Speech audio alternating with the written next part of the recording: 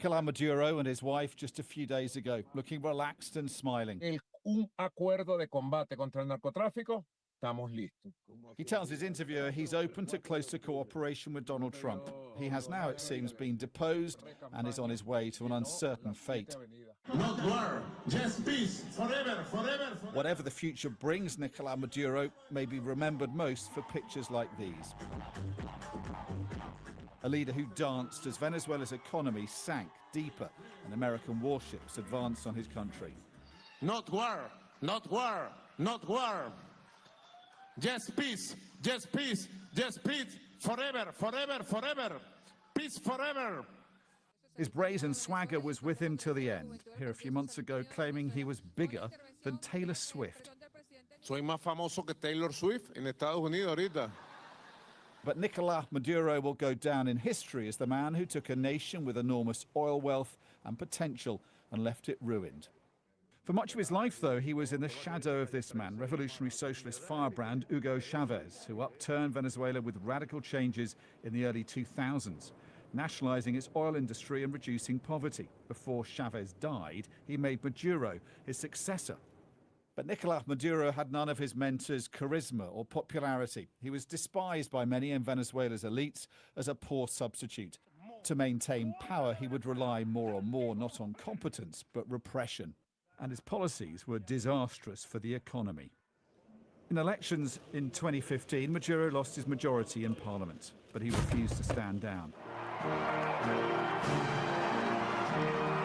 In 2016, Maduro's fortunes took a turn for the worse when the man who had become his nemesis was elected US president. Donald Trump imposed swingeing sanctions.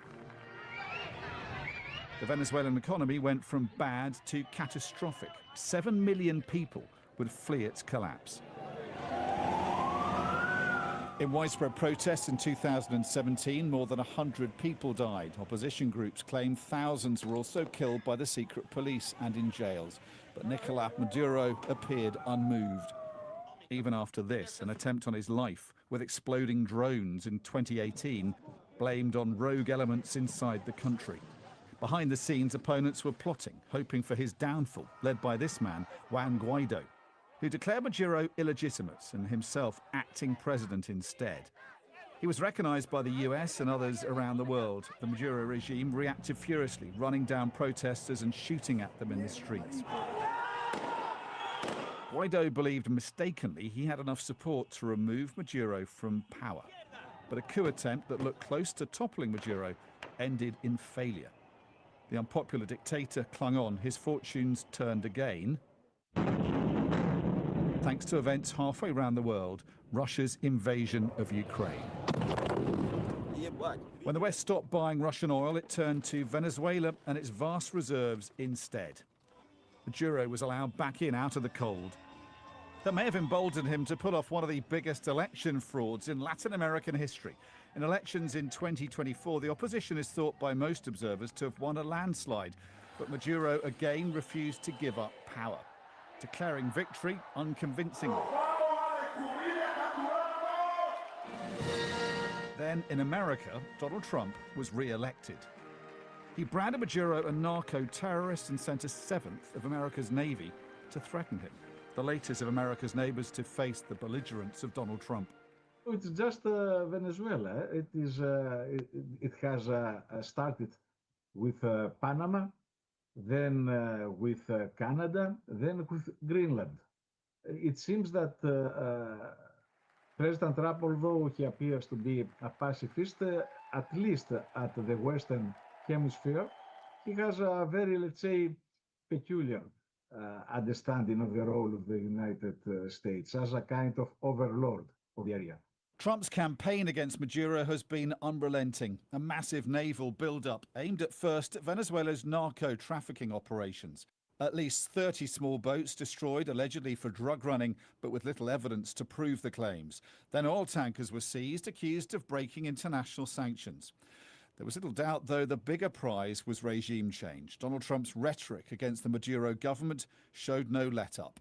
We consider Venezuela to be not a very friendly country. They sent millions of people, really, and probably a number in excess of that.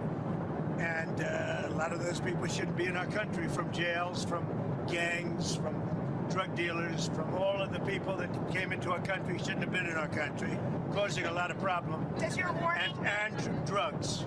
The coming hours and days will be crucial for Venezuela wherever they lead. Maduro's years of rampant kleptocracy leave the country racked with massive economic inequality. Its resources robbed, its institutions dismantled. Whoever takes his place faces an enormous challenge, putting Venezuela back on the road to recovery. Dominic Waghorn, Sky News. We begin tonight with party politics. The former Labour Party presidential candidate, Mr. Peter Obi, has defected to the African Democratic Congress, the ADC. According to Mr. Obi, the defection demonstrates his commitment to a unified Nigeria and quality leadership. Speaking during a political press conference organized to announce his defection in Enugu State, Mr. Obi says that he is optimistic that the ADC government will address insecurity, corruption, overtaxation, poverty, and create wealth among the teeming Nigerian population. The event brought together the leaders of the party across the nation, including former Senate Presidents David Mark, Enyinaya Baribe, Aminu Tambuwal, former governors from Southeast, among other party faithful. Today is the last day of 2025. So we are ending this year with a hope that in 2026 we will begin a journey of rescue of our country. For proper socio-economic development that will be unifying and inclusive. We have all watched those who benefited from our democracy sometimes now become accessories to destroying our democracy, either through coercion and gangsterism against the opposition. We cannot allow this to happen. We will resist it. We've now seen people who benefited in our democracy be part of celebrating electoral fraud publicly. And we are saying that those who are planning to rig an election in Nigeria come 2027, we will resist it by every means lawful and legitimate.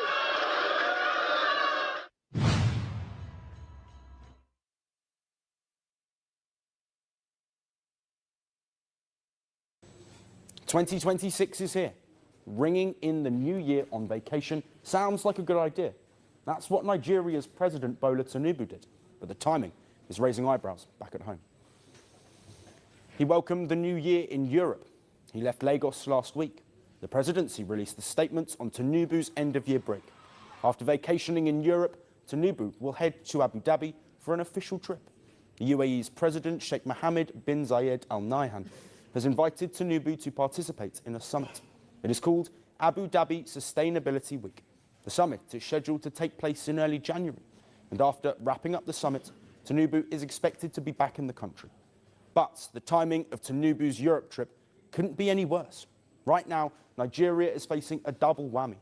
First is the country's economic crisis, and second is the security crisis. Let's break this down. Starting with the economy.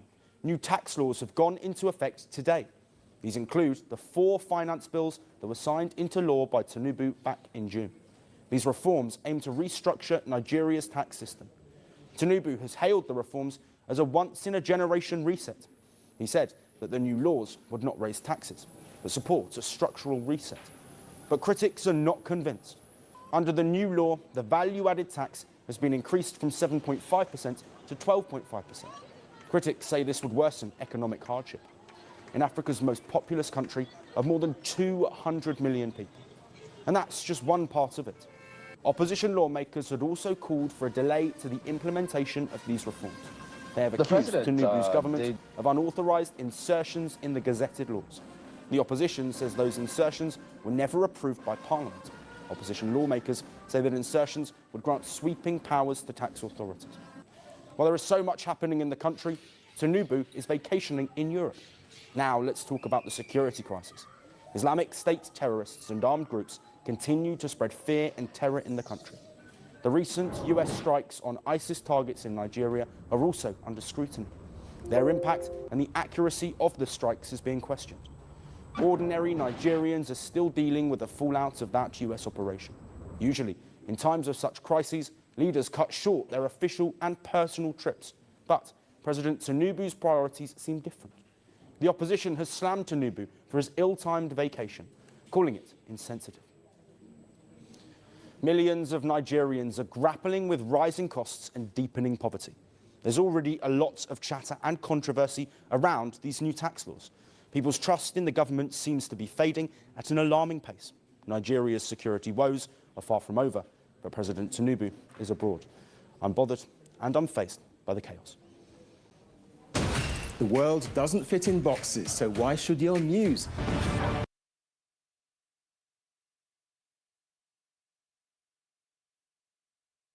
His spokesperson put up a statement the other day, a New Year message to Nigerians in terms of what to expect. So those who were expecting a broadcast, your hopes were dashed. But he did have that, he said he hopes to be a beginning of a more robust phase of economic growth in his New Year goodwill message to Nigerians. He talked about the economy, the progress they've made in the economy, how from that perspective, the inflationary figures, they say, have appreciated. Talking about the agri sector, how they also intend to continue in that light and ensure that we have a lot more progress. Many view that statement from different perspectives. So let's get your broad perspective of what you make of that statement in connection with the reality on ground. Well, the government of Tinubu cannot cease to continue to surprise me. Each time I think they've reached the limit of incompetence, they still blow that limit. First of all, that topic, 2026, marks the beginning of a more robust phase of economic growth. I was offended by that phrase, the beginning. Almost 3 years into the regime of a government, is coming out openly to say he has not begun. The beginning to begin. And obviously it's an admission of failure because he has actually not begun anything. You saw how he embarrassed the world by saying that inflation has come down to 15%. Let me state that clearly. That's a white lie. Before Tinubu came in, the highest he could pay for flight ticket from Abuja to Enugu, give it even 50,000. So we were paying 25,000, that's something thousand.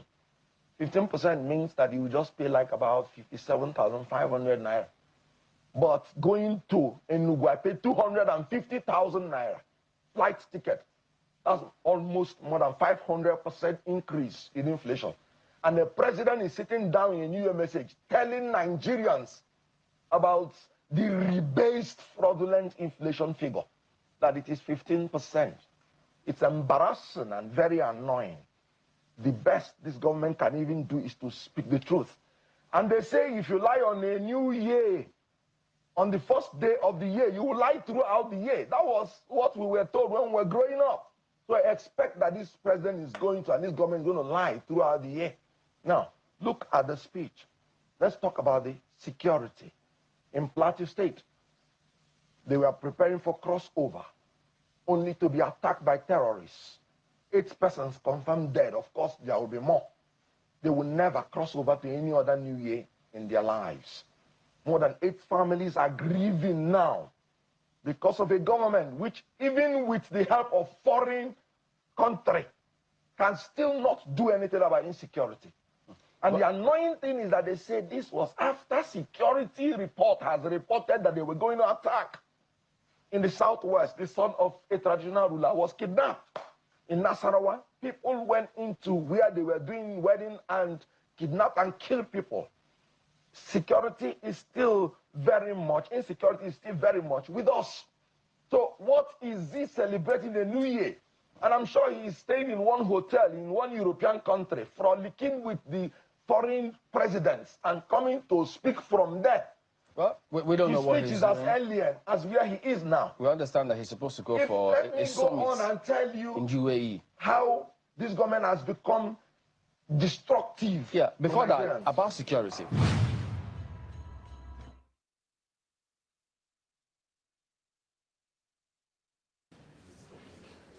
The national anthem.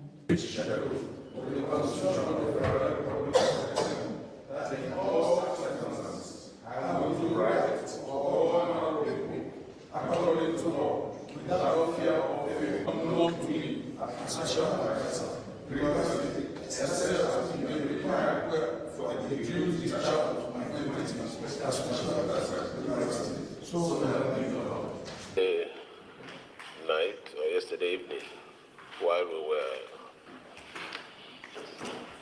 having the state banquet, I did mention to you that we have every reason to move on to ensure that the lost grounds are regained.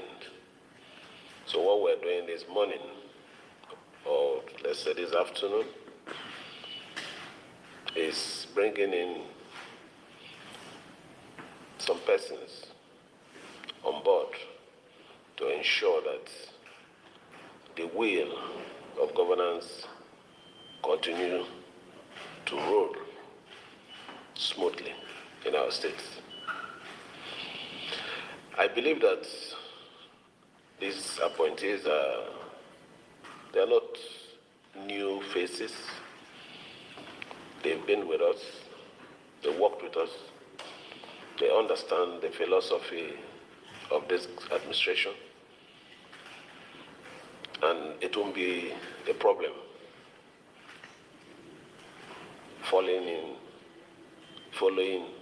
and ensuring that our goals are achieved. So my charge is not much, because you already know what you have come to do. It is not pleasure, it is work. And every one of you here that have been assigned some responsibility in time past have always proven yourself. I'm very sure that this time around it won't be different. So let me congratulate you for finding your name in the list, in the midst of millions, is a rare opportunity.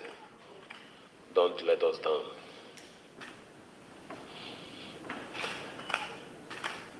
We will start to work for Rivers people. Our agreement, our social agreement with the Rivers people is to work. And that work, it is what you have come to do. So I wish you well in your appointment. God will guide you, and the rest is with you. Thank you, and may God bless everyone. We're not.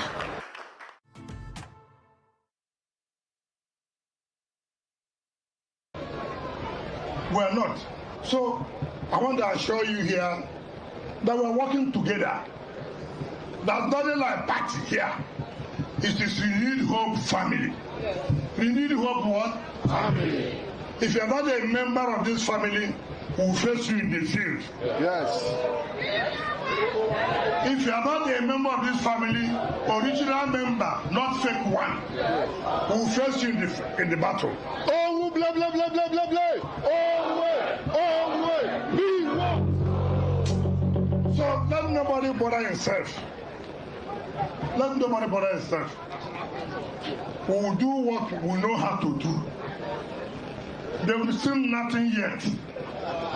By the time we finish, they will better go and rest. Because I was hearing somebody say, oh, those who work for Atiku have joined them. You work for Atiku, you couldn't give Atiku 10%. So what is the political relevance? You cannot. You cannot. These are the foot soldiers there. Yeah. We will do what we know best at the appropriate time. We will come back, sit down with you, and see what you feel, what is your own thinking. Amen. And then we can move forward. So don't say I didn't tell you.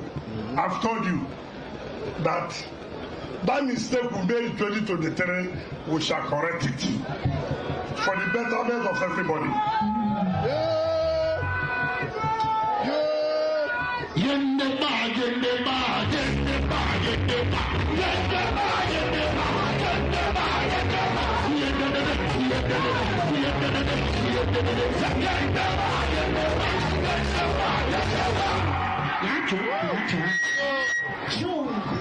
So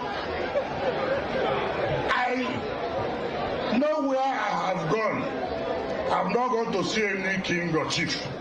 But today, I'll go and see my friend. I'm a member for Kochile.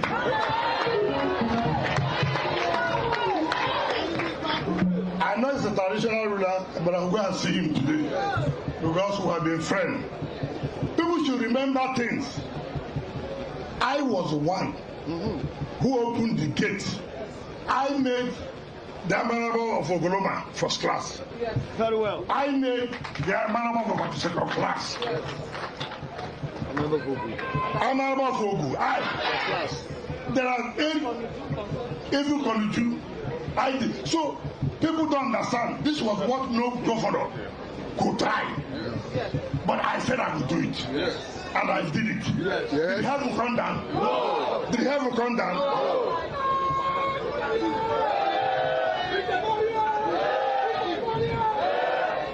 Yeah. So, we are taking decision, no going back as far as Tinubu is concerned. The other one, well, no way. No way. No way. Because if we make another mistake, then go and bury yourself politically. I will not allow myself to be buried. I will not allow that mistake again. So, everybody should know. We have taken a decision and we have taken a decision. So I thank you for coming out. The people of what you can say, I'm happy with you. And God will continue to bless you. Thank your daughter. Thank your daughter, Linda. You see, how you know people is when there's crisis. You know how strong they are. Not people, when the storm comes, they begin to move this way or that way. She has stood firm. Look at what she does in the State Assembly. Linda, I thank you. Continue to be firm. Continue to show character. Leave those who don't have character. They will pay for it. If you don't have character, you will pay for it. So I thank you very much. Happy New Year and God bless you.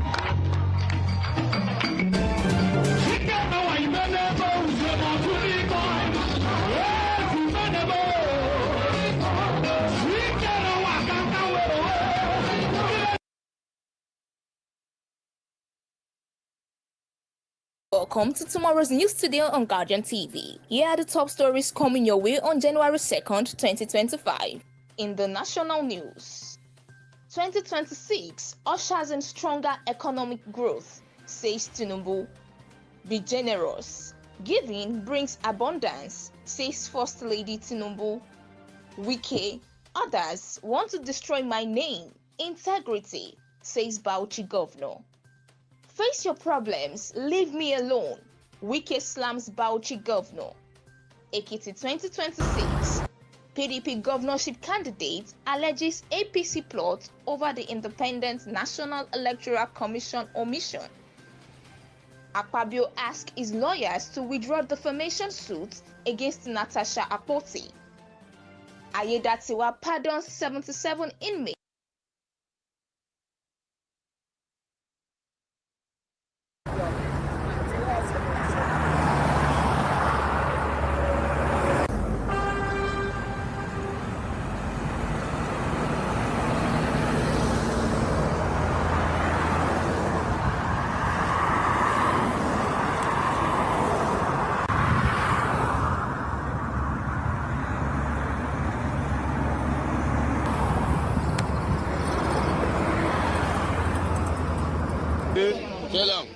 phone. Don't come cheap carry am. See am. Nobody go carry am. Nobody go carry am. They don't carry am. No, say next time. I beg, shift so that. As you can see, this is live video.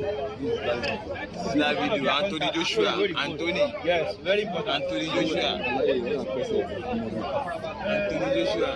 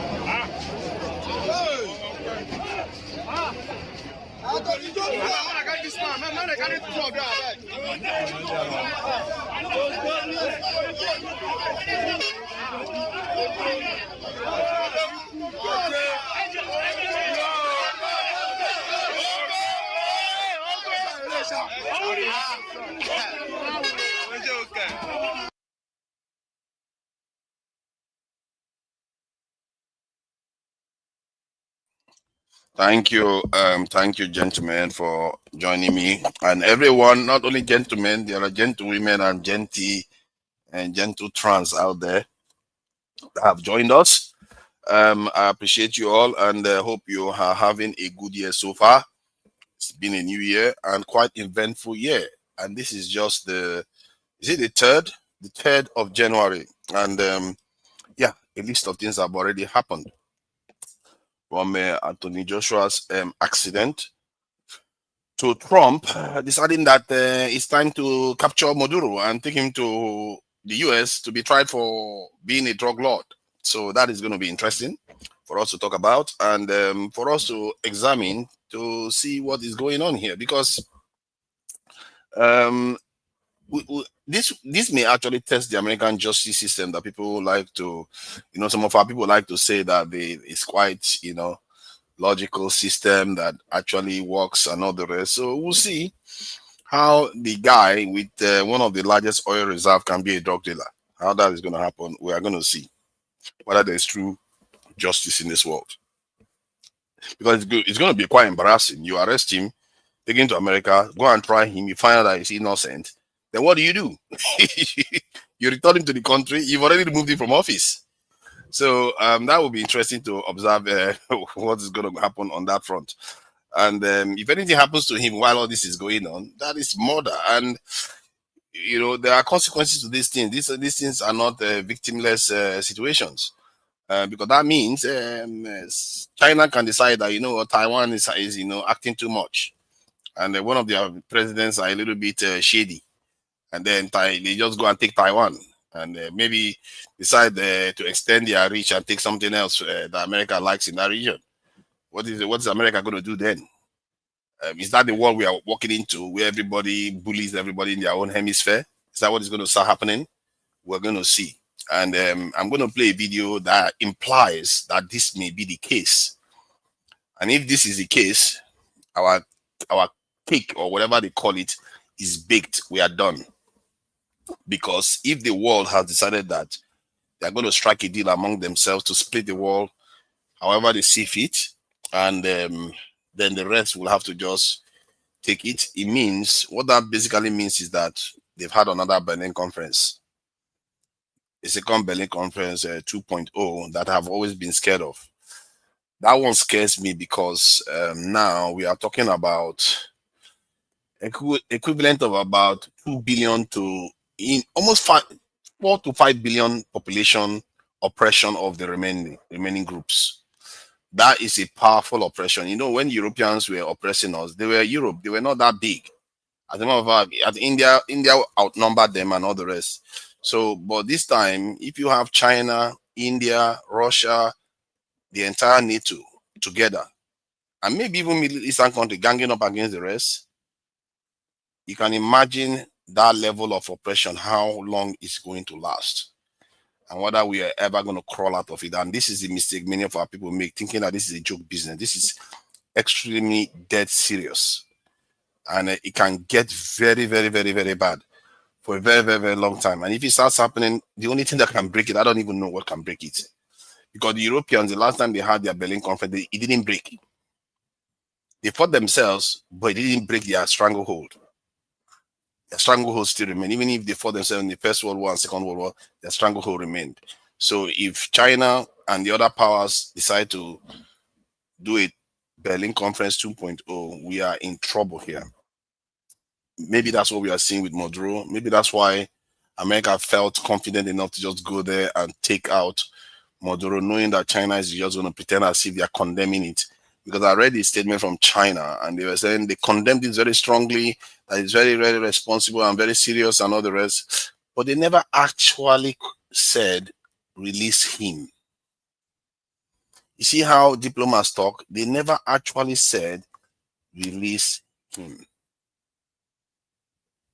So this is how they also do with Israel. They will condemn, say all kinds of strong statements. Nothing really happened. The same thing with Iran. And I personally, if I'm the one advising Iran right now, I will tell them, if you know what is good for you, you better go nuclear. So that at least you will join the club of the oppressors instead of being the oppressed. Since our people choose that, they are not going to be the oppressors, or at least the not oppressed. It's our fate now. We become the oppressed. I can't divorce myself from my people. I'm part of the black people, and whatever I do is not going to change that. So I'm stuck with it, and that is my fate too. That said, the conversation we are going to have here is going to also involve Nigeria. Wike and Fubara, they seem to have started their dance again for power. And Akpoti, it looks like Akpabio is tired of chasing that one, so he decided to withdraw the case against her.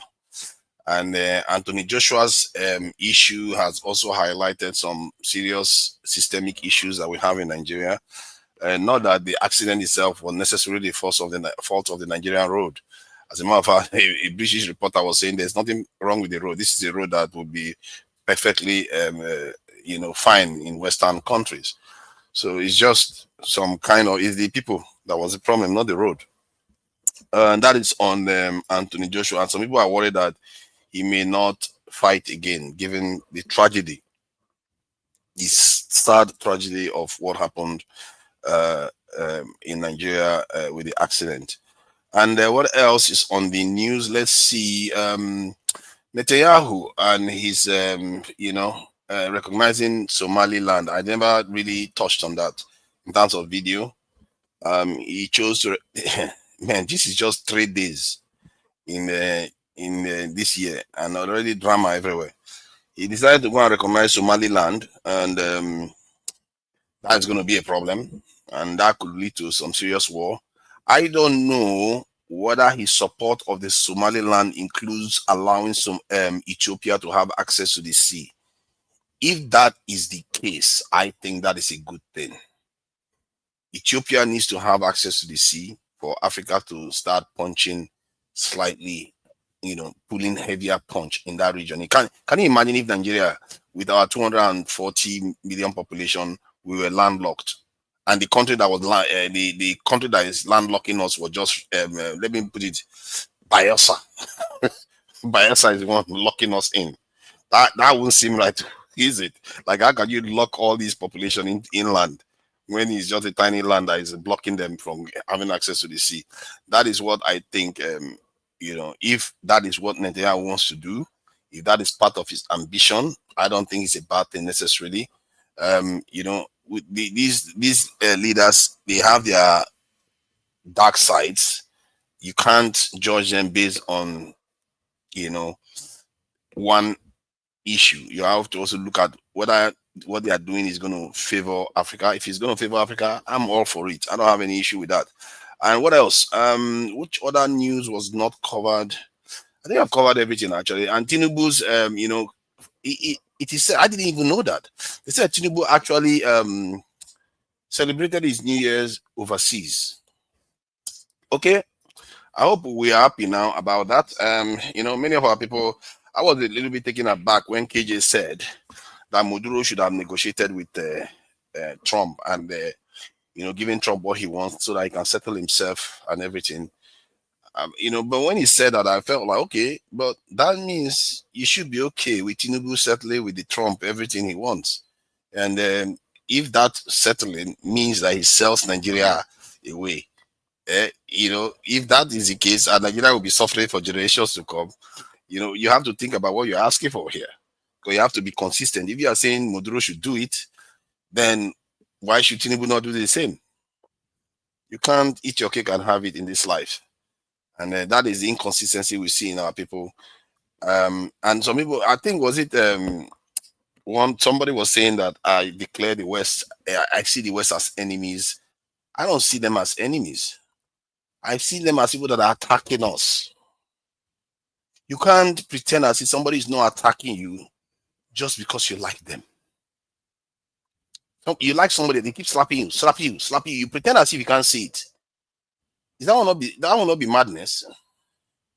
If you come here every day, I keep slapping you and insulting you, slapping you and insulting you, call you your country, insult your people and everything, keep slapping you, and keep telling you that everything I'm doing indicates that I don't like you, and you keep liking me. Is that not a problem for you?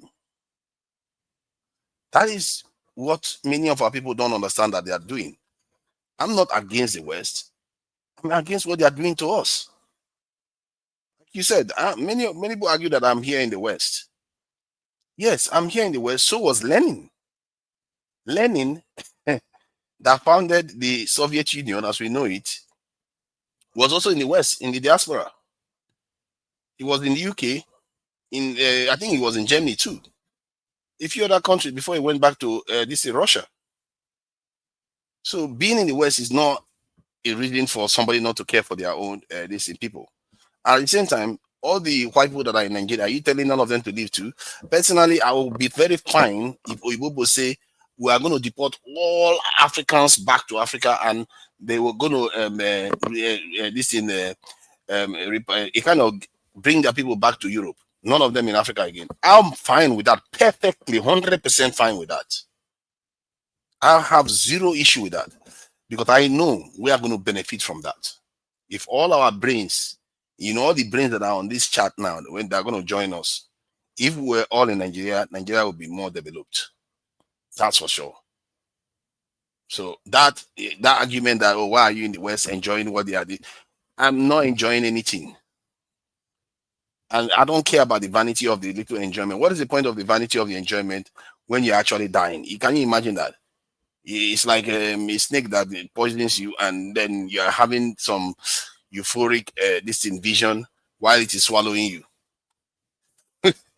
You might enjoy it, but you're dying nonetheless. And that realization should wake you up from that illusion.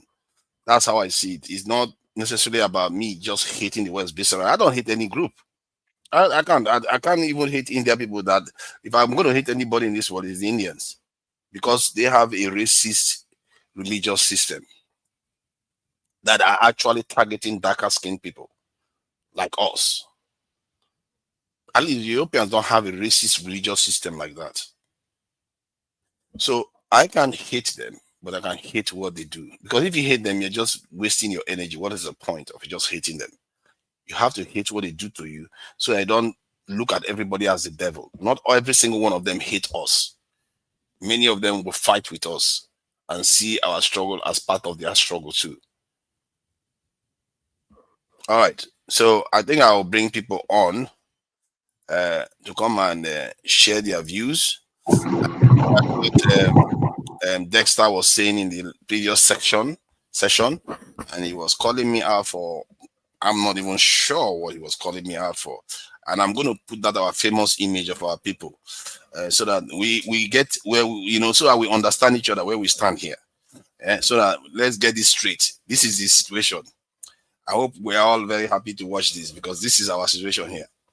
When Trump comes in and decides, hello, give me what I want, and we'll be like, yes. Tinubu will be like, yes. What else? What do you want from me, sir?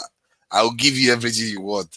And then people like KJ will be like, Tinubu is a terrible leader. He's not good. He's not everything. At the same time, he's the one saying Maduro should negotiate with Trump. What do you think they are negotiating? You think they are negotiating your welfare? That's not what they are negotiating. They are negotiating to take all your welfare away from your country. That is a problem. If not, Nigeria is not even under sanction at all. We are not under sanction. We have been friends with the West forever.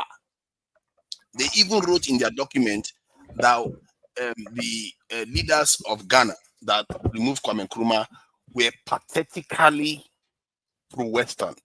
That's what they wrote in their own documents, that they were pathetically pro-Western. If Ghanaian leaders are pathetically pro-Western, can you imagine what Nigerians were like? Because Nigerians were even more pro-Western than Ghana at that time. Nigerians then will just be lying down for them. Take whatever you want. It's free. Just take it.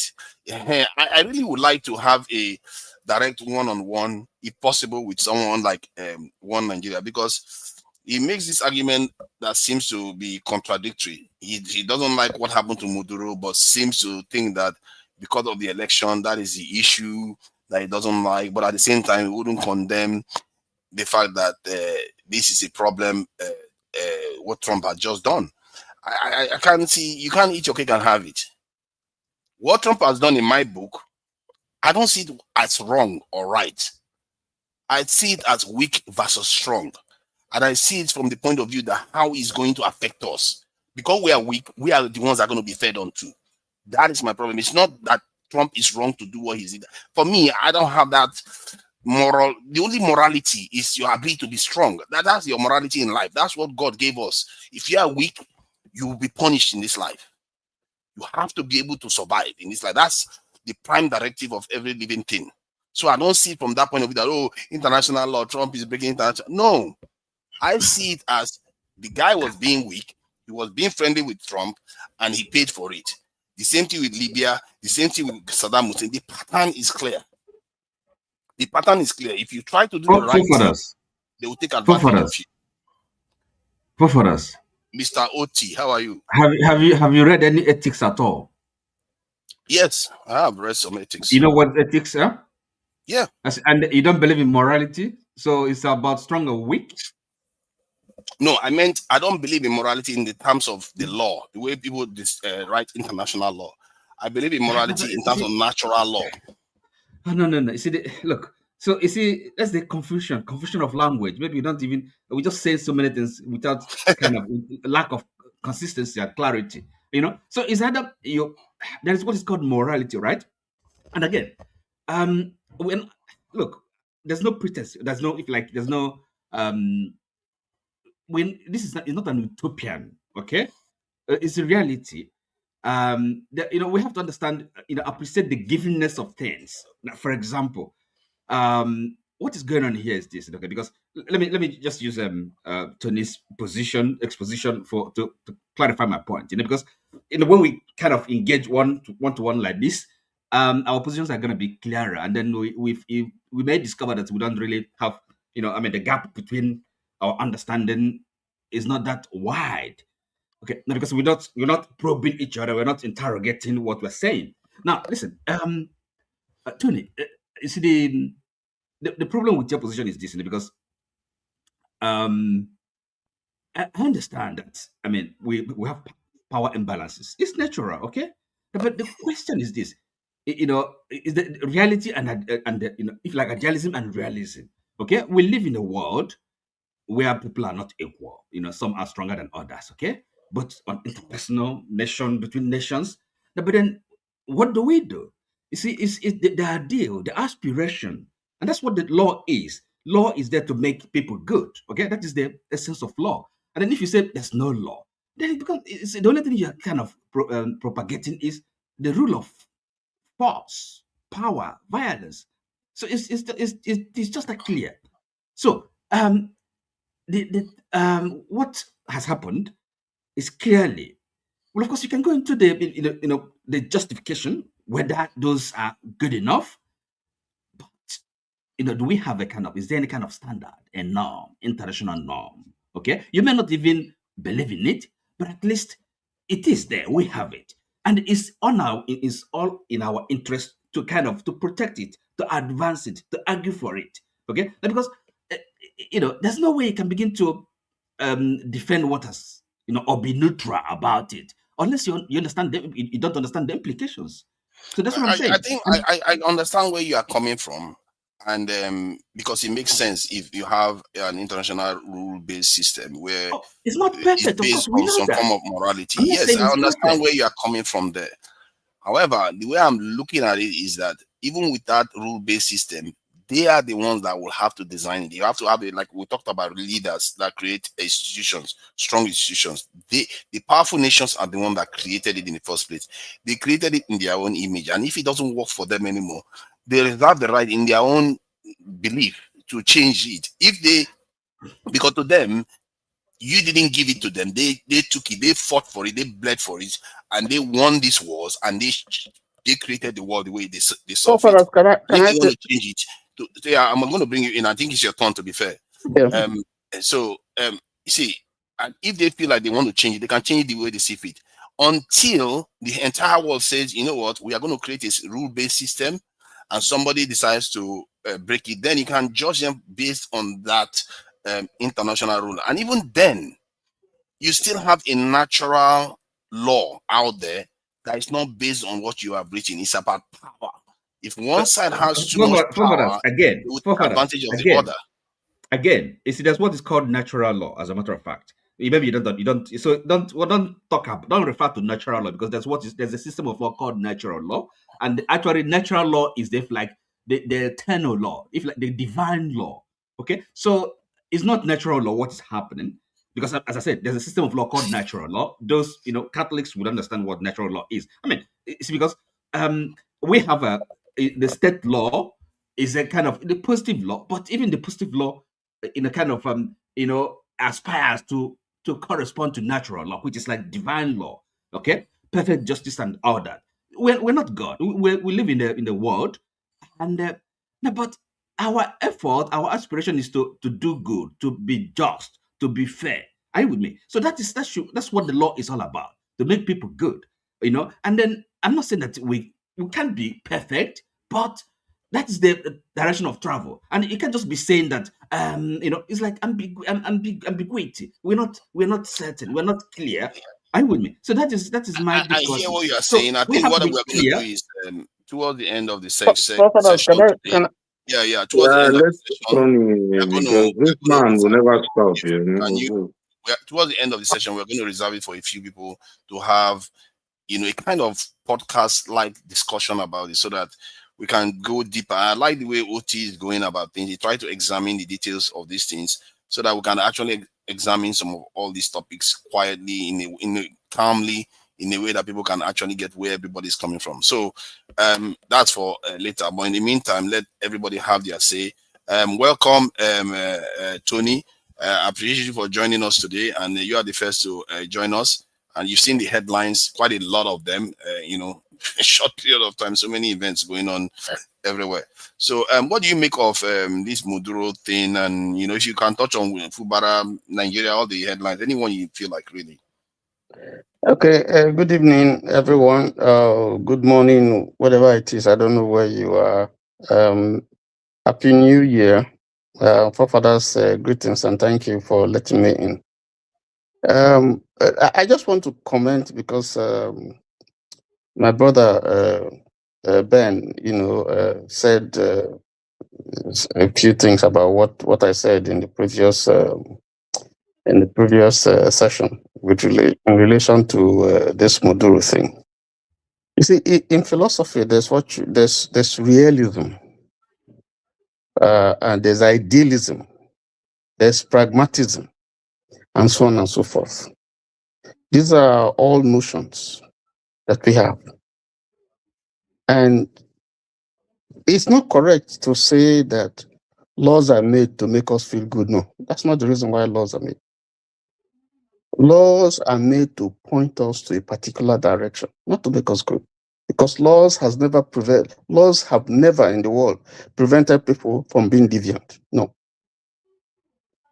That's a statement of fact. Because if laws make people good, then we'll all be saints. There won't be sinners. So that's a faulty premise. But that said, you see, when you come to the world of diplomacy, you take take the United Nations, for instance, the Security Council. You have those who have, there are those who are permanent members, there are those who have veto powers, and there are those who don't have veto powers. And yet, when decisions are arrived, it arrives, those decisions are said to be made by maybe members of the Security Council or by the UN, even though some people don't have that power, that carries enough force as a veto power. That's not a fair world. That is how it is. Now, you're not going to be talking about morality or no morality and so on and so forth, because that is how the world is constituted. People have interests that they want to preserve. Now, should Africa, have veto power? Of course, yes. I'm an African. So if you now begin to look at the morality of it and begin to say, no, it's wrong, no, it's not, you don't understand diplomacy. So, you don't understand international politics. On what basis then do you condemn Tinubu? Let me finish. Let me finish. On what basis? I did not. You see, you have to be patient to understand my reasoning for you to be able to make judgments. I have not supported any side. I've just told you that if you understand the way the world is structured, then you have a better understanding of what Trump just did. It's not about morality.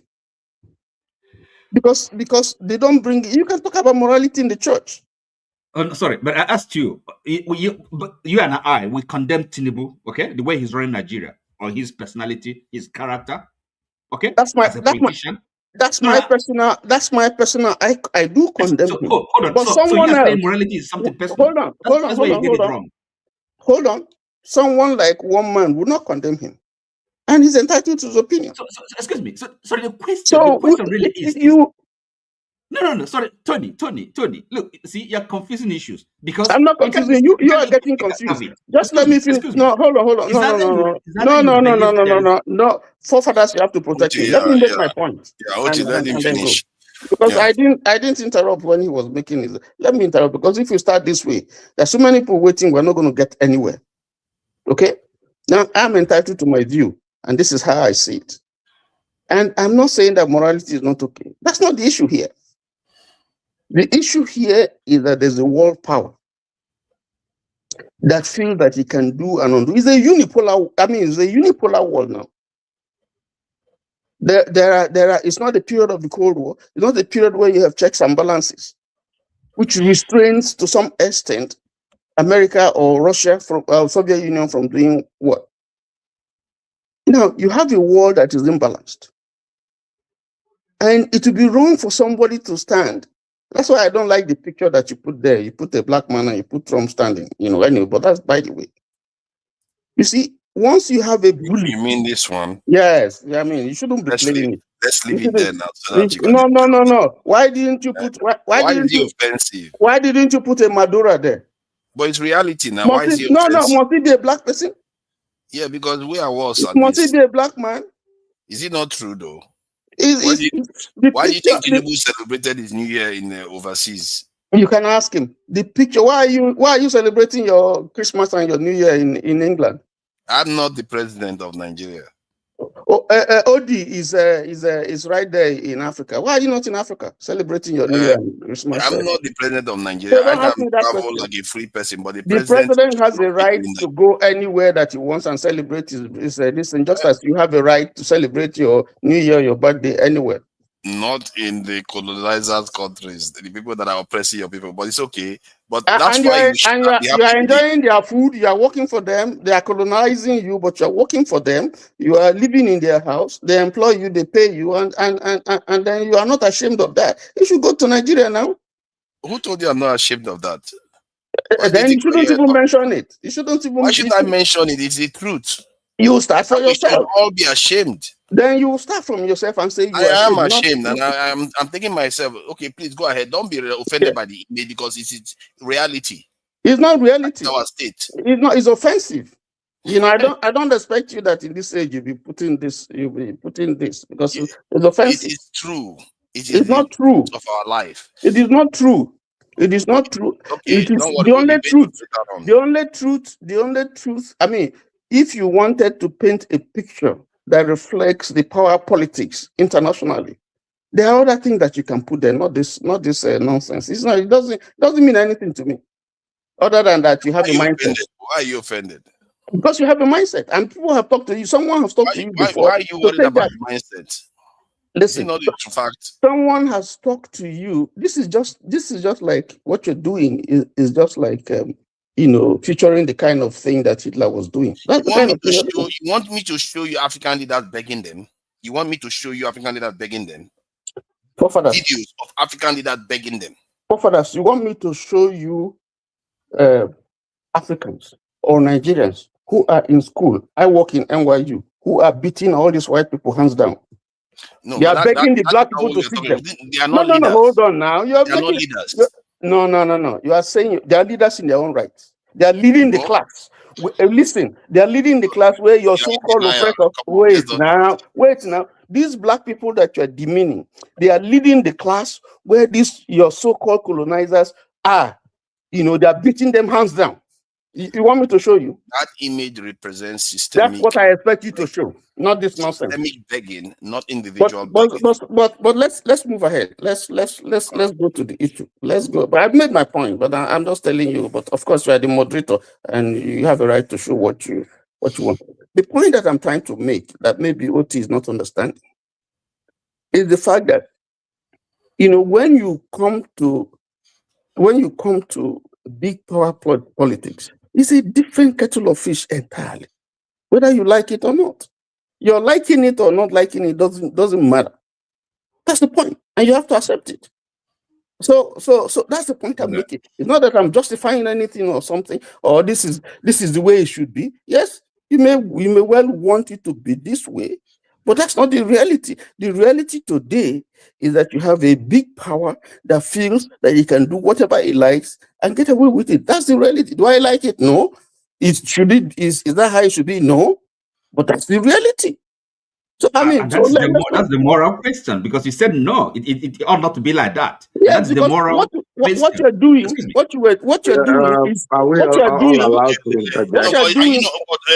one Nigeria, one Africa. Are you not enjoying it? I'm actually enjoying when you're talking like that. What you're doing is portraying my views as if I like it. We are too many for that kind of. Oh Lord. Okay. Let's wrap it up.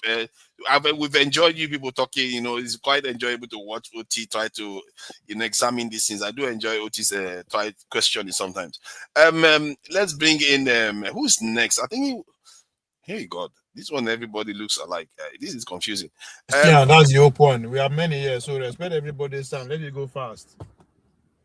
I think it's either Ike or Jonaba and Dexter. Those are the three. Yeah, those are the. Yeah, I think it's Oga Ike. I think it's Oga. No, it's not Oga Ike. Oga Ike came later. No, it's Dexter.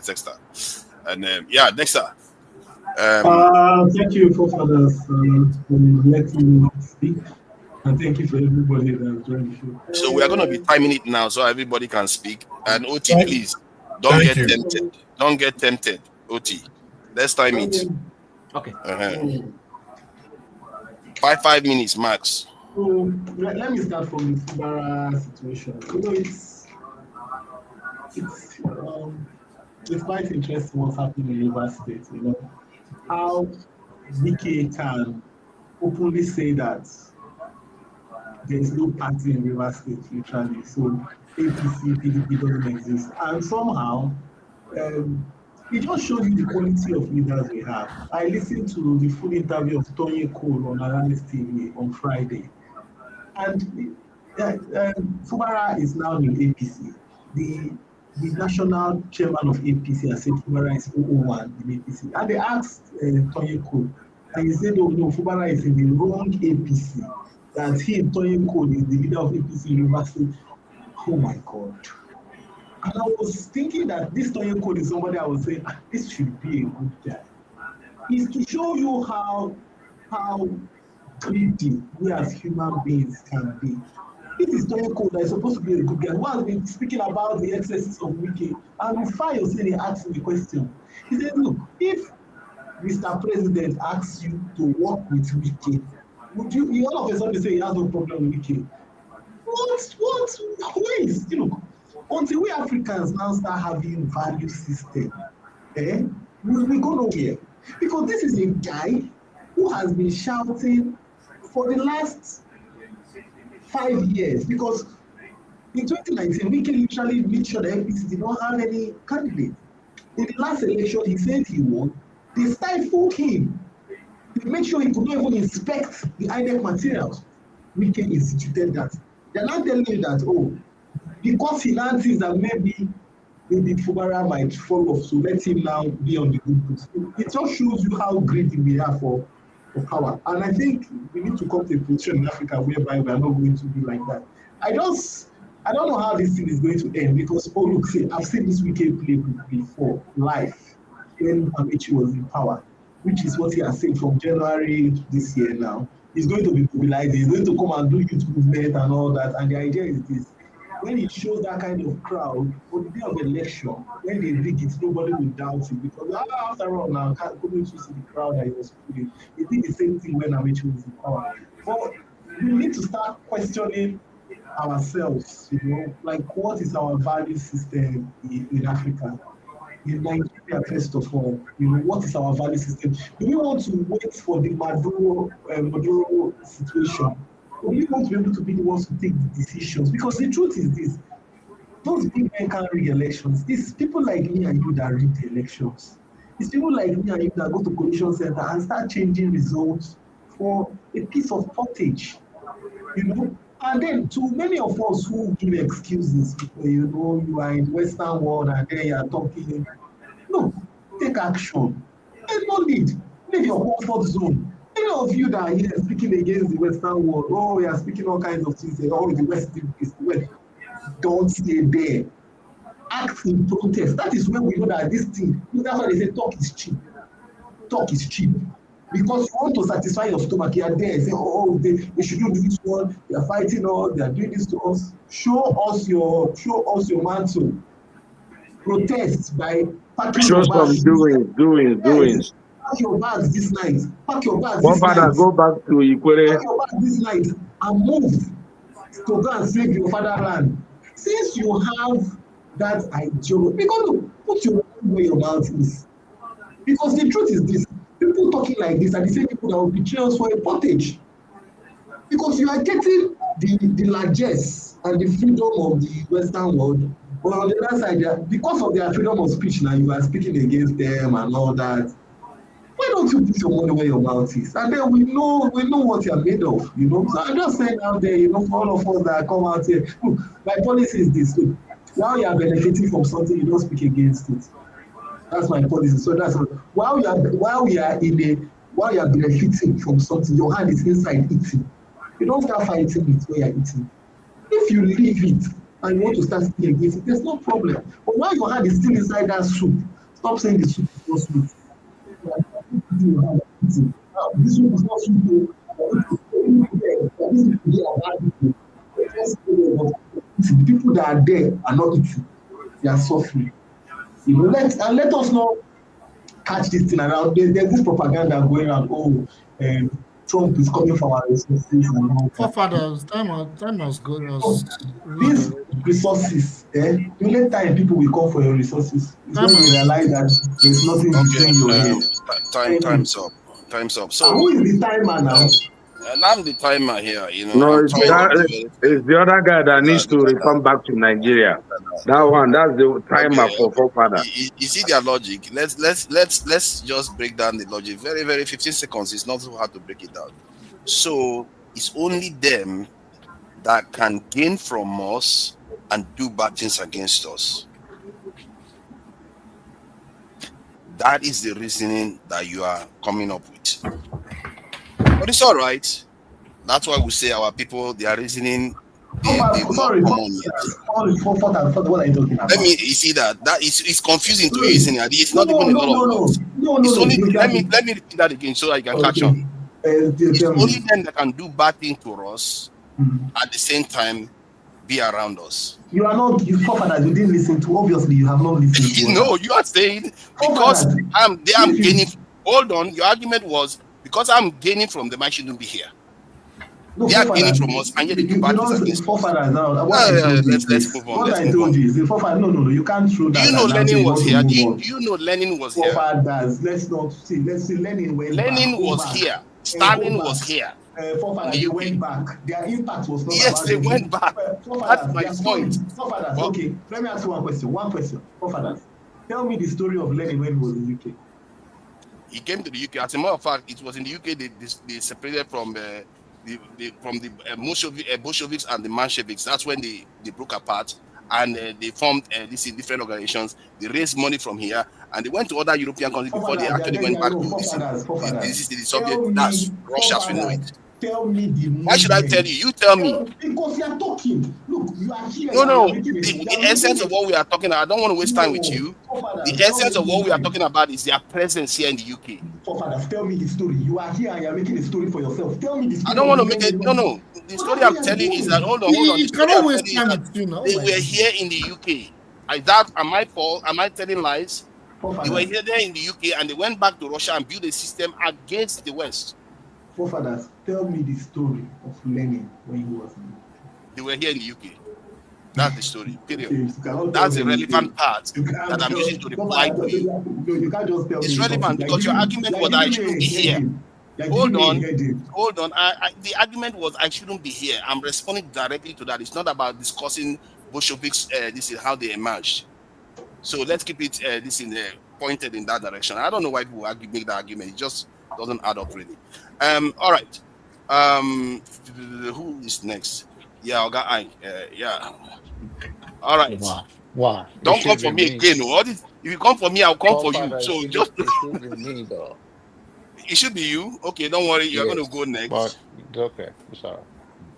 Gentlemen, you see, thank you. Okay, thank you for joining us. You've seen the headlines. You can talk about Wike, Akpoti, Joshua. You know, a lot of things happen. And Venezuela, you know about Venezuela too. So Maduro was fighting for the poor. I thought that's what we're about in Nigeria. We want people that can fight for the poor people. He's fighting for the poor, and now you want him to be removed from office. Life not fair. I just want to repeat what I said. I sent message to Dr. Damages in the morning that I didn't expect to see forefathers G there. And people like him in this platform today, I expected that by now they should be in Venezuela, you know, fighting for the people of Venezuela. You know, Brother Oti, I just want to thank you when you spoke in the first program. You see, most Nigerians who life has been blessed where they are always claim to love their country more than any other people.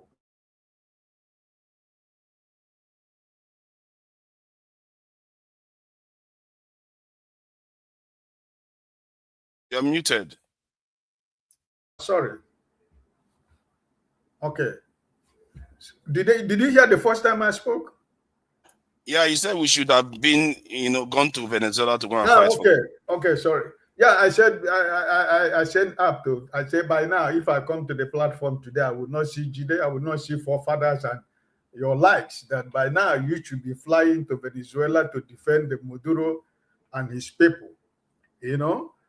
But what am I trying to say? We all live in the West, enjoying the good life of the West, enjoying their food, the constant electricity. Your life is simple. You can open your door, go away and come back. We are enjoying everything that life can give us. But at the end of the day, we keep talking about the West. We talk about freedom of expression, freedom of speech. We say whatever we want to say because we live in the West. And that your country that you are claiming that you love more than any other person, you cannot speak the way you are speaking about the West. And the same West is the people, you are looking for their visa, you go and sleep in an embassy. Nigerians and Africans, other part of they go to the embassy and sleep for 2 weeks, where they are looking for the same visa of the people of the West, in order to get a visa to go to the West. And at the end of the day, you are claiming the West has come to take your oil. They come to take your mineral resources. They come to take your wives. They come to take your fathers. They come to take your government. They come to take your military. And these are the same people you work for. These are the same people you live in their house. These are the same people that you answer them, sir, in the morning, sir, in the afternoon, sir, in the evening. These are the people who pay your bills. These are the people who pay your salary. And out of the money of the West that they pay you, you use it to go and better the life of other people in Nigeria. And every day you come here, you talk about the West want to take your oil. That oil we are talking about, they want to take, that have been there hundreds and thousands of years. Who are the people that are taking the oil? Who are the people that are benefiting from the oil? Are you or your people in River State? Are they the people that are benefiting from the oil? Who are the people that are enjoying those things you are trying to protect? Me and you? Is that the people that are enjoying it? Because if it is to be me and you that is enjoying it, we cannot be here talking about Nigeria and every country every Sunday and Saturday that we come here. We talk about which way forward for Nigeria. You know, people who claim that they know what you claim. Yeah, and Jide, every day Jide will tell us about North Korea, tell us about Venezuela, tell us about Nicaragua, tell us about Havana. And I asked you last time, have you ever been to Venezuela? Venezuela is a country where young girls, when they see you, they will be begging you, please, take me to where you're going. I am ready to do anything for you. Because this country, I cannot continue to live in this country. This is a country people are suffering. And forefather said, Maduro is a peaceful man. That is a man of peace. Why did this man has to go? You know, why did America has to do what they have to do? And Tony is telling you about international politics. You belong to United Nations, but you don't have power to make decisions. Are you not a slave? Or those countries who doesn't have veto power at the United Nations, what is the essence of the United Nations? Even with the veto power of China and Russia, America still do whatever they want to do. Let China say something. Let them do anything. Let Russia do what they think that they can do. America is bigger. You have to accept that. You were talking the other time, China will invade Taiwan. Let them try to invade Taiwan. Let them take Taiwan before us. Let me see. I think it's all about speaking grammar, speaking diplomatic language. They can speak diplomatic language. Oh, America, why did you do it? They don't like what they did in Venezuela. Let them take Taiwan. You see, listen. Nobody is wishing that this is something that is happening to happen to your country. But in a country where one person decides that is the only person that is qualified to rule his people, 2 times he did not win election. But the same INEC in Venezuela, the way you have in Nigeria, I hate the election riggers. The last election that he rigged was the one that was so bad because he lost badly in the last election. But what? The military, the judiciary, the Supreme Court, they join hands together and return him to power. So he's an election rigger. He never won an election. The people, the same people you claim that is ruling, they're already sick and tired of Maduro. They want him to go. And they spoke in the last election. But what happened? The same thing that happened in your country, that all of you are defending because you eat from their crumbs. The same thing that why Nigeria is what it is. I am surprised of what my brother today speaking. He has been practicing in London. He has been living in London, living and enjoying his life. You know, and you are happy saying that people, a country, that people that are suffering, the citizens are suffering. I live in a very small island of more than, or not less than 20,000 people. If I tell you how many thousands of Venezuela women and children and young men are living in this island, you will not believe it. Because they are looking for a place to go. If you go to Venezuela, listen, take me. Let me be your housemaid. At least, as long as you can help me to get immigration permit that I can stay. Let me do whatever I can do to stay. This is a country that people have no life. So, what am I trying to say? We all live in the West, and we're enjoying every good things of life. The same people who are telling you now about West, there is no good medical facilities in Nigeria. When they are sick, they fly with their private jet. And your mother, your father, your family, your generation, they die in Nigerian hospital because there is no medical treatment. These are the people you come to defend here every day. People that cannot provide you with anything tangible. for Thank you, common thank man you. to survive in Nigeria. Thank you, And we're thank you. here coming to Time's up. debate in Time's Venezuela. up. We're talking about Maduro. Time's Why up. the, Time's up. the bunches of your problem in Nigeria is as high as Mountain Kilimanjaro. And we're talking about another people who are suffering. No, time's up. Let me put this image here just in case we don't know what this means. You know what this image means? It's like now the narrative is let's not enjoy anything from the West. It's only the West that is allowed to enjoy something from us at the same time hate us. But we can't do that. So that is the narrative. Let's disadvantage ourselves even more. Even with the little salary I'm getting, I should not get it. Don't get it. Go to Nigeria and just suffer. No, don't try to get anything from them. Why they get something from us and dislike us at the same time? But it's okay. So, this is our people's narrative. That you are ashamed of yourself living in the West. I am not ashamed of myself living in the West. That's my choice. And I can never be ashamed of myself living where I am living. Because no, you didn't make that decision for any of us who are in the West. So if you're ashamed of yourself living in the West, enjoying your life in the West, that's your choice. But I am your never job is to protect your heritage. For a man, their job is to protect their heritage. You have your heritage their land. But if you are not protecting it, then and you are proud to abandon it. Let me finish now. Let me finish. I'm just saying it. And you are proud about abandoning your heritage, I don't know what to tell you. So it is what it is. I'm not going to sit here and say I'm proud of it, but I have to make my peace with the fact that I'm here. And when I have the opportunity, I will leave. It's just that simple. Jonaba, thank you for joining us. I really appreciate your patience and giving space for Oga Ike to have it go at us again. It's all good.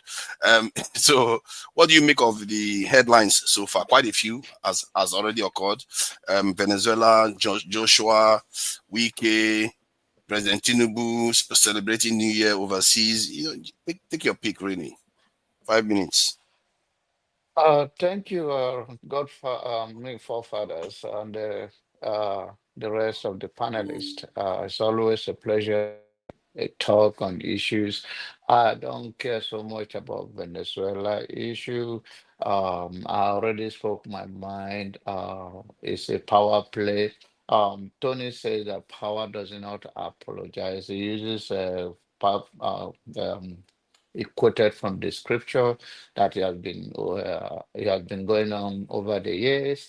Some of his view I disagree, but I agree with him on that. We'll talk about Wike and is not they can take a gun and face each other and wipe themselves out. I don't care so much about that. I care about other Nigerians and the mindset that we are programmed to be talking this way, that we do not even understand ourselves anymore. It concerns me as a black man on earth. Having said that, to take the responsibility as a grown-up man to what I can do and what I cannot do.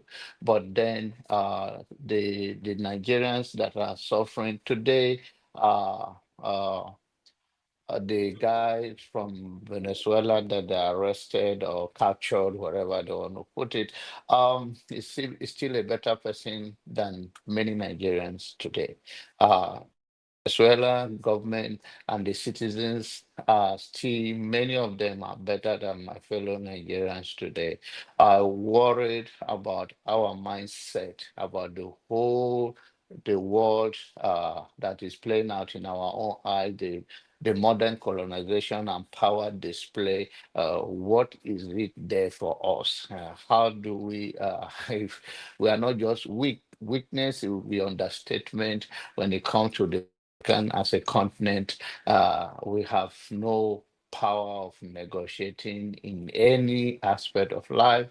And then I pray that we look at those issues that is going on the street of Nigeria, how the poor have been oppressed, whether it's a pastor, whether it's a DPO, police, how our judiciary system work.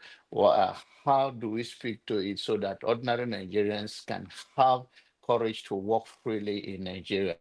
Are not work freely in Nigerians because of the broken down of law and orders. There is like I don't know. The first time I tried, but my head was upside down. So it's like all Nigerian head is upside down, and they're just working. And when we should speak to issues like that ordinary Nigerians should, we are talking about international things. It's a global thing. It's good to talk about it because we're in the West. But what I carry this car, I carry in my own is the most what Nigerians are going through and so many African countries. How do we start to speak to those corrupt people who are directly responsible? And how do we bring them to use the media to call them out and at least follow some many cases in Nigeria where one person can represent how he kill people and he still this allegation is there. People will say, come and take me, I know where it is. And what is Nigerian police? How did our judiciary system work? How we have more things to do, and to speak to those things is my primary concern more than the Wike and then Joshua. I think he will still play. It's unfortunate thing that happened to him, but his recklessness in a higher level. But then I think when people come out of such things, they come out powerful before they go extra mile, or just the souls of the two young men, may their soul rest in peace as they join their ages. So that is what I have to say. Thank you. Wow, you covered, you finished before your time. That is the first person to do that. Thank you for that. And I really appreciate your, the condolences you sent out. And clearly, you are one of those people that, your views are quite consistent. You try to, apart from when it comes to healthcare. How I saw when they were moving Joshua into that car, and I was thinking about Jonaba. Like, I'm not going to have my dog. That's what I was thinking when they were putting Jonaba, when they were putting Joshua inside that police vehicle. Oh my goodness! All right, so who is next? I think it's OT now, isn't it? I think it's OT. I haven't spoken. OT has been speaking. Now this is my turn now. Come on. I thought it was OT. I'm going to No, put. I think I've only had interjections, isn't it? OT was the first. OT. You are free No. This is a regular No. Hold on now. OT took a whole part of the session. So Don't you can't worry. be talking. You are free to interject OT whenever you feel like it. No. But it's my turn now. How can you give it to OT? OT Because has he hasn't spoken had for his half turn. of He the hasn't had his turn. He has had his turn. He spoke for Yes, that most is of the done. He session. spoke a What are while. you saying now? He's the one. He has the session. I know you. No, allowed him to interchange. Those were actually interjections, But he didn't okay? have his turn. But Not his 5 minutes. He I never had will his let them go ahead, and look let at that. them go Okay, ahead, and then I will. let's bring on Nigeria. OT can be next to him just in case he says any nonsense. You attack him. You go. I know. That's the problem. Forefathers is always scared of people who have a different view. He knows where I'm coming from. My team, you come for him. Yeah. So all right. All right, please go ahead. Have your 5 minutes. You are free to speak as you want, really. Yeah, hello everybody. Hello from Nigeria here. I want to talk about Netanyahu and Somaliland.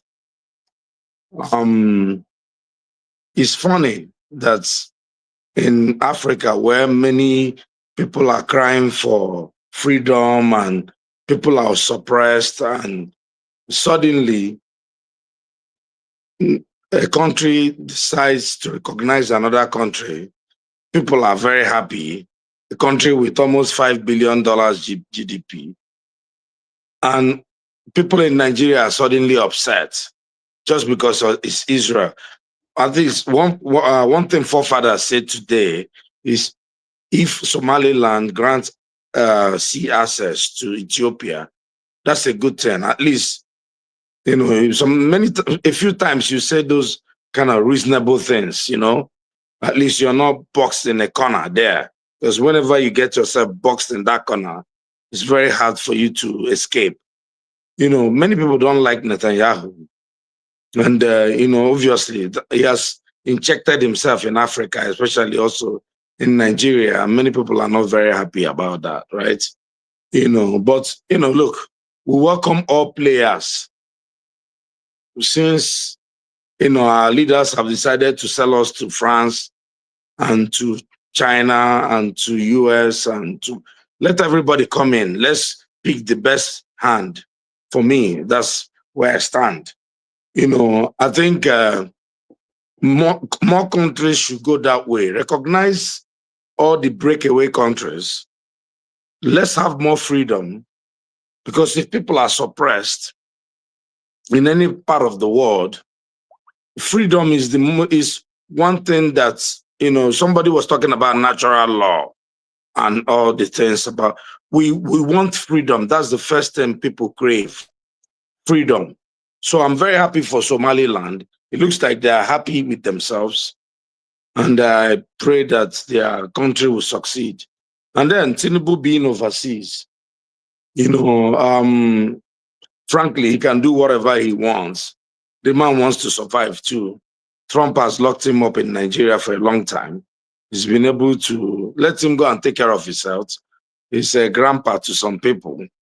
Of course, it's not what Nigeria needs. But when he was in Nigeria, he was doing Ayo while Trump was bombing Sokoto. So whether he's in Nigeria or he's in wherever he is, I'm not sure what difference it makes.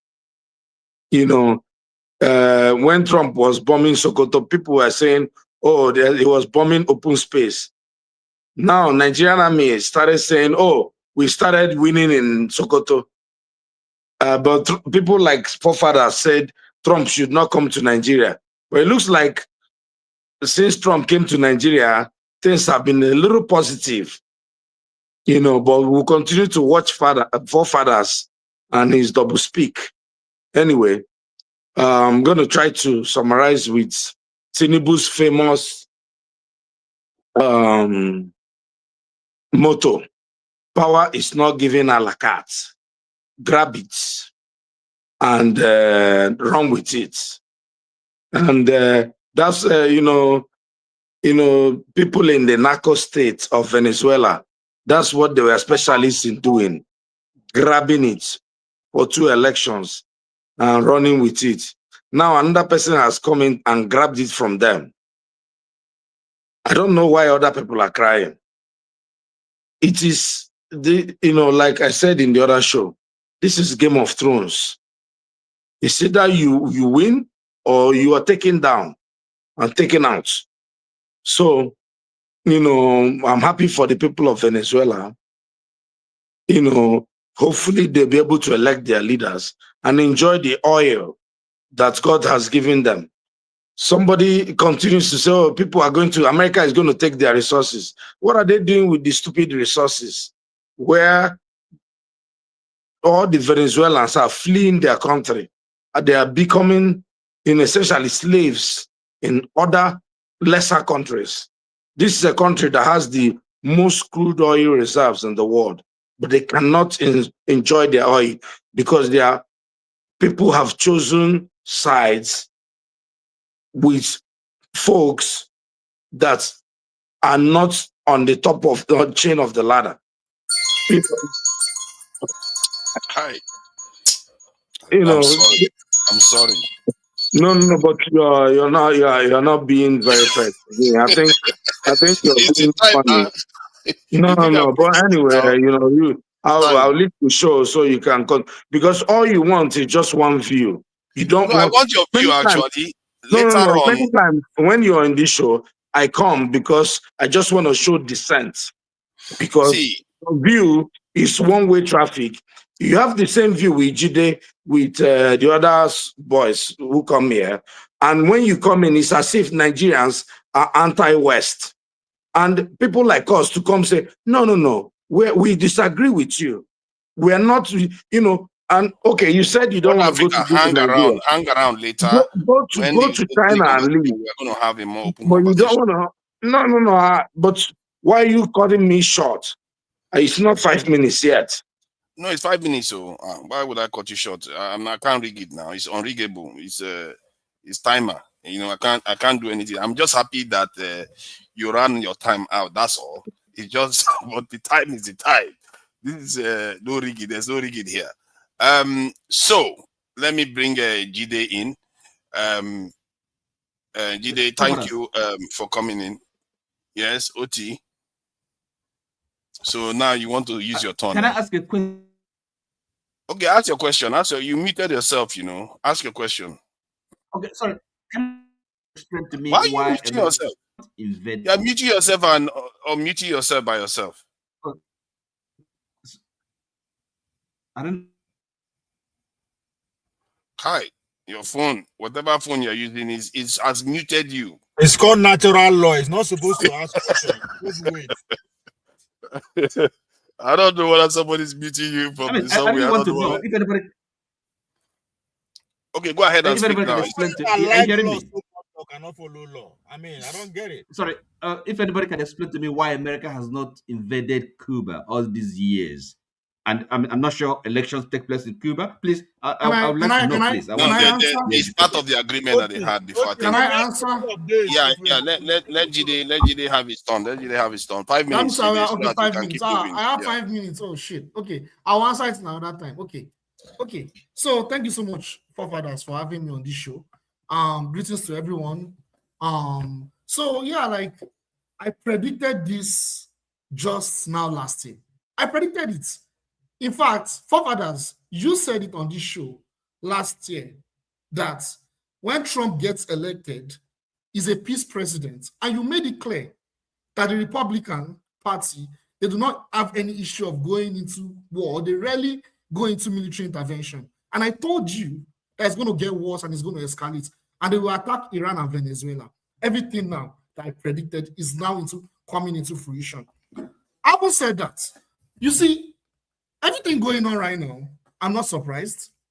It's part of the US foreign policy, and it has to be implemented, and it's currently being implemented in Venezuela right now. You see, Venezuela has been under sanctions for more than 10 years. It's quite unfortunate that a lot of our people, it's quite unfortunate that they come here and they spread a lot of misinformation just to appease the West. When we criticize the West, it's not about us hating the West. It is basic criticism. If we live in the West and we criticize policies, how does that make us anti-Western? How does that make us hate the West? You see, because we get emotional, we attack people. You see, what's the first misinformation? That Venezuelans are poor and they are moving to other countries. They are miserable because they have a dictator called Maduro. They have a savior dictator called Maduro that is very incompetent. Without considering the fact that Venezuela has been under severe, over 10 years sanctions.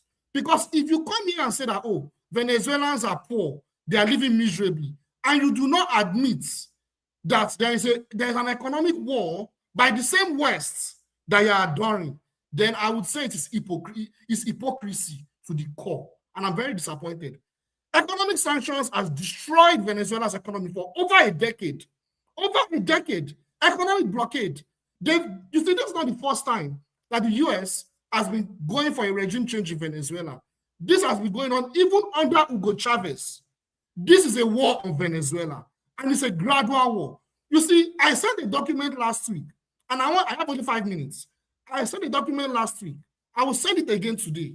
For everyone that is interested to go and read it, this is the national security strategy of the US government in how they will relate with other countries, including Latin American countries. I'm not going to explain it in detail.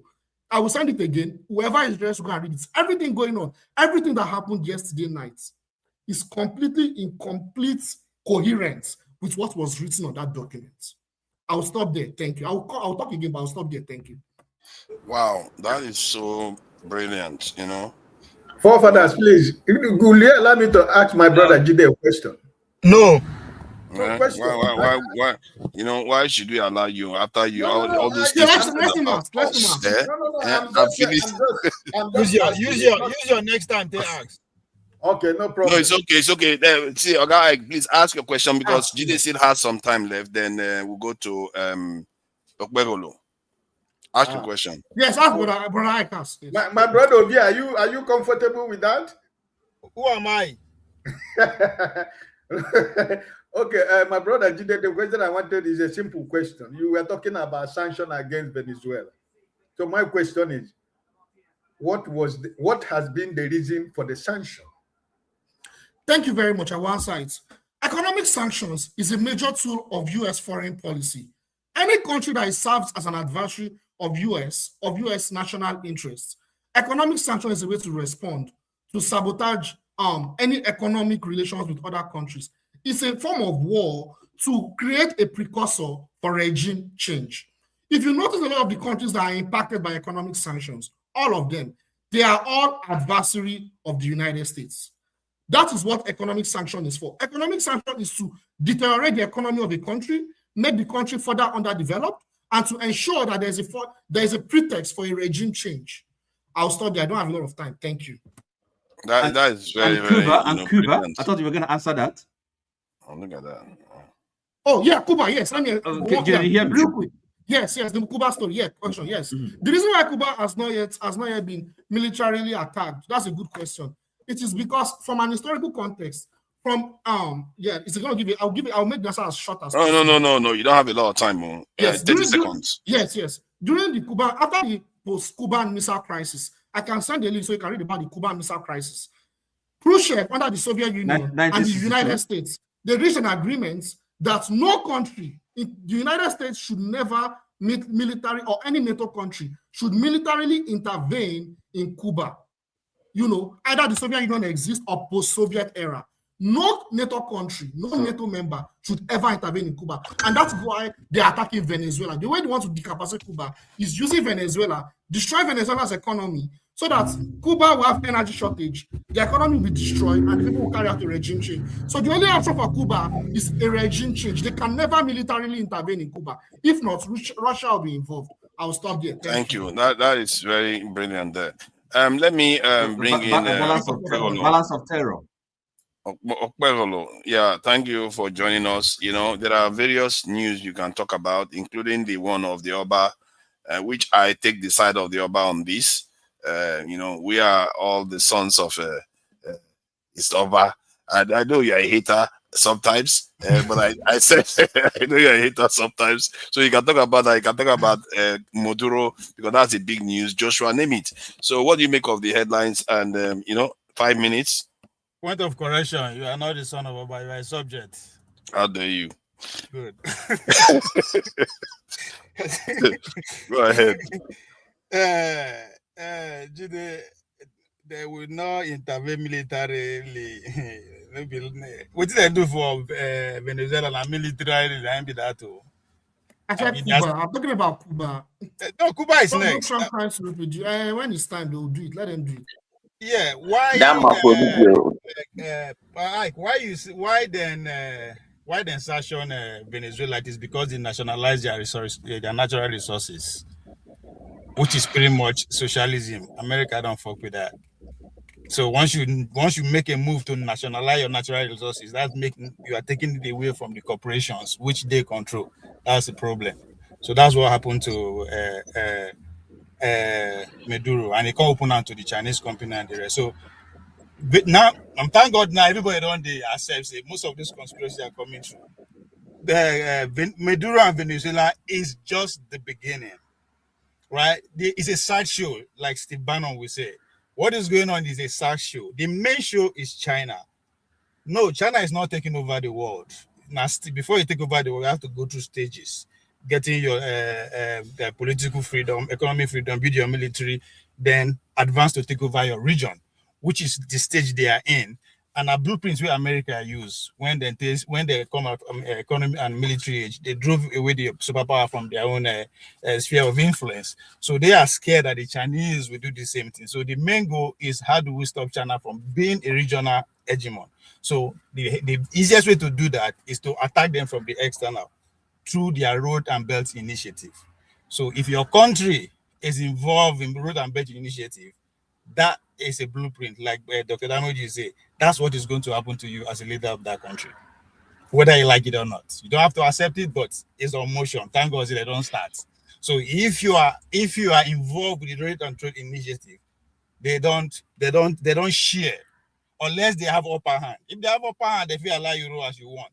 But in as far as you are giving what they perceive as enemy upper hand, that means you are fueling their economy. Fueling their economy is to help them build their military. Building their military is to make sure they fight them tomorrow. So they see it as a national threat. So that's what is happening. So again, if your country is key into that road and bed initiative, you are going to get it. Cuba, Nicaragua, Brazil, Nigeria, India. Nobody will get that. So at this point, those countries who have ability to get military power. The game is on. When the time is, you will know who is stronger. So again, all these law are written by human. They don't break them. You have two choices. You accept it or you complain. That's your choice. Or you fight back. So if anybody break law, that is the choice before you. Sue the person, complain, or you go. So that's exactly what Americans are doing. They were at the front of setting the global world order in the first place 80 years ago. So they are not saying that the thing is not serve them again. Whether you agree, you don't agree, that is your problem. They are telling you what is their problem, and they're going ahead to take care of their problem. It's up to you to go ahead and take care of their problem. So staying in one place and crying that they break the law, there should be humanity. That's not a story. It's a story. As Trump talking about fireworks. So again, this idea it is support where it is support what. We don't have what it takes to support or criticize or go against the West. We don't. Again, when I don't forget the West, what they are selling is democracy. What underpins democracy is free speech. Ability for me to say what you don't like and for you to do the same thing. That's what free speech is about. So whether we like it or not, they pride themselves over that. You can come to America and say whatever the heck you want. If you don't have influence, they're going to look you like Mumu. They don't care. They don't send you. So that's how it works. So they are happy say we run our mouth. Because in the first place, we are decades or years behind what is happening. So they don't really they care. So once you don't reach the time to criticize and they will feel it, nobody you go point them out. You will feel them. That's how the West work. They allow you to run your mouth unless you have influence. Then they will not put you on the microphone and say, okay, this guy not watch and influence other people. But you are not allowed to criticize the Z's, are you? Can I ask you a question, please? Then they call for that on our First Amendment very soon. Now, can I ask you? Sorry, this national security strategy you guys are talking about, is it when was it produced? And also, the policy you're referring to. Time's up. Policy of this current administration, or there shall be decorum. The policy, the American policy. Hold on. Can I answer? Hold on. Let me stop security this. strategy was documented and approved in November 2025. So it's just 2 months ago. So it is the latest national security strategy. But it was written before Trump. Let me just make a few corrections. The reason why they sanctioned, at least on paper, why they sanctioned Venezuela was because of the protests and they claim that they suppressed, the assembly elections, or there's noise coming through. So that's their claim to sanction them. And if it is nationalization, I would have thought Saudi Arabia's oil is nationalized too, and they are very fine with Saudi Arabia. So you see what I mean? So this is the thing about America's foreign policy. You have to be useful to them. Hold on. Trump said that Maduro government himself seized their words. Oil. Their infrastructures. That's their oil company product. That's not what is happening in Saudi Arabia. America has free access in and out of Saudi Arabia oil. They know they direct how the oil should work. No, the reason why it was taken was because they insist on taking the oil without necessarily giving Venezuela a significant share. Almost like what is happening in Nigeria, where you don't even know how much you're taking. They just come to people's country and they just start stealing their oil resources.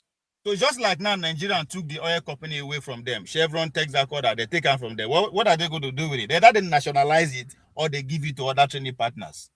Yeah, but right? Chevron is there.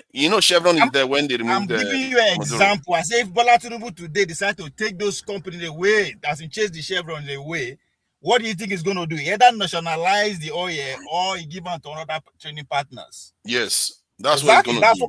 That's what happened. That's what Maduro did. Yeah, but the people he gave it to were mostly Chinese and American companies. There were no any other company that gave it to. And I just said it. America don't share. I understand what you are saying. I'm just saying that the reason why they go after them may be something more than that. Like no, it's not just them. I just say it's not just them. They are just the starting point. It's the whole atmosphere of that's their own sphere of influence. So it's just a starting point. It's not necessarily going to stop there. I begin to think that Russia is making a mistake extending this war in Ukraine too long. I think Russia has been picking out of war politics. It's not their choice to extend it. It's not their choice. They just couldn't get it done. I think they could. They are kind of holding themselves, but they are not going full out. And I don't think that's a very good strategy. It's NATO that is fighting, not Ukraine. I know. My point is that the way they are, if you look at the way they are attacking, it's nothing close to what Israel is doing in Gaza. So they are not going full on. Israel is America. I don't know why they separated. No. I understand what you are saying there. No, I can't hear you very well. Okay, but it's your turn, isn't it? We can't hear you very well. Your audio is making a bit of noise, actually. It's Vahala's turn now. Is it your turn? Let me just have my turn now. Can you hear me? It can be his turn. Oti, you said you've used your turn now. The last time I wanted to give you your turn, you said you used it. No. Is it better? So let me just kind of have my. Sorry. Let me hear Janaba. Janaba, who did you say it was? It's one brain cell. Okay, yes, he came before. Yes, but maybe because the younger, he's the one. Except you want to let Gerald speak. Yeah. Well, look at that. Vahala is saying, "How dare you reveal the truth of the situation?" But he's in Nigeria though, so we could give him a preferential treatment. That's what I say. One brain cell. No, you can go now. Let him go. I can wait. No problem. He let me in.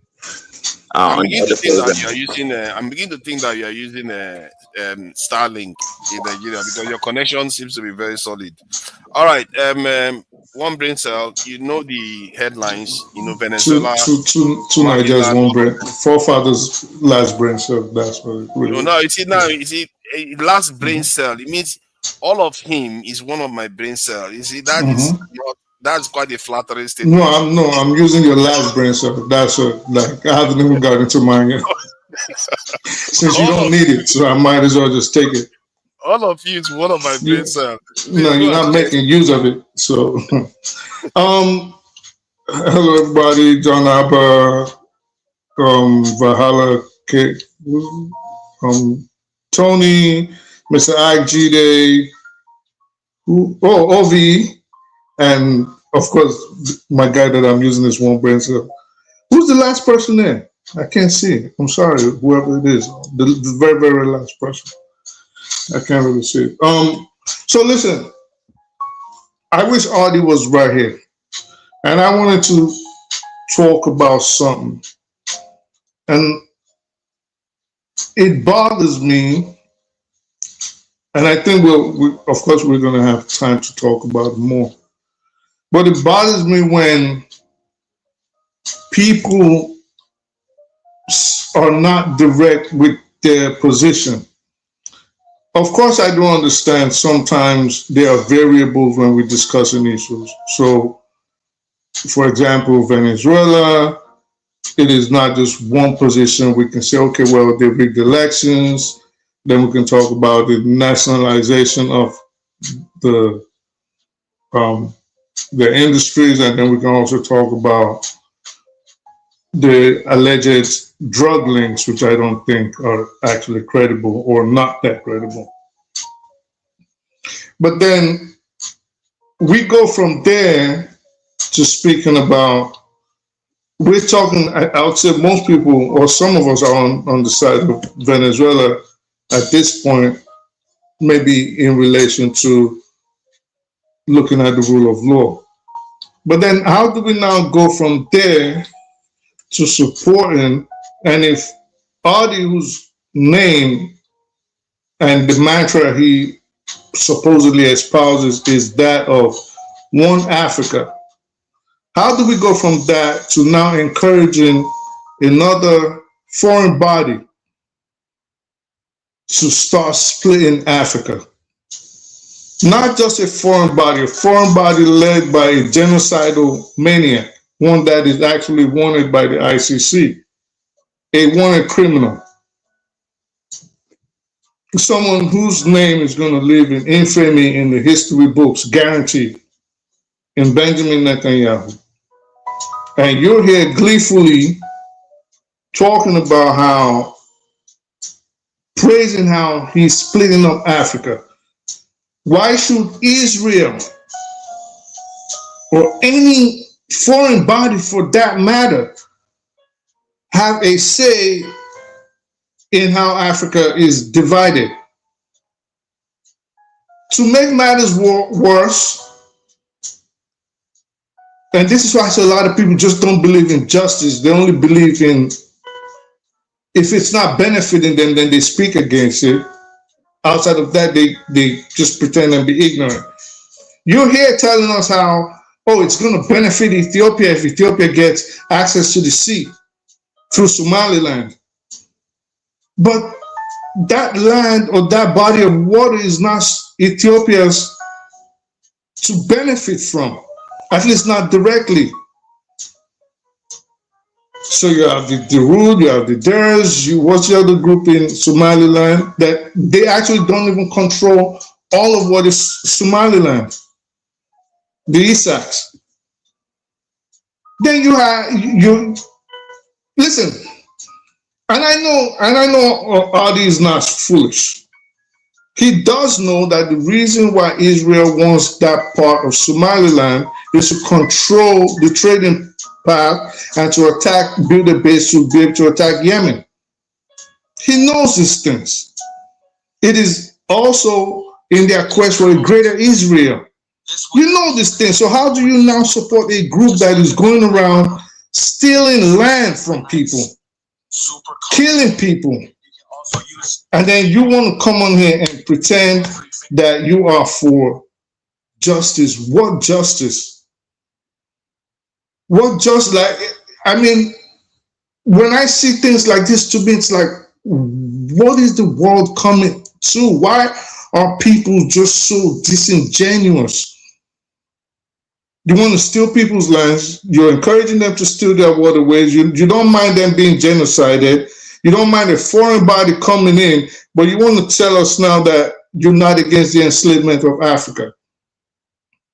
This leads me to the other part of the conversation with you forefathers. And with 5 minutes is up, okay. I guess we can talk about it later. I'm terribly sorry about that. No, it's all right. There's time. We can always talk about it later. All right. See, the thing about that Somali thing, you may think that I'm following double standard.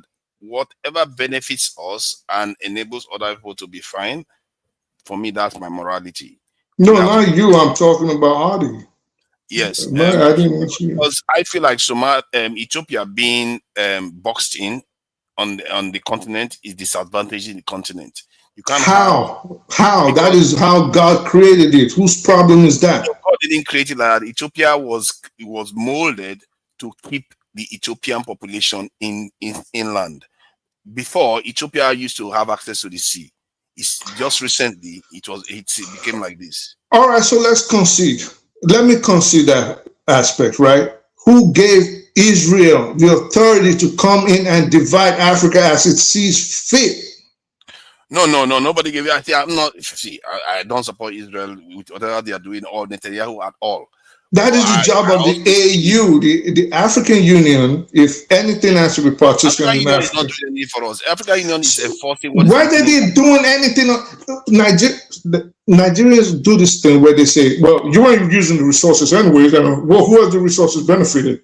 That's like your kids are misbehaving or your wife is misbehaving. You call your neighbor to come kick your wife's ass. Handle your wife or handle your kids. I hear what you are saying. Maybe Israel shouldn't get involved, but Ethiopia tried to have a deal with Somaliland Somalia stopped it and brought Turkey in, and Turkey forced to, Ethiopia and Somalia. We know all of this. My point is, no foreign body should be in charge of carving up Africa. This is why nobody takes y'all serious. This is why nobody takes you. Hold on. You can't feel that strongly about. See, I don't like Israel coming in there. Neither do I like Somalia preventing this in Ethiopia from having access to the sea, because Ethiopia outnumber all the countries surrounding it put together. All of them put together, it outnumbers all of them. It's not about what you like or what you don't like. No. Who cares about what you like? Oh, come on. Don't do that. This thing. Don't do that. You see, it's not about me liking it. The reason why I like it is because it is good for us. Because if you have your best player in a team, you can't bench that player constantly. How is it good for you if you are taking, if you're taking from another group that is going to be unhappy? How is it good for you? Do you think if you ask the ordinary Somalian or the Somalian government today, if it is good for them, or if it's to their benefit that their land is being split up, or some part of it is being proposed for Ethiopia, you think they would acquiesce and be happy to that proposition? They won't. I see that, but my issue with that is that they too should be willing. This is the problem with African countries, that that is a little bit short-sighted. They don't understand that they have a bigger threat out there. Instead they handicap each other. How can Somalia, that barely has nothing, be fighting for decades now? You won't allow a major power in that region to have access to the sea. You wouldn't even say just then 1 mile. Maybe they should, forefathers, it's called negotiation. Okay, that's what it's called. Hold up. No. It's called negotiation. Maybe if Ethiopia, Somalia obviously has something to leverage upon. Now you have to bargain and say, we can help you in this way, but we need access to the sea. Then let's work together. You can't just come and say, well, we're going to take it because we think it's going to be better for us, and forefathers in the UK it's going to help us. You're not understanding. Somalia is fundamentally against that. They don't want any idea that Ethiopia has access. Nobody on earth. If I tell you right now, forefathers, I'm not going to give you this bottle. Let's use Saudi Arabia that you mentioned earlier, because I heard you say that. How come then does Saudi Arabia do business with the United States, even though they are fundamentally not aligned, at least ideologically? Well, guess what? Why do they do that? Because they have a common interest. America says, you give us the oil, we make sure nobody attacks you, we give you the latest defense systems, we exchange technology with you, we give you F-35s, we give you all these things. We train you, we improve, we modernize your industry, and they work together. I've been in conversations with Somalis and people from the East Africa. What they often say is that Somalia has a vision for greater Somalia. They want the Somalis in Kenya to come back. They want the Somalis even in Ethiopia. They want them back into their main Somalia. They want to form a bigger nation. So their thinking is that if they give Ethiopia access to the sea, that dream is going to go away. They don't want that. How is it going to go? No. Because they feel like they are going to make Ethiopia powerful again. They don't want Ethiopia to be powerful again in that region. Okay, so that is where negotiation comes along. We're powerful, we're both rich, we can coexist. This is why we need access. That's called negotiation. That's what it's called. You just don't bogart it and snatch it up. You don't understand how bitterly these people are divided. I don't understand it. Can someone else talk? Can we have order? Divided. That's what you don't understand.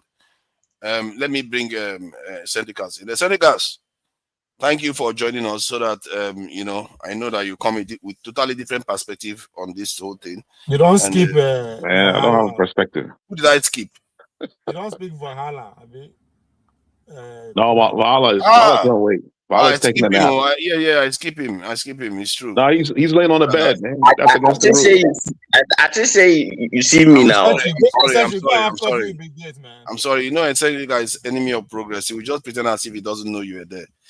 Thank you, OVA, for doing a good citizen's job of finding the truth. Thank you. Our country is facing invasion, so we have to be patriotic. Thank you. I appreciate that. But Hala, I will let you just, take your 5 minutes. Yeah. Talk about whatever you want. Yeah. So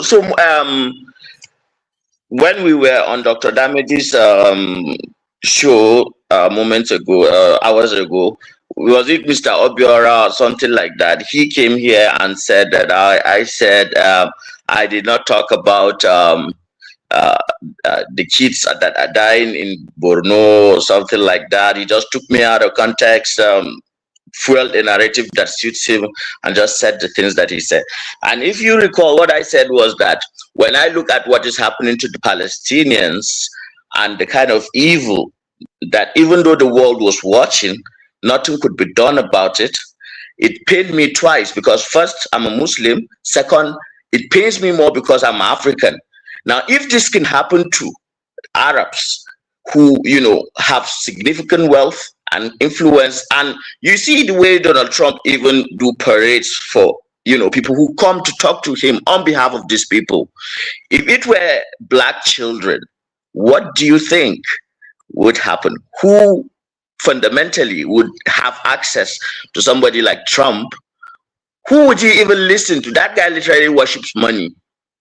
And it's only the Z's that have money, and that's why the Z's control him, and that's why he's their dog. And if they say jump, he jumps. So it is what it is. But there is something also here that I don't want to fall into. I don't want to fall into the trap of pessimism. There is so much pessimism. In fact, since this news broke, and I spent the whole day, arguing. At home, I argued with people. I argued when I went out. But you see, sometimes some things happen, and in this chaos, OVA, you are falling into that trap too of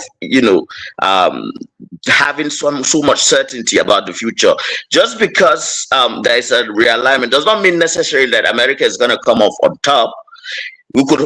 China could win. China, Russia could win. We could also end up in a nuclear winter. Who knows?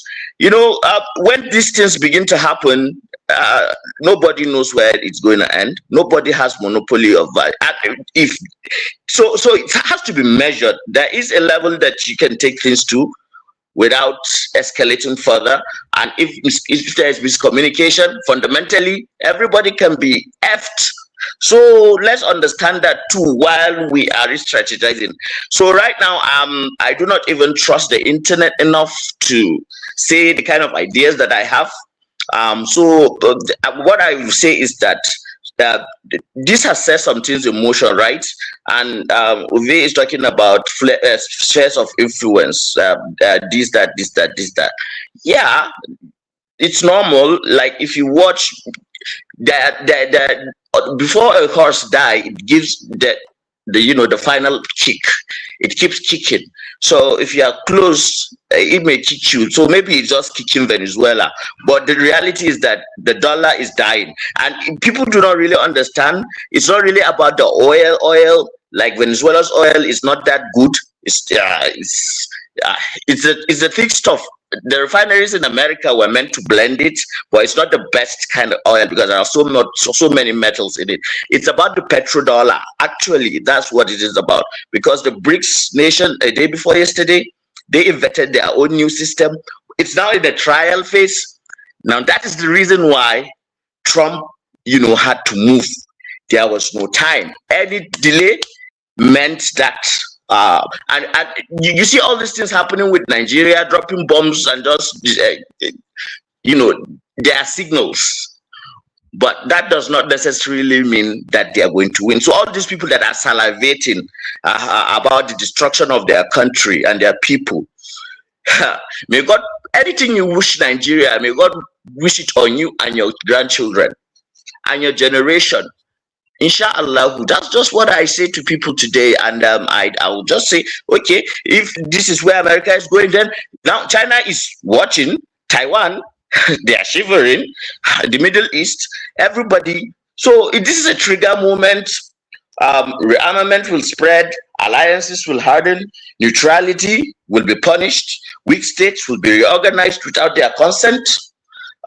If you choose to be weak, good for you. But me, I don't wish to die. I don't wish to end my lineage. So I'm gonna fight. I'm gonna fight hard, man. Let me just leave it at that. I'll talk later. I really appreciate what you just said. That was quite a statement, the way you put it. I really appreciate that. You know, there's a video. Sorry, I want US to win, so I'm very clear on which side I belong to. US. Yeah, of course. You don't want to be sent back to Nigeria now. Yeah, you did there now. So, yeah, that's so you want US to win, whether it means that they may come and exterminate us, it doesn't matter. It doesn't matter. None of them mean well, so I don't know why would I. Why don't we ever couch our statement with that caveat that okay, I want them to win as long as they mean well for us. Because I'm too old to be learning how to speak in another language. So that's the cliche that one of the American soldier whichever made. And I live in America. See, the point is that whether it is good for your lineage, if they are choosing to, if they tell you, if America has a plan to go and destroy Nigeria, are you going to say you want them to win? You said what? If they have a plan, their plan is for them to win, they need to destroy Nigeria. Are you saying you want them to win? Why not? I'm here. So you are still you are still going to advocate all Nigerians should be exterminated. What do you mean? I'm saying I will support where I am. I have to survive. Hold on. So you are saying that hold on, let me ask now. So I'm clear on what you are saying because I'm not sure you understand the question fully. Okay. You are saying if what it takes for America to win involves destroying Nigeria completely, decimating the population, and basically turning Nigeria to Somalia. You are fine with that? Where will I be when that is happening, here or Nigeria? You might be in America. You might choose to go to Nigeria. But it doesn't matter. I am now. Anywhere there, I'm in the house. So the place you are in, just because you're in America, you support the decimation of your homeland. My survivor first, right? Okay. I guess we know where you stand on that one. Opinion is opinion.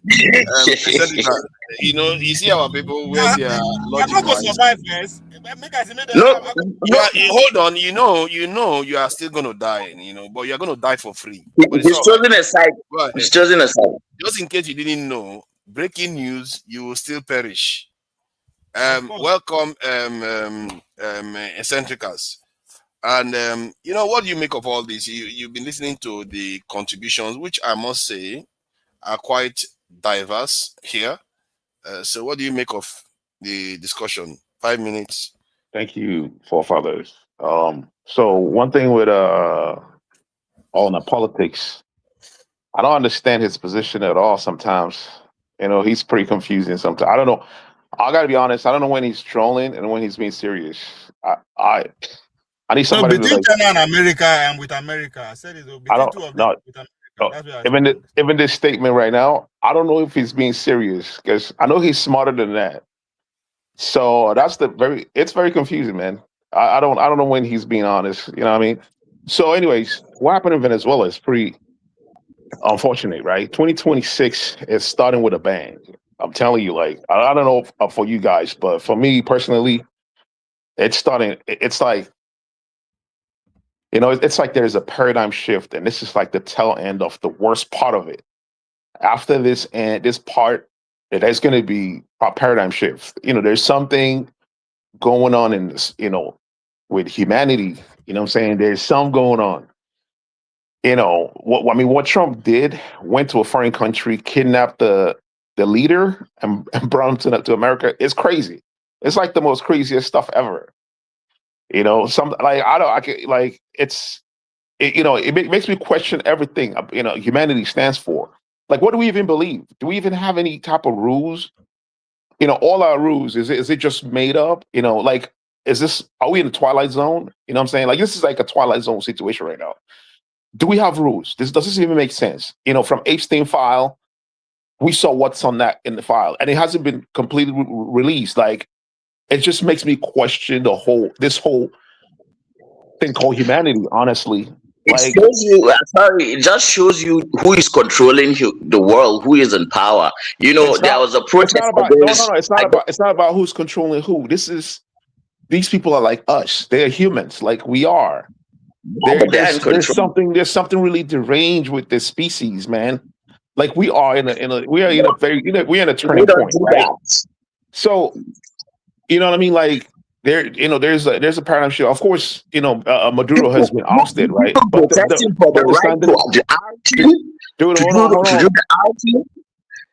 they're protesting on their streets that it's their right to, right? To do it. Let him finish, please, Bala, so that you don't take his. They are controlling America, man. Yeah. So anyway, so Maduro has been ousted, but Maduro. Most people don't understand Maduro. He might be a dictator or whatever that we are told, but he's not really a dictator like that. It's a movement. The Sandinista is a movement. He still has the people that are Sandinistas down back there. The vice president is still there. The military is still there. And Trump was talking about the second phase because I don't think he has a plan for the second phase. Getting rid of Maduro is just a political stunt. What's going to happen next? What will happen next, right? And I don't. Good night, everyone. Yeah, thanks for joining us, Oti. It would have been good for you to be around for when the conversation. I've written something, so that is for that was what I wanted to say, really. So okay, all right then. Okay, make sure if you have time, you can come back. Go to bed at the right time. Follow the law. If the law say go to bed 10 p.m., be at bed 10 p.m. Okay, it's very necessary. Let me just share this thing. This may be informing the U.S. Position. These reports have been coming through fast and thick. This report, right? This is what is making the U.S. very paranoid. And this is not the first. This one is 2025. It came 2022. They have been saying they are targeting 2027.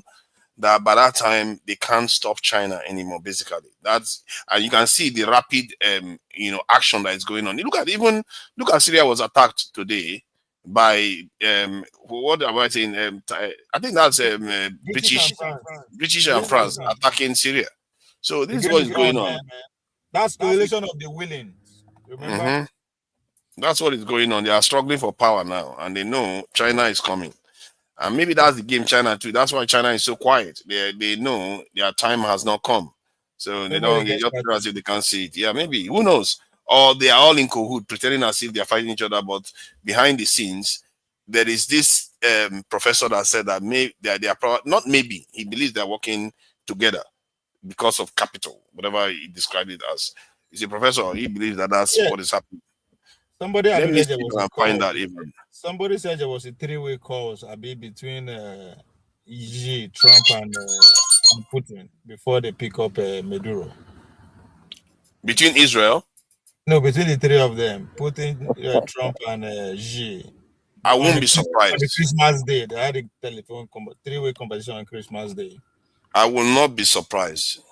I will not, because China's interest is also involved in Venezuela. Yeah. They get away from there. Those are nuclear guardrails. So Trump is just using it. It has been there since the nuclear proliferation treaty that the United States signed, and with the Soviet Union. So it's a direct line. It's still functioning just to prevent something that will happen that somebody will mistake for a nuclear strike. So that channel is always open to nuclear powers, except for the Z state that does not even acknowledge that it has it. So, and yeah, normally you wouldn't have to do that with Venezuela, since Venezuela is not a nuclear power. You wouldn't have to do that. It's only when you are doing with a very, very close ally that has strong military ties with those nations. Also to be aware of their investment on ground, because since they want to carry out bombing and all that, so it's for them to protect their investment on ground already. Because by the time you start bombing both the state property and the investments of the Chinese, and then you are asking for a bigger negotiation. So that's part of the call. And Russia may be playing a funny game here, whereby they are saying, take the rest of the world, but keep going. And when you keep doing this, we will take Ukraine and maybe even go further into Ukraine. Maybe that's the game they're playing, but I don't think it's a very, very smart game, because you have to, if you ask me, Russia and China should be pivoting into the world. But to Nigeria, in negotiating table, you don't necessarily get what you want. You take what you get. Trump gave them assurance that he will sell oil to them, like the oil will keep coming. He actually said their interest is kept. He had to say that. No, he will say that now. And that, to be fair, Russia and China, they have enough oil to satisfy each other, to be fair. So that to them, that is not a very, very big threat. And they don't seem to be that concerned if America wants to take over its neighborhood. But America seems to be concerned when they say that they want to take over their own neighborhood. So my fear is that there be an agreement. Pardon? You were saying? So Sun Tzu, in his strategy of war. So China's game is always the long game. It's different from the American one that you see them. It's kind of different. But they're moving the chessboard at their own pace, at their own rate, and they're going towards somewhere. So that's why I'm saying nothing is yet settled yet. So nobody should just think that one power has won. I just wish that by a long shot. We have to speak from where we are coming from as Nigerian, right? Who has the upper hand? Who has the more influence? That's where we are going to speak from. That's what when I say who has the more influence. China. No one of them you can underrate right now. Okay, I think many of these countries may just be dancing the tune of America. You can just take your biases, because the reason America is breaking out. Let me just finish what I'm saying. Where is Tinubu right now? Forefather, let me say something before I leave, right? Yeah, go ahead. I saw you had a timer for everyone, and when I started talking, everyone to start talking when I'm talking. Here's the thing: most people that come on this panel, especially on your show, they need to go do ADHD freaking. They need to go test themselves for ADD, bro. I'm telling you, like they're like impatient. They don't follow order.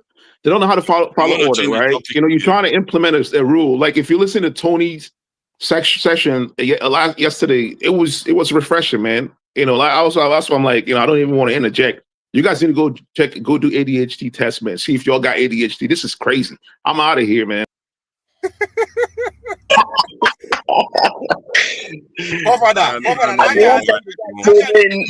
Sorry, you. That's funny because I used to tell him he probably had ADHD now. I need to go do some tests. Now he was supposed to go do the test. I wanted to have. I wanted to just say sorry you're alive. Hold on, Valhalla. I wanted to have someone like Oti have a conversation about these things, and then I moderate so that we can get some depth in what was going. That the issues that arises from the capture of Maduro. But that said, they are not here now, and I think we've gone how many hours? 2.5 hours. So I wanted to play a video of Maduro arriving in the US. I think there was a video of him here. I don't know where the video has run away to. Okay, that's it there. New York, right? Yeah.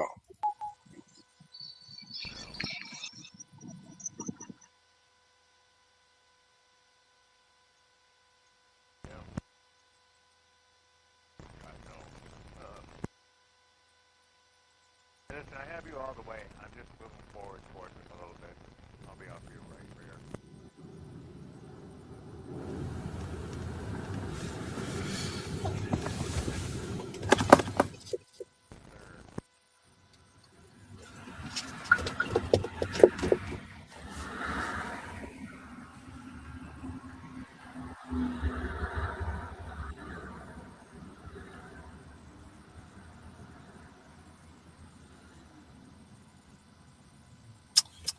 That guy no get proof. I will take care of him good. So I don't know. This stuff could blow up in Trump's face if he's not careful, because it's not as clear cut. It's not like Noriega that is a well-known drug dealer or something like that. this is a country that has a lot of oil, and technically his government is still intact. I don't know why Trump said they're going to just start running the country, but we'll see how everything shakes out. Maybe the world order has truly changed, where suddenly you see European countries line up. Oh, Trump, and this is the kind of colonization. If America starts running it, that's direct colonization. They're basically going to They have started. European countries are going through the back channel to get the Chinese currencies. So They're he going knows. to, First to ask, yeah, they're going through the back channels to get enough of the reserves in case if the dollar falls. And the Chinese are systematically dumping a lot of US treasuries and bonds. So that is economic. The Chinese are responding, but not in a way that you expect. So where over here they talk, say this, if you sabi fight with your leg, somebody sabi bite with him mouth, somebody na stone sabi throw. So fight, and we don't know who go win. Of experience, America has been here over and over again. So 5,000 years, 5,000 years, man. 5,000 years civilization. Anybody why I know? So why should I? Don't be, okay. I don't. I never choose side. It be like say you don't choose side, but just know say. You just know. I don't. The thing I want to make you know say one kind of arrogance they enter any failing power. We don't see them with Rome. We don't see them with the Ottoman Empire. We don't see them with the Greeks. We don't see them with. So this last kick arrogance, maybe not the time. No. But if it maybe not. But we'll see. I keep my eyes open, man. I just have to be looking at my backyard. I have to get ready for myself. Okay. Let me share something. Hold on. Let me just share this video about the possibility of maybe this is what is going on in the world already. Maybe we've not caught on yet. So let me play this. Is this Professor Jiang? Let's hear his submission. Exhale for a second and say this plainly. Because every time I speak on Israel, people think I'm talking about ghosts, theology, prophecy, metaphysics. I'm not. Not tonight.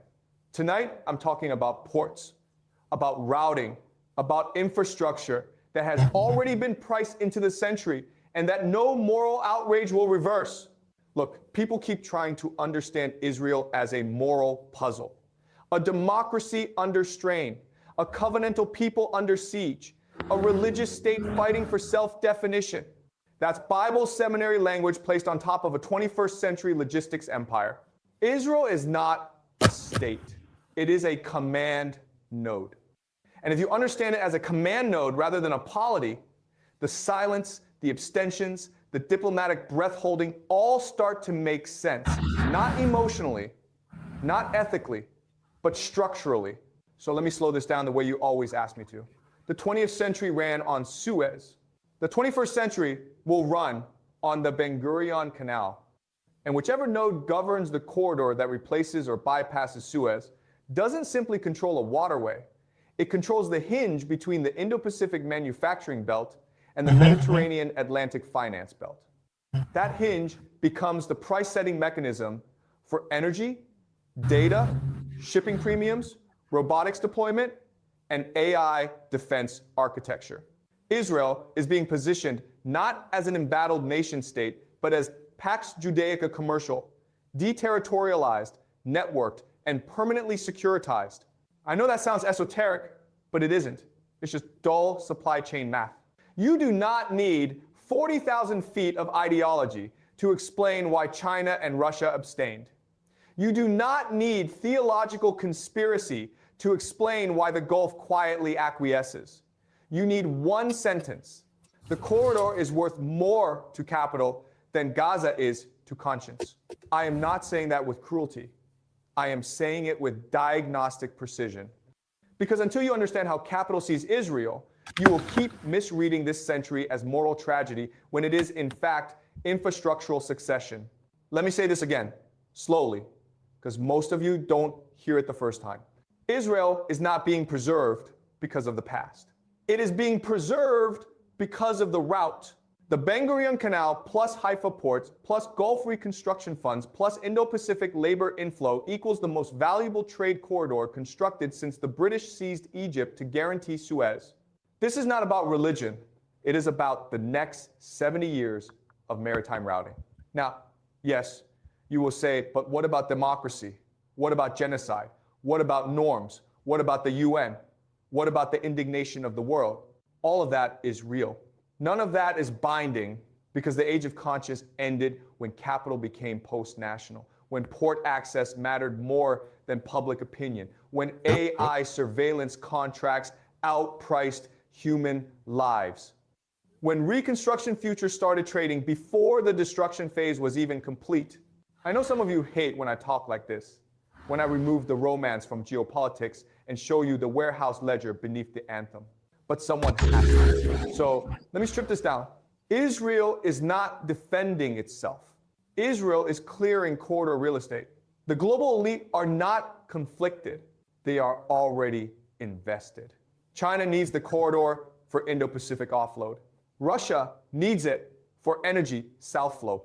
The Gulf needs it for capital multiplication.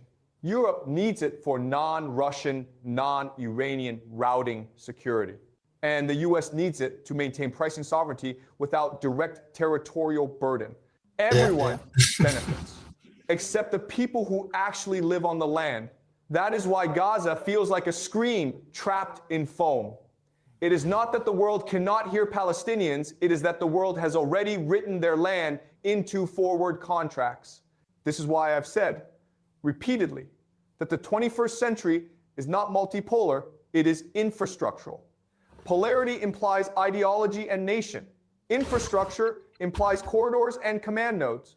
Israel is the central node, not culturally, not spiritually, not even militarily, but logistically. The Gaza corridor will not simply move ships. It will move surveillance systems, robotics outsourcing, biometric labor importation, desalination megaprojects, and AI borderless management systems. What does that mean in plain language? It means Israel will not be a country. It will be the clearinghouse of the next trade empire. And that empire will not fly a flag. It will issue contracts. You must understand this if you want to stop hallucinating that the world is confused. The world isn't confused. It's aligned, quietly. You ask, but why does China tolerate Zionism? Because it sees infrastructure, not eschatology. You ask, why does Russia abstain? Because south flow routing matters more than ethics. You ask, why do Gulf monarchies endure humiliation? Because corridor access prints sovereign wealth. This is what I mean when I say Israel is not a state. It is Pax Judaica, not as theological destiny, but as logistical dominion. And yes, there is a metaphysical layer. There always is when the Levant becomes the pivot of empire. But metaphysics only matters because it provides the narrative shield while the concrete dries. Some of you want me to condemn, to rage, to moralize. I understand that impulse. But moral language cannot interrupt a corridor once contracts are signed. The canal will be dug. The software will be installed. The labor will be imported. The surveillance will be normalized. And Palestine will be the erased preface to the infrastructure chapter of the 21st century. That is not my wish. That is the ledger. All right? I need to breathe for a moment. Because when I say these things, I am not speaking from abstraction. I lived inside the empire's schoolhouse. I memorized its hymns. I inhaled its self-mythology. And I only escaped the narrative when I left the jurisdiction. If I had stayed in the West in tenure tracks, in Yale Seminary meritocracy, in newsroom patriotism, I would have defended the canal as modernization. I would have called corridor clearing a regrettable necessity. I would have become another bilingual manager of empire's moral anesthetic. China gave me distance. Distance gave me clarity. So let me finish with something unadorned. The horror in Gaza is not a malfunction of the world order. It is the precondition of the next version. That sentence is brutal. It is also true you do not have to accept Pax Judaica. You do not have to endorse the canal. You do not have to admire transnational capital.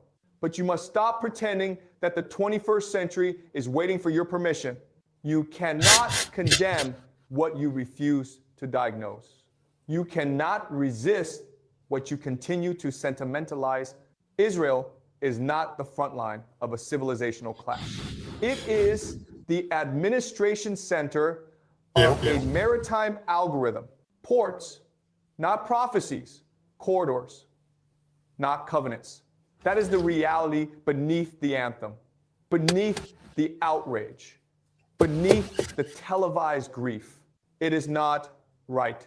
It is not just, but it is already built.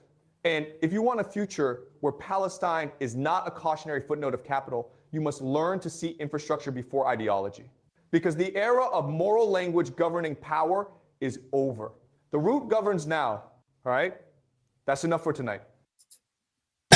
Know that Forefather. you know, Oh, well. Sounds like something you will say, but looks like it's AI read that. You remember? No. I think he's a human being. I think we know him. He Yeah, sounds I know, like but it doesn't come off like him. It's too. The accent is a little bit off. If you remember last week, Doesn't talk like this. Can you just run a check on it? Just run a check on it. Let me check. Yeah, check, because this one don't they raise in head now. It's like saying in the here for. No, that's not him. That's not him. That's not him. You know, if you know him, that's not the way he speaks. That's definitely, he has a Chinese accent.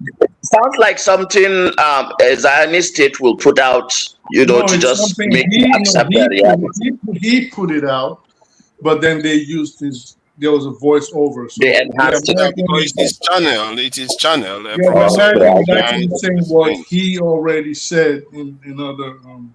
Yeah, you know that because it does big lectures, then they start cutting his lectures bit by bit. If it's not, because what he said there, to be fair, it doesn't even matter whether it's fake. The question is, what was said, does it bear any resemblance to reality? I'm glad people are seeing it. When I talk about surveillance, like I came on here, I told everybody, this is all about surveillance. It is they're programming people. I've told the people in the back a software that we were trained to use back in 2007, they're using now, and this is what they're going to be using a lot all over the world to control you guys. And what they're basically doing is looking at behavioral models, and they're looking at, and I'm talking about everywhere from law enforcement to defense industry, and they already know the subservient people. Most of them, they already know where they are. I heard that water sources are even targeted. Africa, South America, this is where they are. Then they already look at IQ models. Unfortunately, they think the lowest IQ people come from Africa.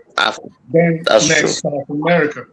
There's something they would say which used to sound offensive. They would compare Coco the gorilla that had an IQ of about 87 to Africans whose the average IQ is 67.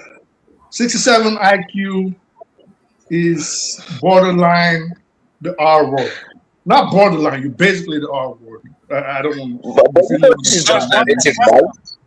So, it's just a narrative. Right. So now where are we?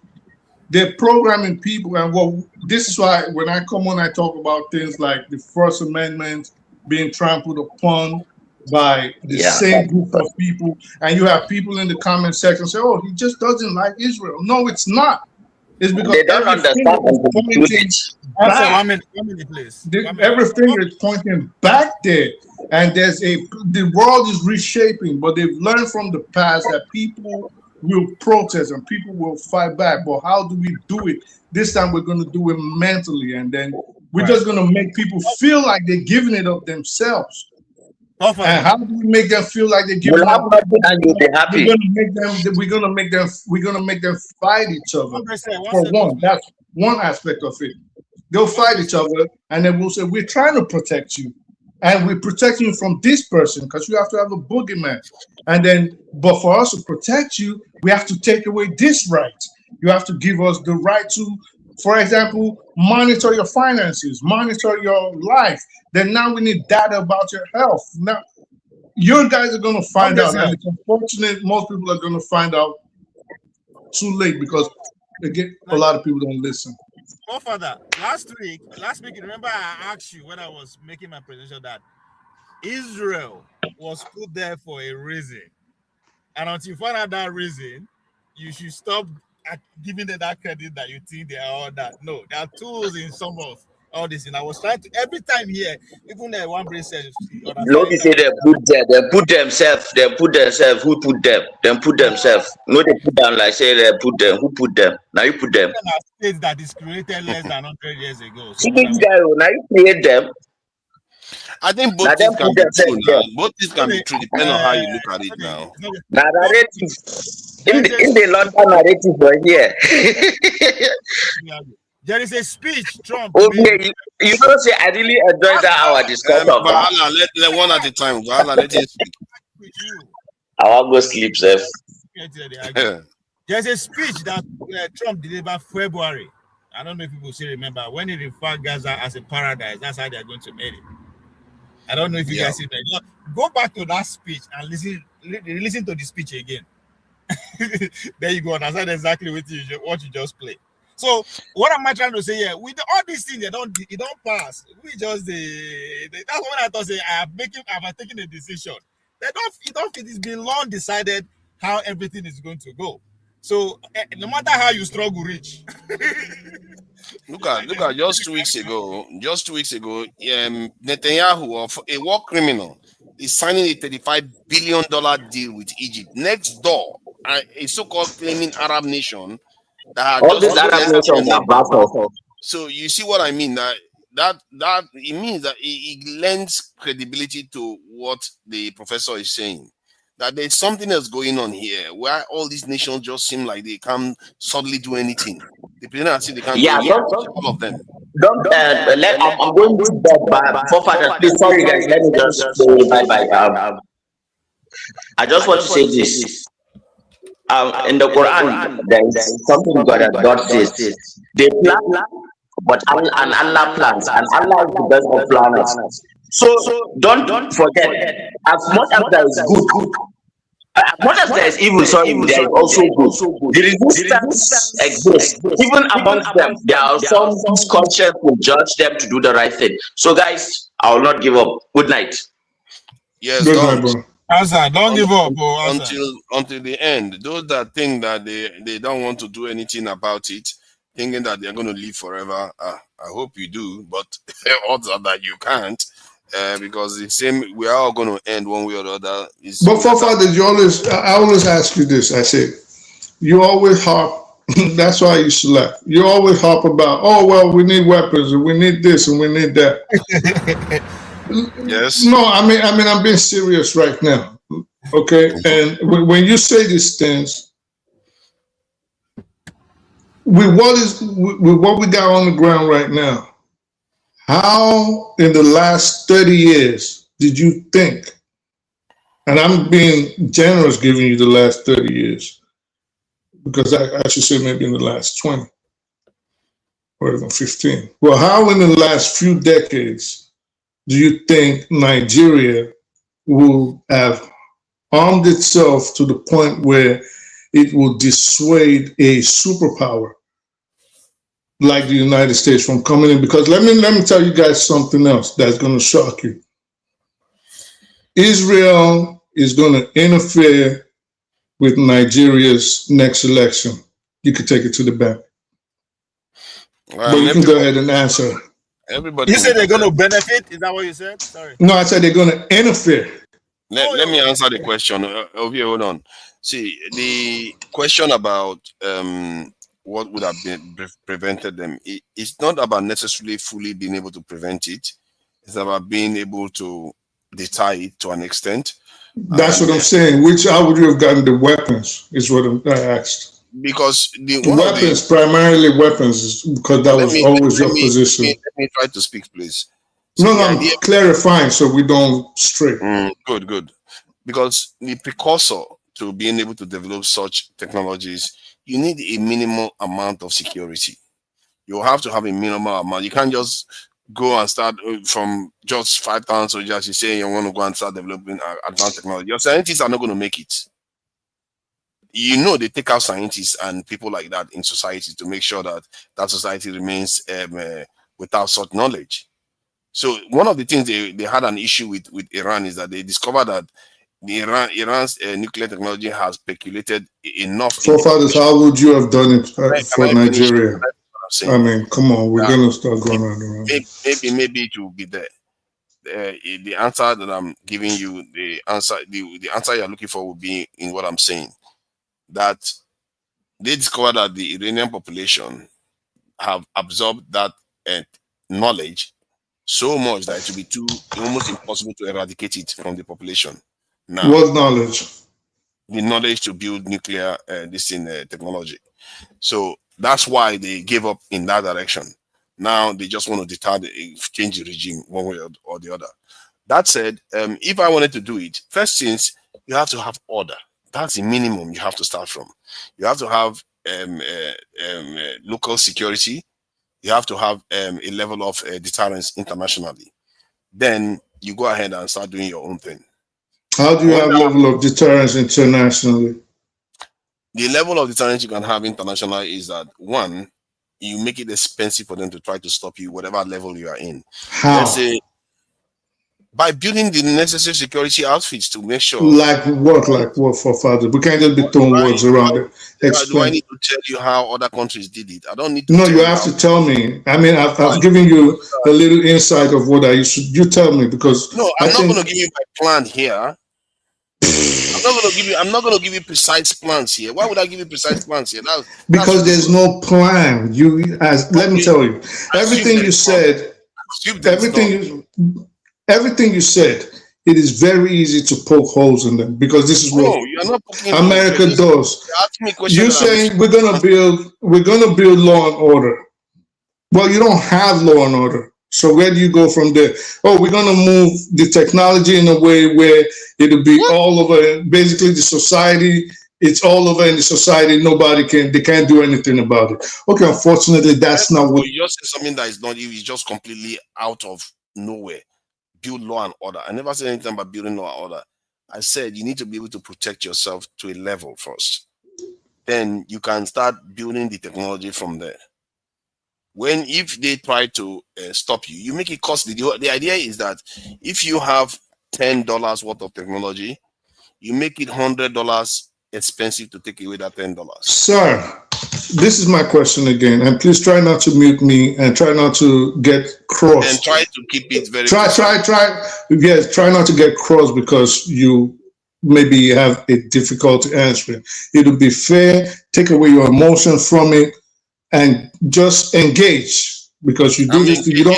It's not. It's snipey all the time. It's not a zero-sum game. All right. Don't tell me just talk. I just gave you. This is why I say Africa. I promise you, Africa is going to fine. Africa is going to be enslaved, whether you guys like it or not, because most of you have this tendency. Good. So now, because most of you have this tendency where you don't listen.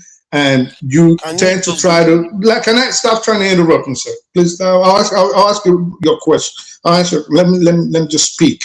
It's not a zero-sum game, and you don't have to win. We can't just come here and throw words around.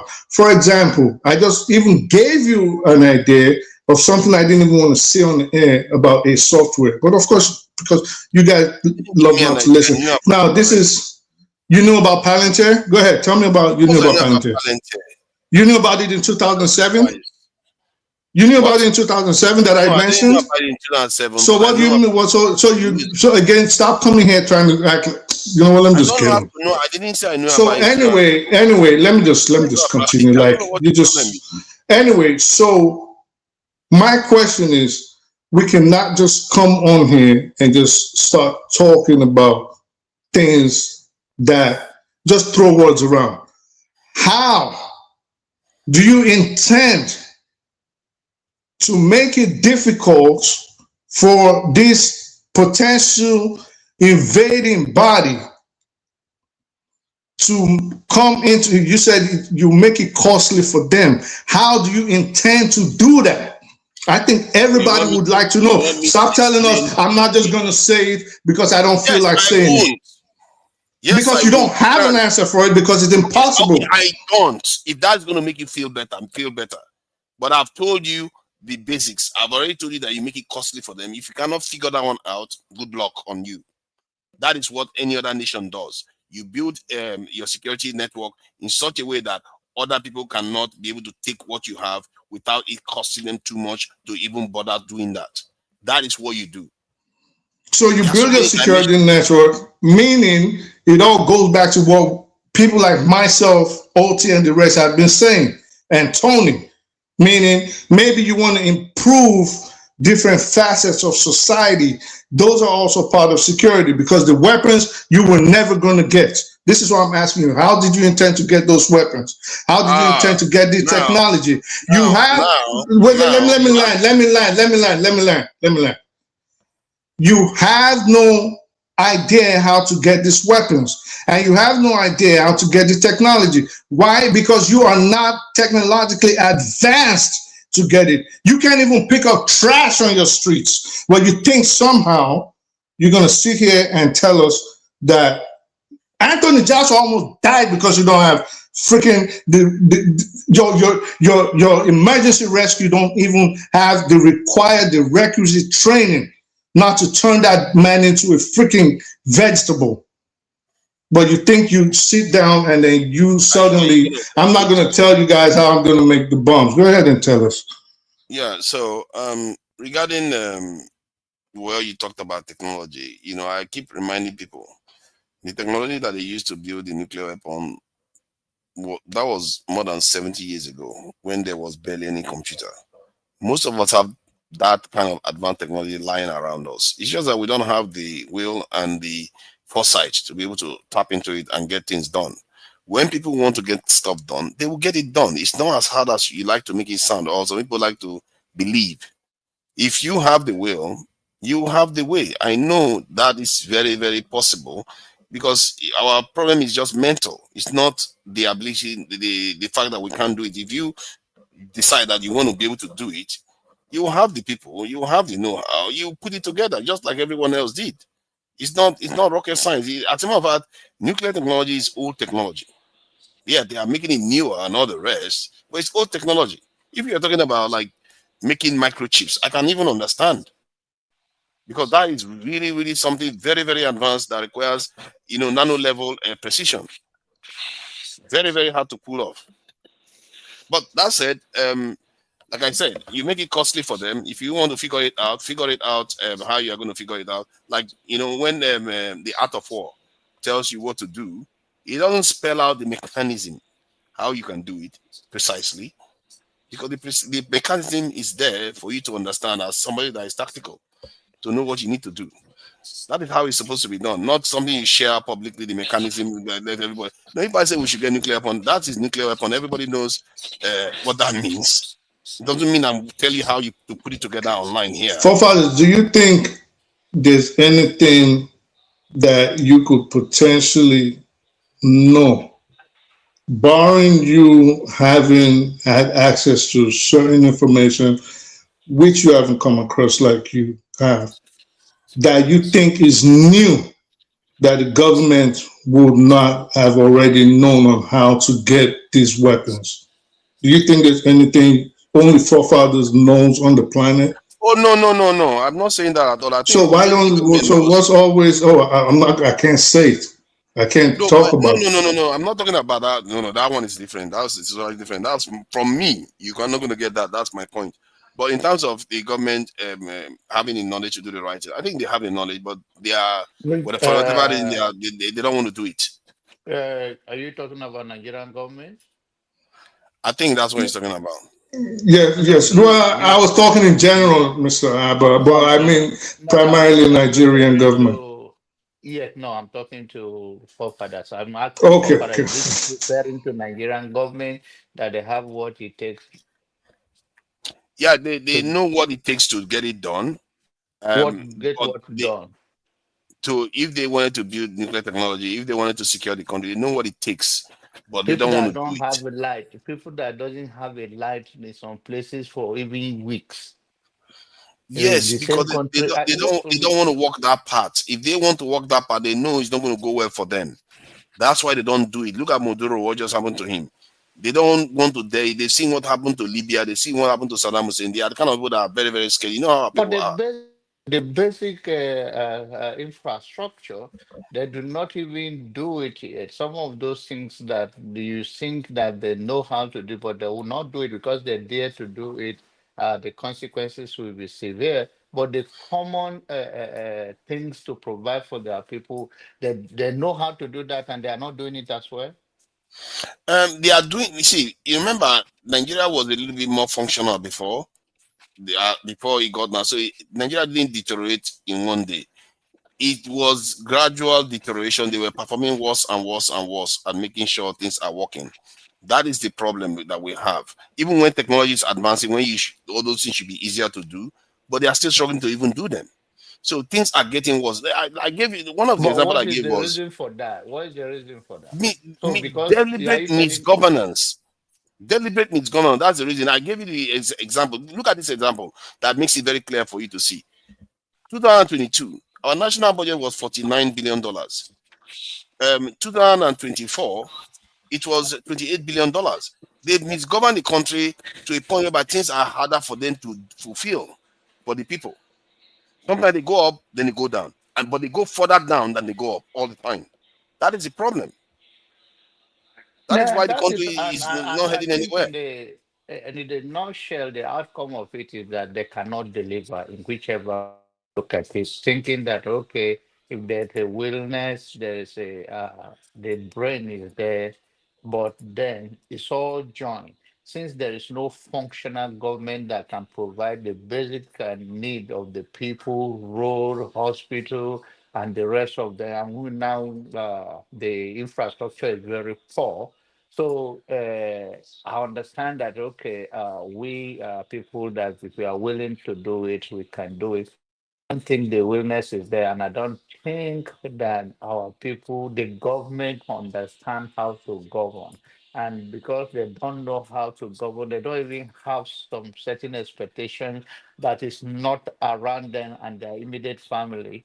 And they don't have plan how to say how my race is going to be, what will be life after I live here, what legacy are they living for. So since they don't have that common sense, this a big head, empty brain. So I don't think they don't.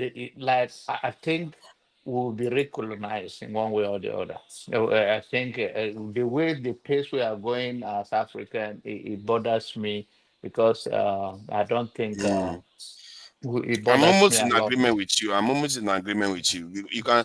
Do you know Venezuela? Their security posture is even stronger than that of Nigeria. Yeah. And yeah, Yes. look at what Yes. happened to them. Papa, What just else has our just leaders to got? put Given just to how we put are behaving. just to put things in perspective about Venezuela, I don't think we should it's all doom and gloom. At least currently, the reality on ground in Venezuela is that yes, correct, they've been successful in taking out Maduro, but the US government have not yet fully achieved their entire goal. They've partially achieved their goal, so it's not yet all doom and gloom. So why am I saying that? The military is still intact. They are still in support of the Chavista movement.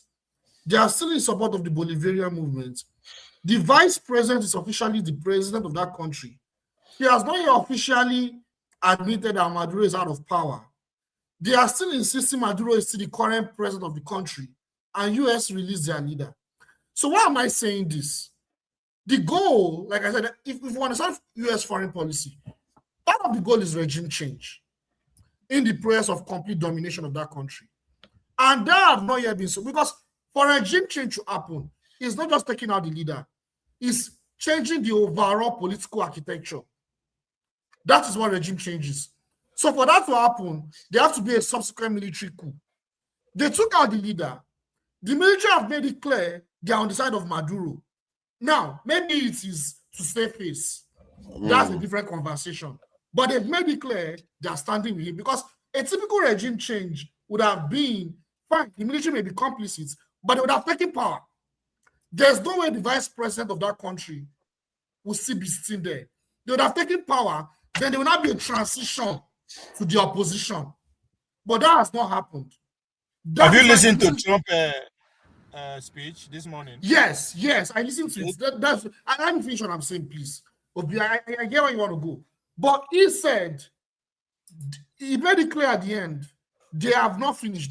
They still have to, carry out, to paraphrase Donald Trump now, not in his exact words, but to paraphrase him, he made it very clear that they still have more to do to replace Maduro.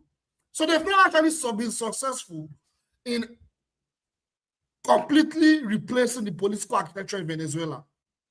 For them to do that, there has to be a coup, and they will take power. Then there will be a transitional takeover. But that has not happened. And the rhetoric, even though Donald Trump made it clear that that woman is the president, her rhetoric doesn't seem like she's cooperating with the US. Yeah, I think to an extent, you have a point there, and this is why I'm saying I said earlier on that it blow up in Trump's face. It's also possible. The president is not missing.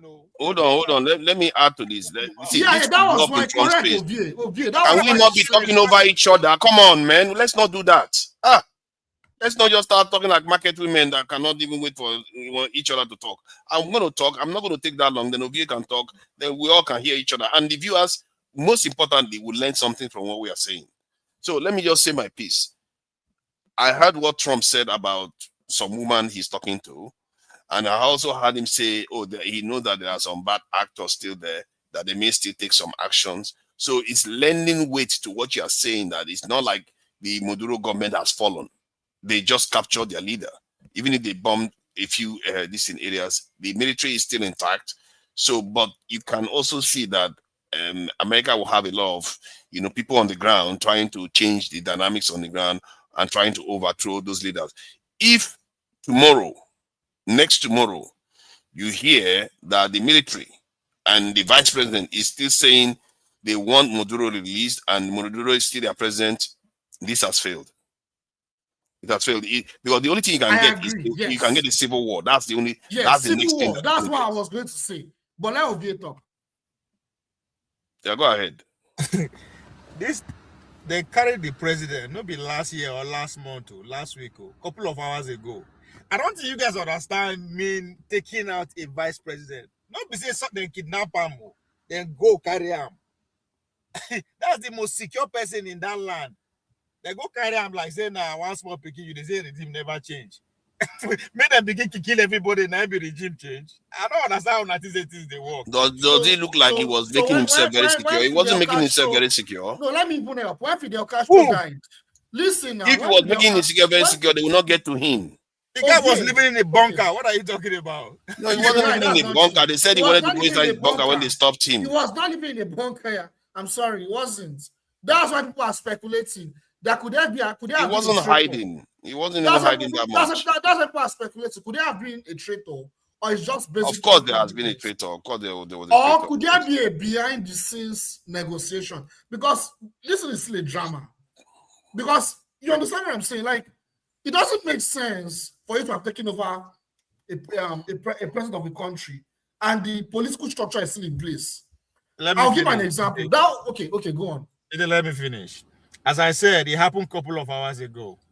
Okay, when I asked you if you listen to Trump, this thing, I want to make sure you hear specifically say that we are putting boots on the ground to effect the internal changes. So that means they achieved all their goals. Hold on now. As I tell you, it just happened a few hours ago. Anybody they follow them drag? No, yesterday and share blood. That means there was a negotiation internally. The guy to just because he was negotiating for an exile, they no grief for him. So internally within themselves, of course, there is a negotiation. That's why there was no bloodshed. So what do you mean there was no bloodshed? There were bombings everywhere. Why are you saying there's no bloodshed? I mean, there was nobody in the palace was so they just go carry him and his wife. So when people say people give him up, they of course say you do it. They like military. You know as after military formation they work. So for them things to happen smoothly like that within the military hierarchy, They don't sit down. Because no, I don't know why you always say that. No, oh my God, how can you just say that? Because to Nigeria, no, if you are hold on. If you are saying somebody betrayed him in the military, it's one thing. To say the entire military sat down, then the government has already changed. Nigeria, now because you just a follow event now, that's why you they talk like this. Okay. That's why you they talk like this. Come, Trump. Yeah, but you can't say what you don't have any evidence for. You can't just say stuff like that. Military warship, they the corridor there as we speak today. What has that got to do with anything? You know, yes. How many of their warship they died as within the last week? Nigerian warship, none. No, not Nigeria. I'm talking about the US. There are a lot of them now. Pretty much all of them. Yes. Which is that because of Maduro, they do. Yes. See, Nigeria, you never internalize the magnitude of waiting these people they work with. That's why they talk like that. Not be today. No, there is no magnitude. See, stop doing that. They are not Thanos. Just stop doing that. I don't like it. Event. Okay, it's quite cringe. I've never seen somebody talking about America like Atiku. America is some kind of invisible machine. It's a developing exactly. Event. Instead of to say, see, let me say this. If to have been, it was like a palace school where everybody, like the top brass in the military, gave him up. It's going to seem like what you see with Jovenel Maurice. It's going to seem like that. And the government is going to change automatically, and you are going to hear them switching tone immediately. Yes. But what you are seeing now, and America will not need to be bombing everyone. They sound like they are preparing for war. It's not they sound like, no, you're right. But that's what I'm saying. That means they've not achieved all their goals. It's an extraction. They've not achieved all their goals. That is what is their goal, if I may ask you? Their goal is to not just regime change, is to replace the Bolivarian government with an American puppet regime government. And how many hours did they do that one? Or how many days or months? Oh man, so come on be now. patient. Teach us your food. No, I hear what you are saying. If you are saying that we should wait and see what happens later, I can understand that. But for you to just say all the generals sat down and just gave him up, there's no evidence for that. To put things in context, I understand what Trump said. But if you hear what they are saying, they are preparing for war. They're not saying, oh, now we need to go back to democracy. Or if they had said they are going to carry out a re-election, we'll be having a different conversation. But they say they're going to war. Let me ask you this. The context. Let me say this thing. Who's preparing to go to war? The Venezuelan army? Military, yes. Hold on. War with who? Us? Yes, Uncle Sam, yes. Where did you get the information that the Venezuelan military is saying that they're going to listen, one at a time. I'm not going to have this. Hold on. They said it. Can you please share the link? Yes, I'll share the link right now. The defense ministry said that, they've activated all defense system now. But me, my criticism is not like, why is it too late? They did say, hear one thing I just want to say.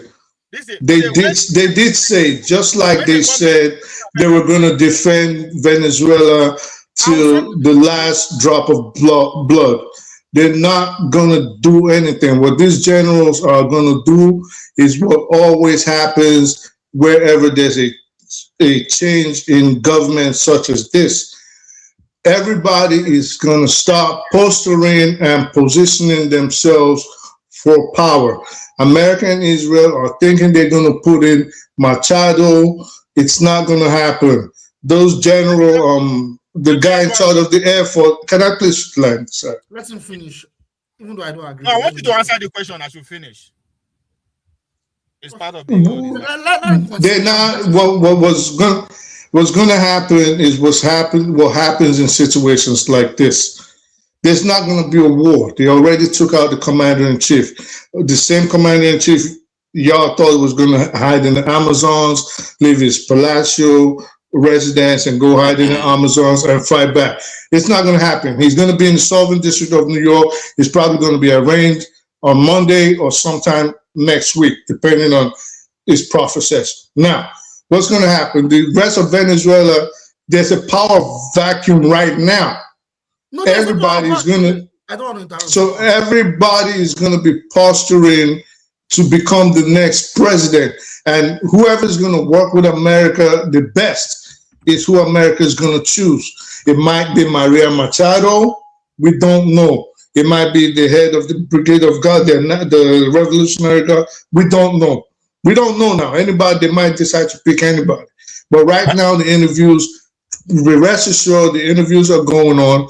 Whoever's going to serve America's interest is who America is going to pick, and that's who's going to be the next president of Venezuela, pending when America organizes and conducts a sham election just for the world to say, look, this is a democratically elected president of Venezuela. But right now, if you think the Venezuelan army or the Chavistas are going to go to war, which war? They already saw the missiles that rained on their ass. They don't want none of that smoke.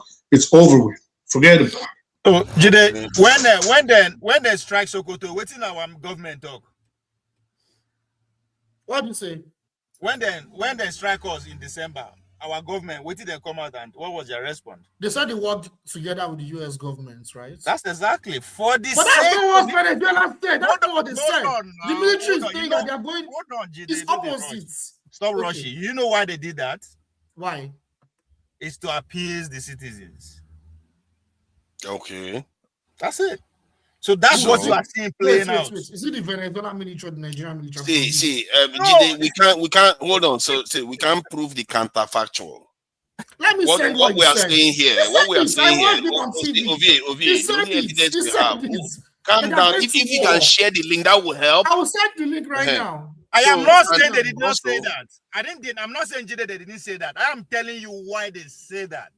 I'm not saying they didn't say it. Yeah. Let's calm down. Let's calm down. See, the logic here is that Jide cannot prove into the future that they are not going to change their tune and then just do everything America wants. But as it stands right now, this is the comment they have made. And you are also saying, yes, that is what they say to save their face with their citizens. Maybe you are right. But let's see what happens in a couple of days.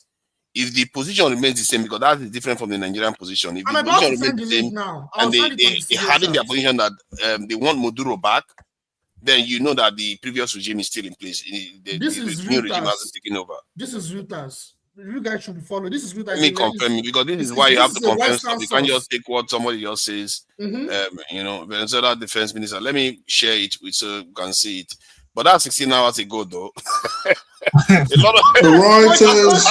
Reuters said it, just like Ovi said.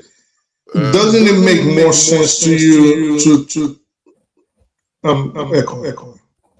16 hours ago is a long time, so given everything that is going on. So, but if this position remains 3 days from now, then technically, if it was a coup, that coup failed. What do you mean?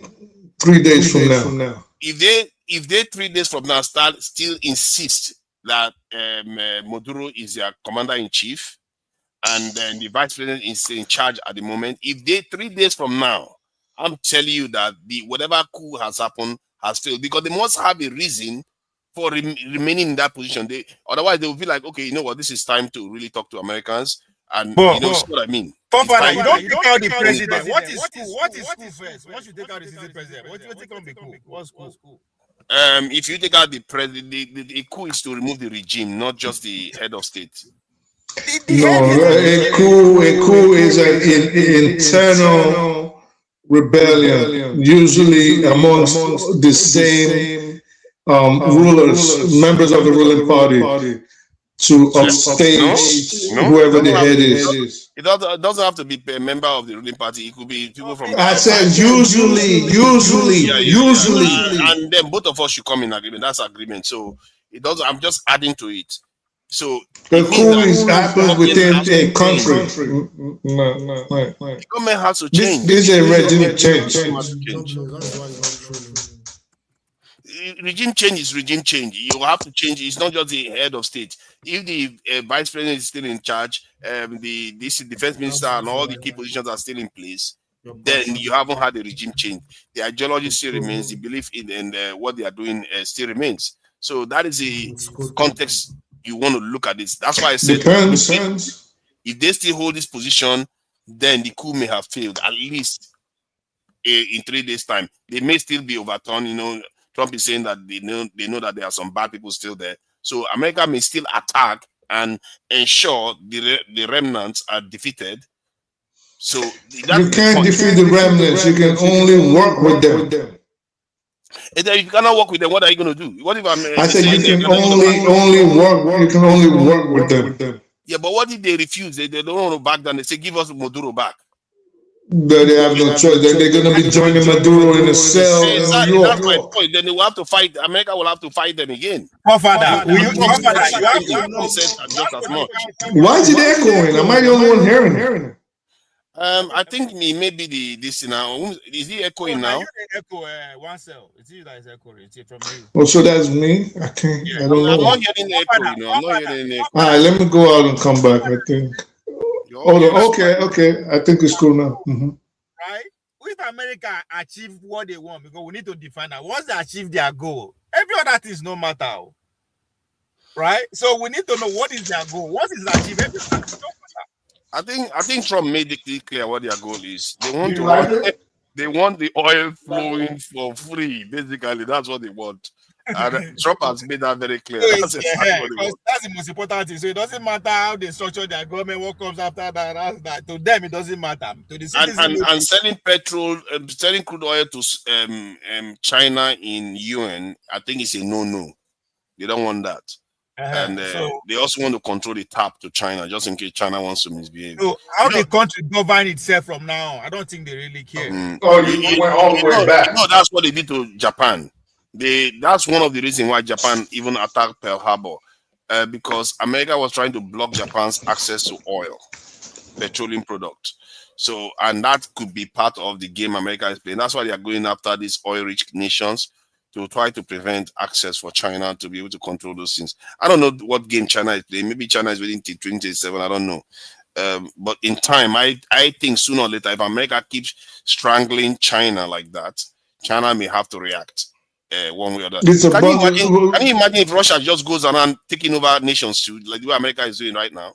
That's crazy. Yeah, but what Russia and China are doing is waiting for America to implode, which is happening, and it's sad. It's happening because what Russia and China are doing basically is kill all the goodwill you've had in the last 100 years. Let people look at you like a villain. Let people look at you like a despotic government, and then, especially since the economy is also crumbling, because it's not one thing. Valhalla says something very pertinent. He said, these are the last kicks of a dying horse. The empire is crumbling, like the Persians, like the Greeks, like the Ottoman, like the Romans. So America is on the last vestiges of its empire, which is true, but they're scrambling and trying to get back the former glory. But the problem, if that professor is correct, then that is not the case. But the kind of another Berlin conference here. That is what scares me. What are you talking about? I don't understand. That professor is saying, if that professor in correlation to what I was saying. Yeah, incorrect, because you are saying America is crumbling, but that may not be the case. It's almost like when the British was operating in Africa, people were thinking the Britain was crumbling because they're having dispute with France and all that. But by the time they knew it, there was Berlin Conference, and that just changed. You have to go. Maybe you want to listen to him again, because that was his premise, that America is crumbling, and that was why he mentioned why they're trying to destabilize BRICS and why they're trying to stop the trading routes in the Mediterranean, and why they're trying to set up bases in places like Somalia. So that was what that last video he's saying. That was what he was saying. Hold on. Why do you he asked critical question that I actually have been wondering too. He says, why do you think Russia keeps abstaining from this thing? China doesn't vote against certain things you think they will vote against, that is against their interest. They will not vote against it. And you see America attack certain countries. They would not just respond, they just give condemnation. That tells you that something else may be going on that way. Because again, if forefathers try to listen to me, again, because America is crumbling and it is imploding. And what what Russia and China are doing is basically a reverse of you do not interrupt the enemy while he's strangulating him. Well, not a reverse, basically what they're doing while he's strangulating himself. So you're killing all the You may be goodwill. right. And You may be right. You know that what you're Can saying. I, can I You say may be something? right. I'm not disputing Can I it. say something? But that there's also that argument that you shouldn't totally ignore. I disagree with that. Can I speak, please? Like, Go you see, ahead. everything we're talking about today, talking about how could there be a cahoots between even Russia and China with the West in some of these adventure they are implementing in Venezuela, in Syria, with Gaza. For me, looking at it, I'm always looking at the past when I look at this issue. And I'm always looking at the collapse of the Soviet Union. For me, I think everything we're talking about today, the legacy of the collapse of the Soviet Union is what we're suffering from today. The fact is, Russia and China, they are never the Soviet Union, and they will never be the Soviet Union, whether we like it or not. China may claim they are communists, they are Marxists, but they are never the Soviet Union. You see, what makes Soviet Union very special, and why the West, particularly the United States, spent almost trillions of dollars to ensure the collapse of the Soviet Union, was because Soviet Union was not just ideological. They were heavily militarized to provide balance of power. So what does that mean? Any country that resisted the West, the United States, Soviet Union was there to back them up. Any country that was under oppression from the United States, there could easily be a revolution that will be backed by the Soviet Union. And the best example is even in our backyard here in South Africa, back in Africa. South Africa, without the help of the Soviet Union, maybe their situation would have been like Gaza today. Without the help of the Soviet Union. Cuba that we're talking about, why it is standing, is due to the legacy of the Soviet Union. If you look at Venezuela's revolution, it happened post-Soviet era.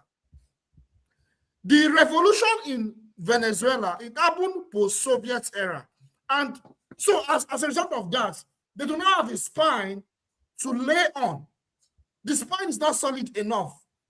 Even though, yes, the people align with the government of Chavez, with the government of Maduro. They are driven by the ideology of the Bolivarian revolution.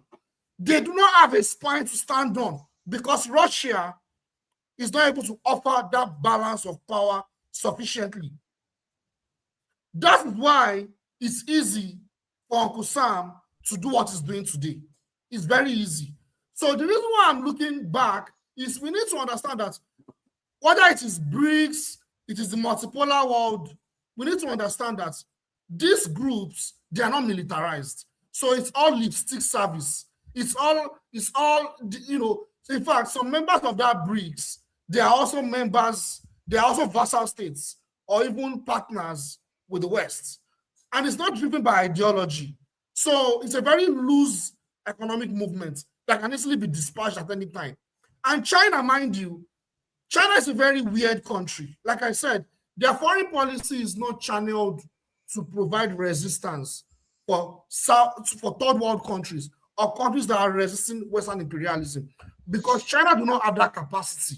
So it's either they are very complacent or they actually align in conspiracy with the West, which is probably what's going on. We're listening to what that professor was talking about. But yeah, I'll stop there. Thank you. You are on mute. Jide, Soviet Union no follow. Now America kill them. I think that is very important to know. That's on mute. Okay, it's not. Yeah. I'm trying to see if I can find more information. Soviet Union no follow. Now America kill them. Yeah, that was why I said trillions of dollars, almost trillions of dollars. So they spent. Yeah, that was what I said. Yeah. And the Chinese now America make them. Yes, in a way, yes. In a way, yes. So all those should be considered. They are way ahead as far as I'm concerned. I don't believe they will lose or they are declining.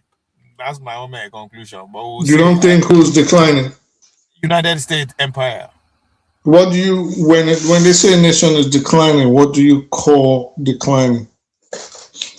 When you use America's position today. Mm-hmm. His military is stretched thin. The economy is practically in shambles. The leadership is garbage. The people are divided. There's internal strife. There's fears of a civil war. What else do you call crumbling? Its influence all over the world has waned. People are looking at you with suspicion. Other member nations are looking at you with suspicions, like Valhalla was trying to say, which was what I was trying to say before everybody started talking over. Every country is waiting to dump your treasury bonds. China has been doing it systematically, at least for the last year. What else do you call crumbling if this is not crumbling? Okay, the United States is crumbling. Okay. All right. I think he may have a point. He may have a point. Can I respond before you go ahead? You understand? To say China is crumbling, that is to say, oh, somebody else were there before, or they were there with somebody else. I didn't say China was crumbling. I said United States. United States of America. Because if I ask you, in what did you access all these things? There's nothing. There's no comparison. So I just said it. I just said everything, and I compare it to how past empires crumble. Of course, there's a comparison. It is passing through the same. Go ahead. No empire has attained the level that United States has attained in history. None. Militarily, economically, what have you? None. What does that got to do with an empire crumbling? Let me finish now. I'm speaking. That's why I said there's no. Yeah, but what does it have to do with an empire crumbling is the question. You said you cannot compare it. So tell us, at one point, the Greeks were at the top. They passed through the same problems, they crumbled.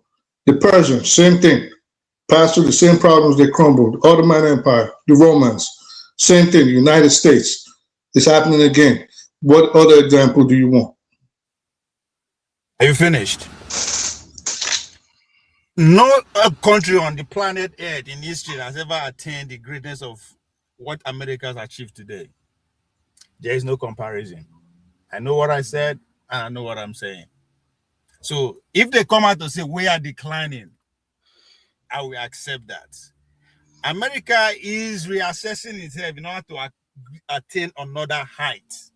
It is because that height has never been attained by anybody before. That's why we kind of argue over that.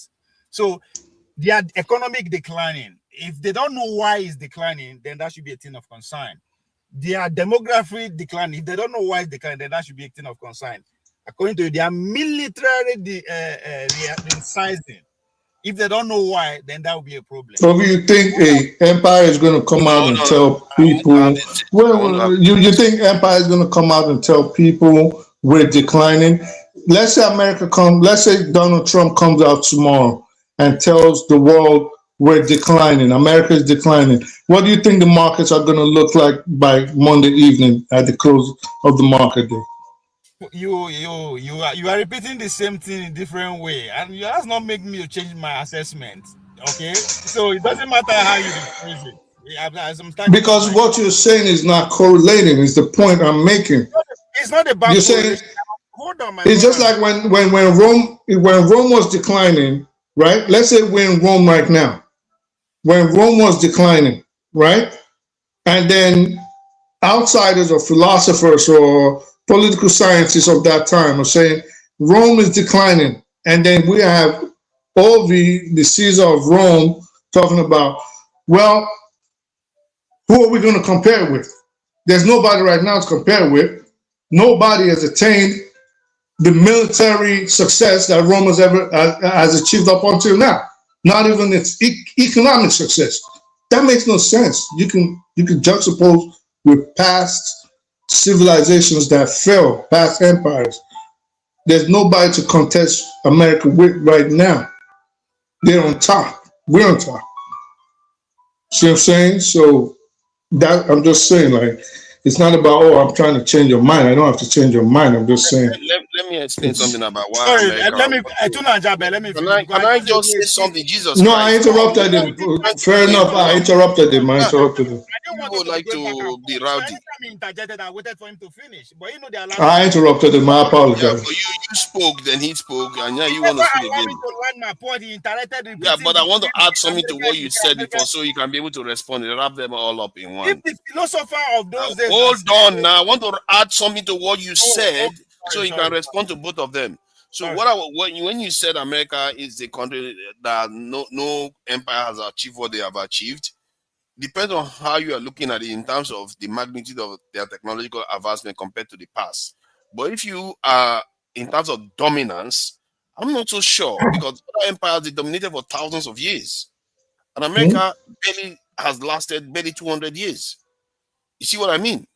So it's quite different if you in terms of comparison. When you say in terms of dominance, right? What is the influence of those the former empires you are talking about?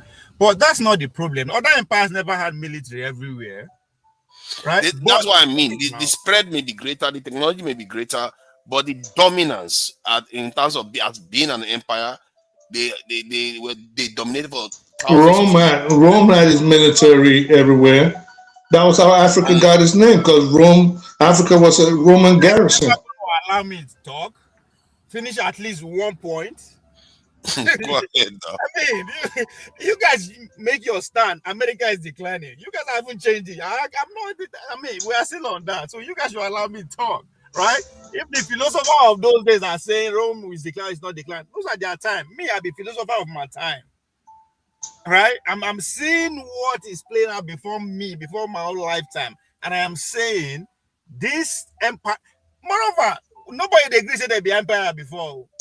It's unfortunate that we are accepting that America is an empire now. Nobody was agreeing before. But all of a sudden, America is an empire, America is an empire, America is an empire. Then from being an empire who is declining.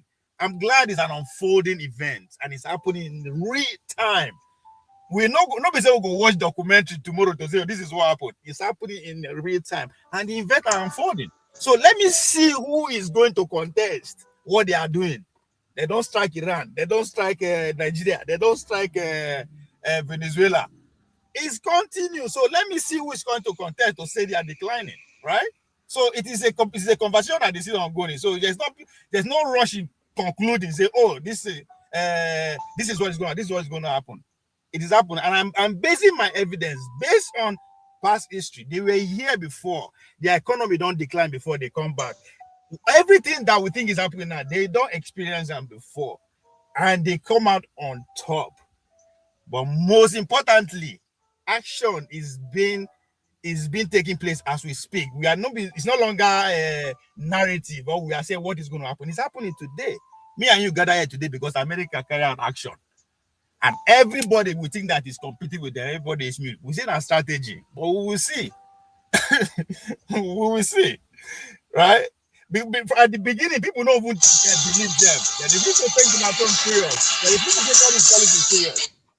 But all of a sudden, everybody is back and is taking everything. So it's a good thing. So this is 12 minutes ago. This is 12 minutes ago. They published this thing, and they're talking about how it's still a little bit unclear about on the ground, because the vice president is still talking all over the place, saying something about, the worst thing that she can do is declare a transition when there is no transition.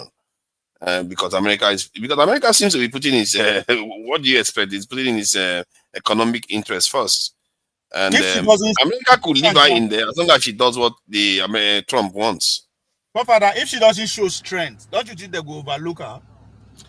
And they will try to overthrow her. But if the military is behind her, then they have a problem on their hands.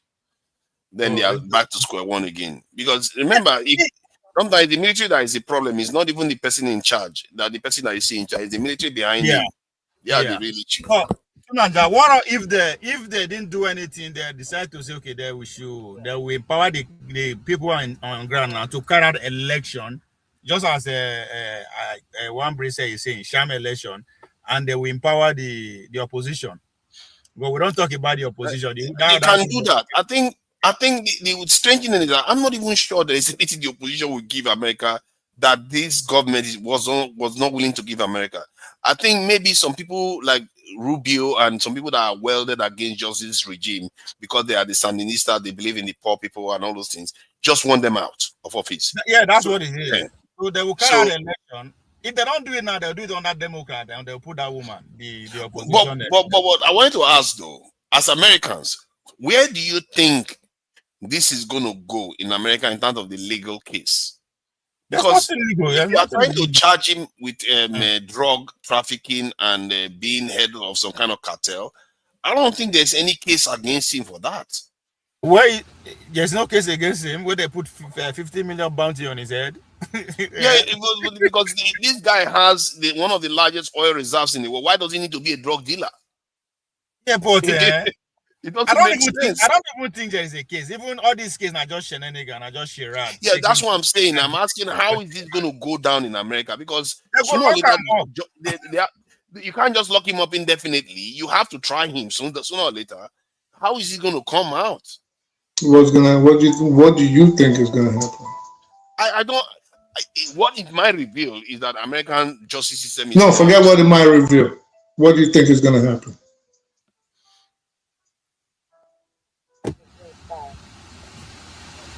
They'll lock him away. To be honest, okay, if I'm to guess, this is like wild guessing. Trump is going to drag this on. They are not going to convict him of anything until Trump is out of office. Then the Democrats may choose to convict him of something very mundane, and especially if things have moved on in the nation, they will just find a way to release him.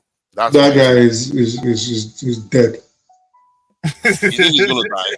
He's a walking dead man, meaning he's either going to end up in Colorado or he's going to end up in the one in freaking Illinois.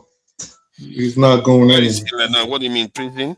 Yeah, you Google it. But my point is that's where he's going to end up, or he's just going to give him the Epstein treatment.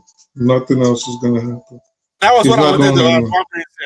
Oh no! If they give him Epstein treatment, that is not going to end well for America because he's either ending up in Marion or the other place where you kidnap him for a crime. Colorado. If you cannot convict him for that, yeah, America will may get away with it in terms of reality, its superpower, but it will damage America justice system itself. Because now the justice system itself, they can't even carry out a proper prosecution of a case that they didn't have any evidence against and they didn't release the person. You see, I think they would have been better off assassinating him even than bringing him home. What is the point of bringing him to America when you don't have? Well, the point of bringing him to America again, it all goes back to psychology. It's a lesson to the remaining world leaders. Look at what we can do to you. You do not toe the line. You don't fall in line. This is where you're going to end up. You're going to end up in next to El Chapo and Khalid Sheikh Mohammed and whoever is still alive. Yeah, I understand that. Andre said, you know if the guy has like local enemies who can give him that Epstein justice unknowingly. Like, listen. Even there was something. Does it? They will hold the American government responsible if anything happens to him. But it'll be hard to touch him. Like, how are you going to touch him? It's going to be almost impossible to touch him, whether pre-trial, post-trial. Because where they're going to put him in post-trial is like, it might as well be dead. You'll wish you were dead if they ever put you there. So you're better off dead, actually. Democrats are going to strike a deal. If they don't have a case, they may have a case that we don't know of. But if they don't have a case, when Democrats come in, they will strike a deal and have him released. What deal? What deal? To do what? The Democrats, why? Because the Democrats are not. He's no longer president. He's not going to be president anymore. Because the Democrats are not Americans. You think if there was a Democrat in power right now, you think if there was a Democrat in power right now, you think Maduro will still not be in prison? It don't matter who was dead. Necessarily, he'll still be in prison. It don't matter who's the head. You're not understanding. Democrats, the way they go to their own war is different. Democrats, they tend to go to long wars. If you look at the way Trump is Who told you that? Who told you? Who told you this is how Democrats go to war and this is how Republicans go to war? How did you even come up with that? Regardless of who was, don't you ever bother to read the patterns? Dude, there's no pattern. Like you're just making that up right now. There's no pattern. Democrats have often initiated the most devastating wars. They have always been in office when that happens. You always say that it doesn't correlate, and I hope at some point. I hope at some point you will look back and realize that things like this are not patterned out, and say, "Oh, we're gonna go to." Hold on. You can argue that correlation doesn't equal causation, but to say the correlation is not there, that is just like you are not even engaging. No, I'm saying there's nobody that goes to war today in the United States and says the war generals sit down and make a war plan, and then we say, "Oh, guess what? We need to go. We can get this done in 5 days." And Barack Obama says, "Oh, wait, you do realize I am a Democrat, right? So we have to go to a long war so people like forefathers don't get confused."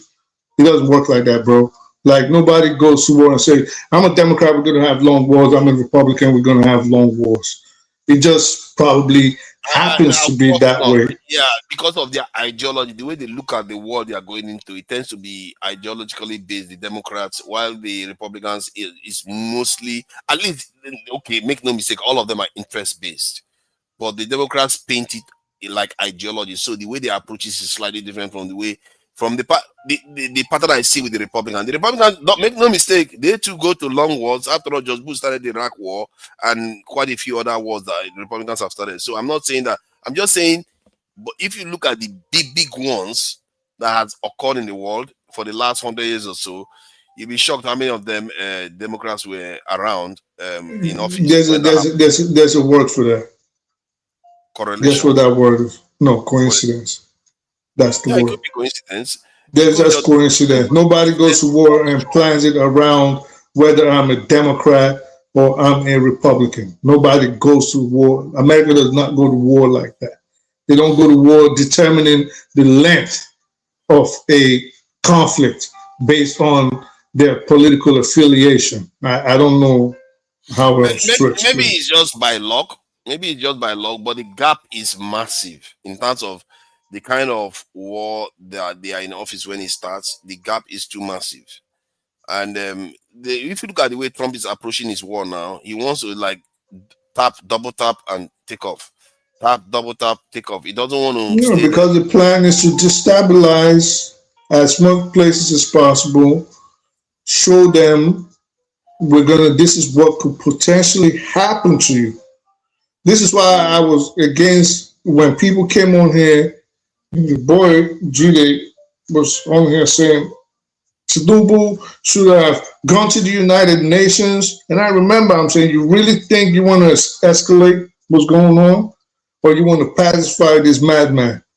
Because if you escalate it, he'd probably be sharing the top bunk with Maduro right now.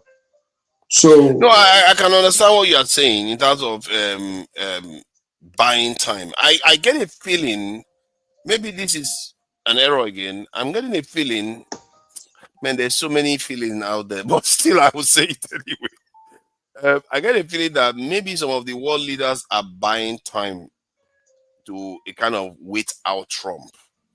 That's what I just told you the Chinese are doing and the Russians. I told you that.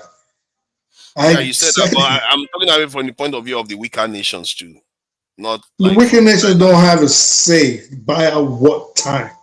They don't. No, what I mean by that, like someone like Tinubu say, "Tom, what do you want? You want me to twerk? I will twerk as much as you want," knowing full well in the back of his mind that China and this are going to come online sooner or later, get more powerful, and maybe they can pivot. I don't know. Maybe I'll just look at it like it was smart to de-escalate, because I know there would have probably some idiots around him that would have said, go wage a report before the United Nations and complain in violation of international law. You were people that don't care about law. They don't care about. I think that maybe they could still do that because see, sometimes when crisis occurs, it increases the consciousness of the people, and I feel like Nigerians need that more than anything. Let's say he went to the UN and complained. For once, Nigerians will be at the focus of the world, and then Nigerians will watch their leader that has gone to the UN and say, we didn't do anything, and clearly this is a fact. And if most of the world agrees with Nigeria and Trump goes ahead and does what he did, that is going to conscientize Nigerians. It's going to you really think so? I think so. Nigerians, you think they're not conscientized enough? No, they are not that. They are not aware in terms of having a common share. But you think if the president went to the United Nations, made a fool out of Trump and his cohorts, that would now immediately open up the conscienceless Nigerians to now have some sort of nationhood in their hearts. Yeah. No, you'll be surprised what things are like this. I don't think it's wishful thinking. I don't know why that one is saying it's wishful. People just don't understand society, how they work, the psychology of societies. When society feel under, you don't understand it. I can show you the theory.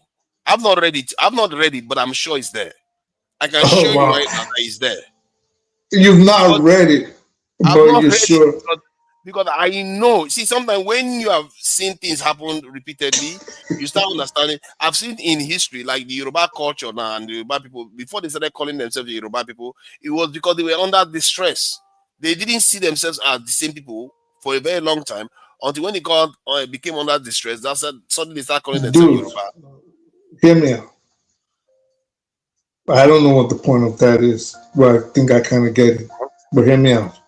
Nigeria has at least 20 to 30 million fifth colonists living in it right now. Probably even more. So that will work. So if an invading force was to come into Nigeria, which was the United States, they will work against Nigeria to destroy it. Insofar as they thought there was some kind of benefit to it, maybe tribal, maybe religious wise, maybe geographic, where they could subjugate the little tribes around them. There's people waiting in the lines for that. So if you think if you're going, so if you think you going to the United Nations would have done anything else but piss off this madman, you're wrong.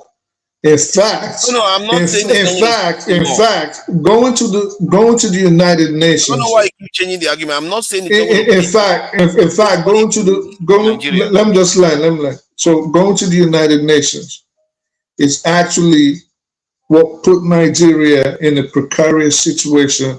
It finds itself today not knowing whether the United States is going to attack it or not, and why Israel is actually interfering in Nigeria's internal affairs. They've been interfering. That complaint. They've been in Nigeria for ages already, so it's not new. Well, you wouldn't know that. I knew that already. They are not hiding it. They show the pictures all the time. What you don't pictures? know Israel has been in our business forever. Oh, you knew that? Yeah, they don't hide. How did you?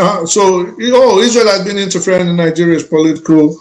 Not necessarily in political debates, but they have been working with us. No, not debate, in the political environment. Yeah. They've been doing that, and you knew that. Yeah. Based on what? Based on the fact that they show up and they will be meeting your officials, talking to our foreign minister, our defense minister, and even a former presidential candidate once said we need to pivot towards Israel. So it's not new. They have been there. So meeting up to you automatically without these recent events is how you were the only one that suddenly knew that Israel has been interfering in Nigeria's internal affairs, even though what I'm trying to base my premise on is the fact that they are brazen about it. They are actually making statements to that effect. But that is in terms of military action. I think that's what they are talking about. Okay, so what? I mean, there was no evidence that Israel was interfering in our political affairs. To the extent of America, yes. When John Kerry met with Buhari and all those APC, CPC people, yes, they openly showed at that point during Obama that they were willing to interfere. Involved in Nigeria. Oh, I'm surprised. Every country technically we can suppose is involved in one way or another. Every top country suppose, not know. You're claiming that you knew. Barring Benjamin. I saw them. All right. Okay, good.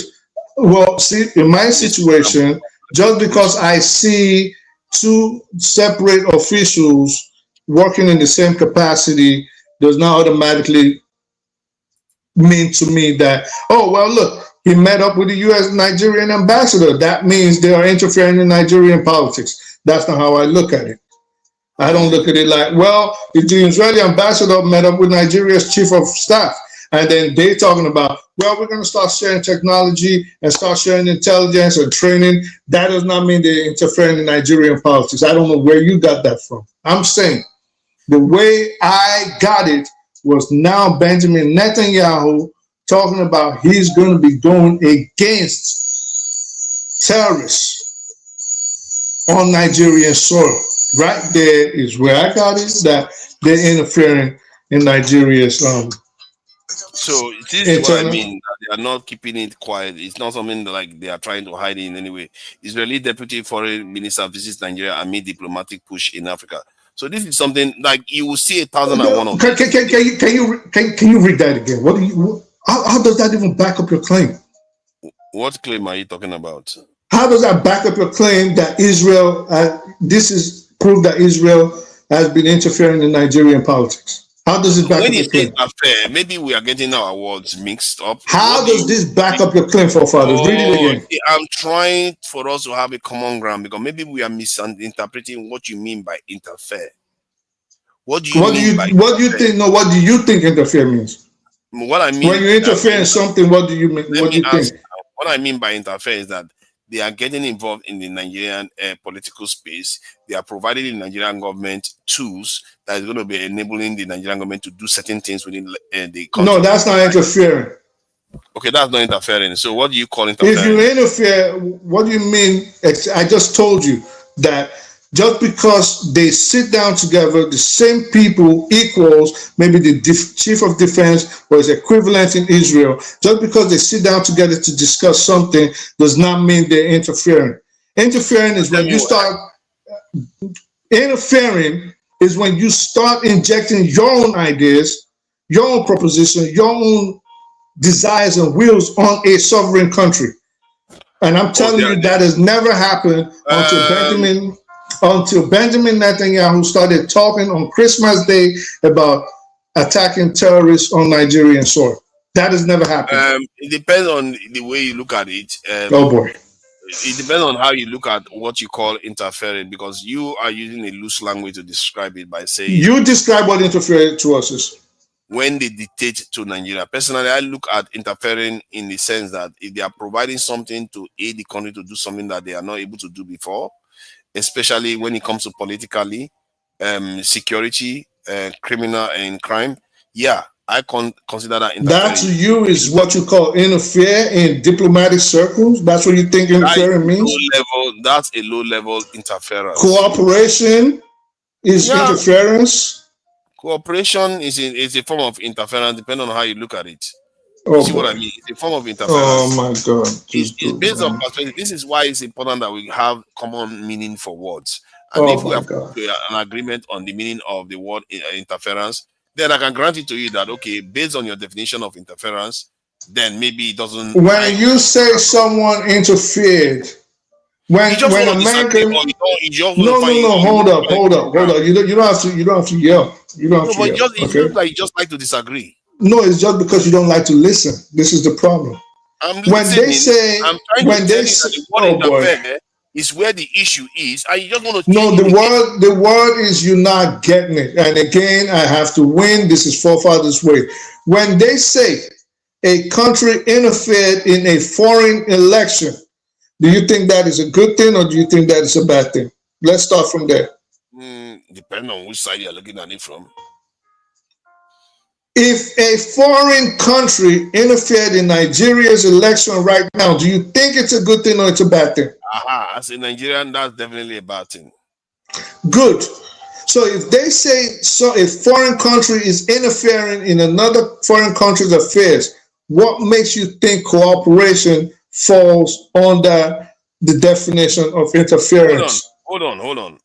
Now, let me trace back the last answer that I gave just to be more nuanced about it. If a country interferes in our election to make it more transparent and more accurate, and it's clear that that is what they are doing, I don't have any problem with that. It is not what you feel, forefathers. No. Interference in any foreign... They are there to help the election be transparent and it's in the will of the people to come be fulfilled. Yes, I don't see. I think you don't understand when in diplomacy when they say a country interfered. I think you don't get it. When you interfere when you interfere in another country's internal affairs, it is never a good thing. That's you. That's how you look at it. You see, that's the difference between me and you. I tend to look at results. I don't care about principles only.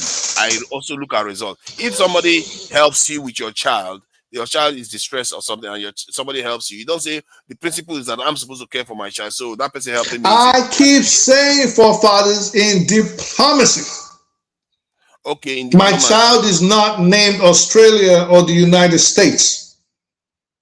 In diplomacy, when you interfere in foreign affairs, when you interfere in another country's internal affairs, it is never a good thing.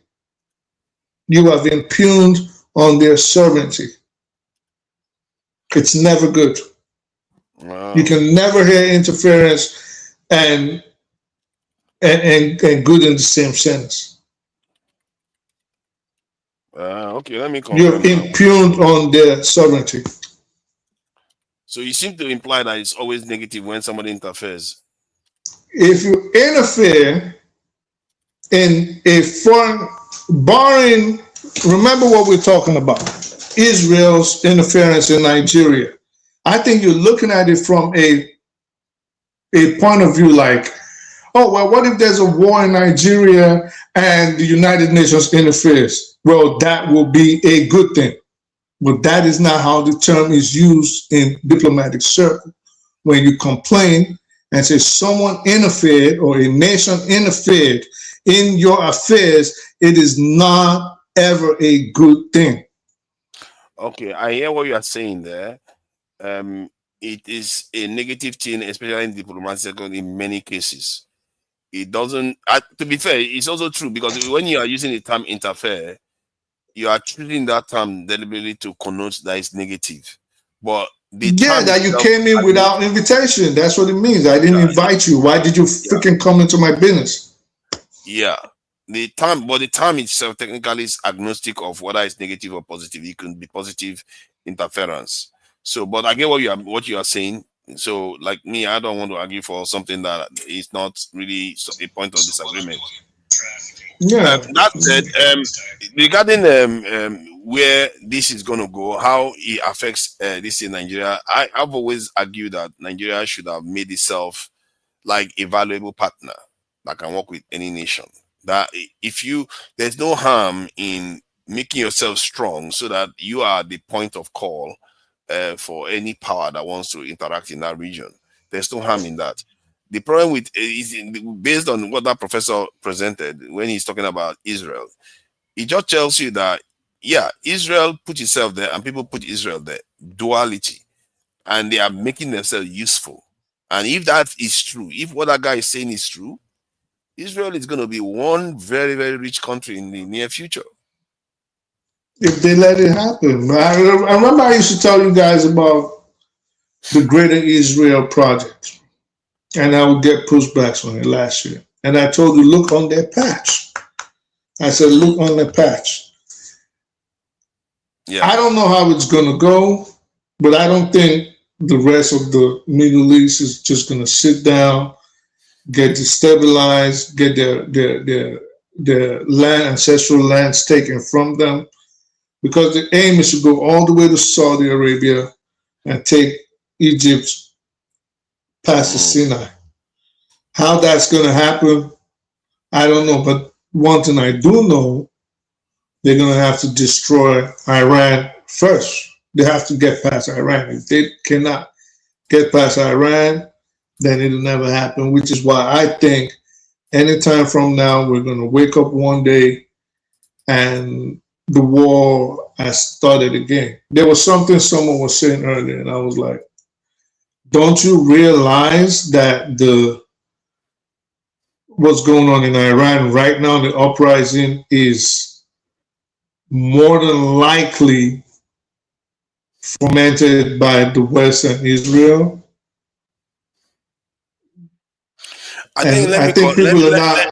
Let me correct what Dan Azaya is saying here. Dan Azaya, you are saying the same thing Nigeria who gaslighted us for saying the US was interfering, invading, helping Nigeria.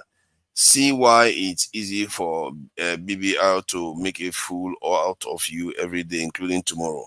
You see, this is the thing, you are not listening to me. No, I'm not making a fool of you. When I said that America is not helping us, that is where our disagreement is. You are thinking they are helping you, but they are not helping you.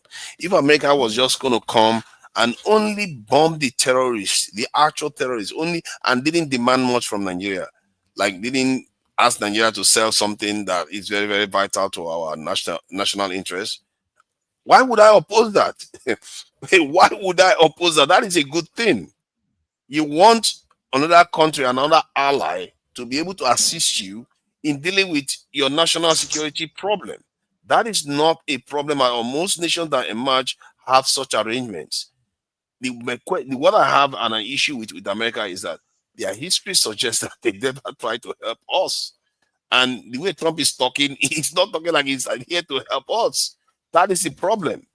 And that is why I told KJ, by calling what Trump is doing help, it just shows how lost he was by saying that. Because that is not, he's not helping. He's just coming to pretend as if he's helping you while he is compromising your leaders like crazy.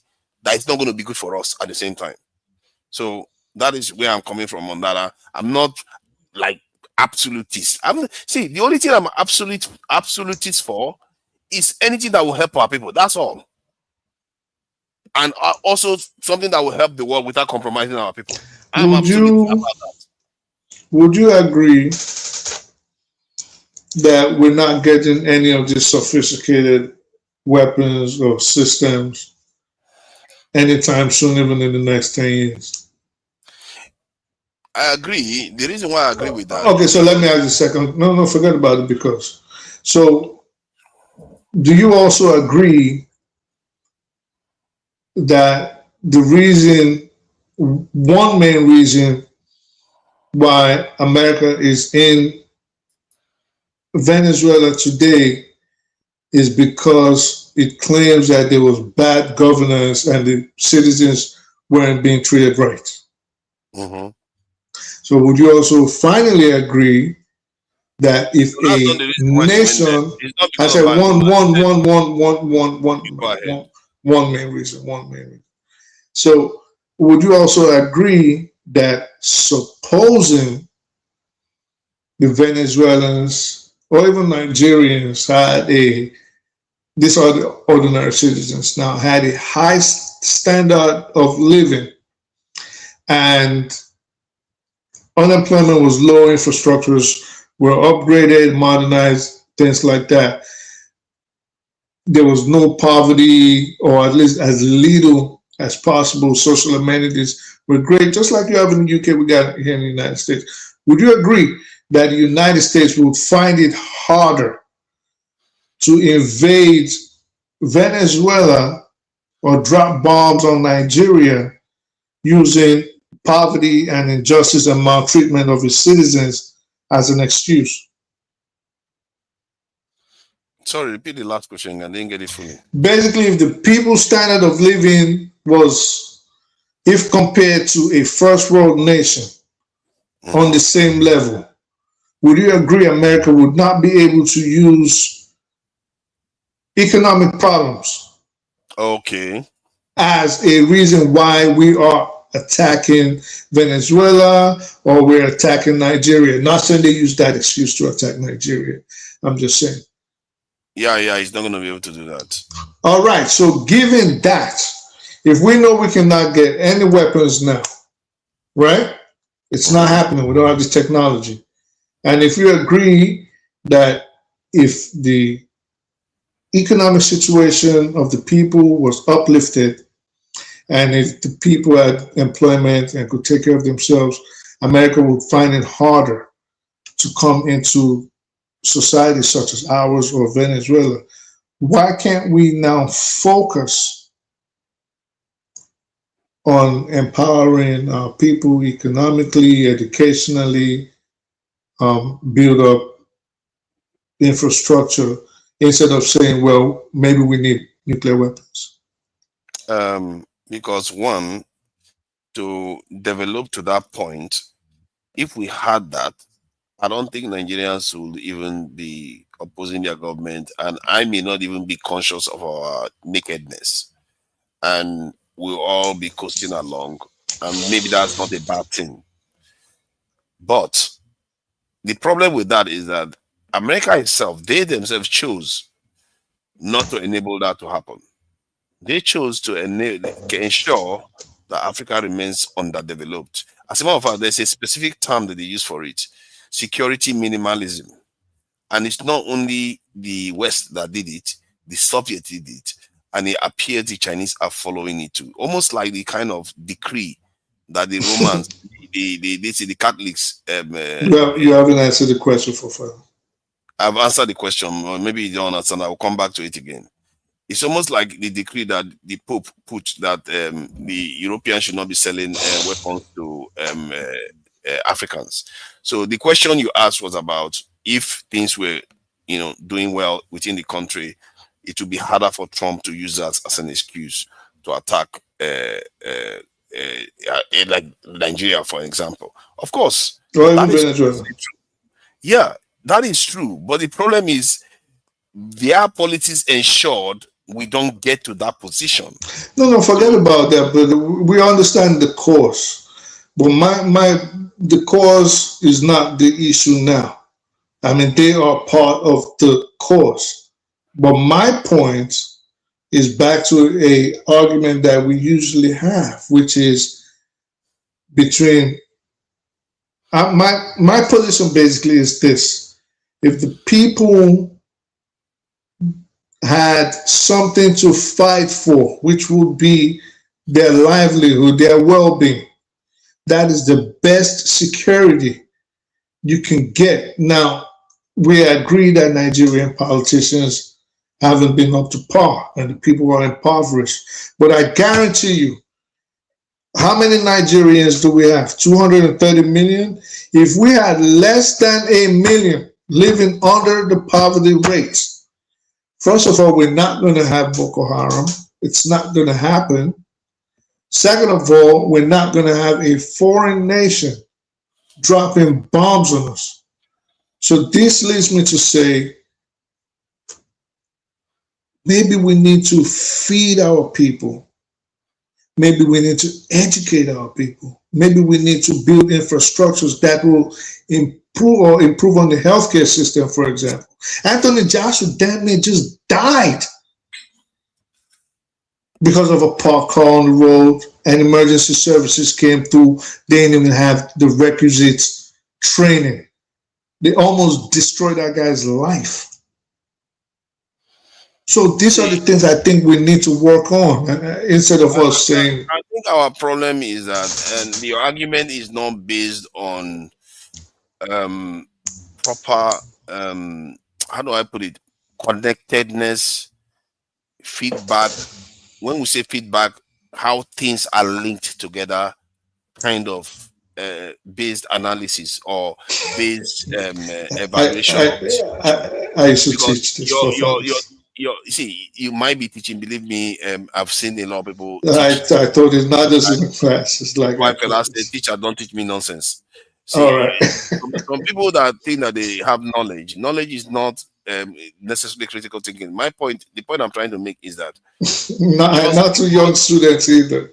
you're not. Anyway, What you continue. are saying is not. It doesn't correlate. Like the UK now, they have 100 this thing, the 1 million convictions every year, criminal convictions, even if they are relatively rich. It doesn't necessarily correlate. People misunderstand why people either behave badly or why people don't behave badly or why people defend a nation or why people don't defend a nation. Your nation can be poor, you defend it. Russia will not reach when the Russians defended their nation. We just make it look like all these have to correlate. It doesn't always have to correlate. My point is that what you are wishing for, I too would have lived in such a country oblivious that whether we are under threat. As a matter of fact, a lot of us were living like in the 70s, early 80s. We're living large. Good oil, things were going. I wish we found more oil reserve. Maybe we would have carried on coasting along like that. However, it still doesn't mean they still don't have the power to just come and erase you when they choose to. And that is the thing. Just because they are not going to threaten you today doesn't mean another leader is not going to even threaten you just because you are doing the right thing for your people. They can still threaten you. I've always asked you a question for fathers. Now, let me finish with this in 15 seconds. Right. Venezuela, from what I gather, was doing relatively well when they instituted the sanctions and degraded the country's economy. So even when you are doing well, just because you don't do what they want, they can degrade you.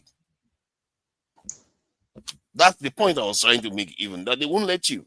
And they even allow Venezuela to develop a little bit. They didn't even give us the chance. Brazil is even developing a little bit. They don't even give us the chance that they gave Brazil.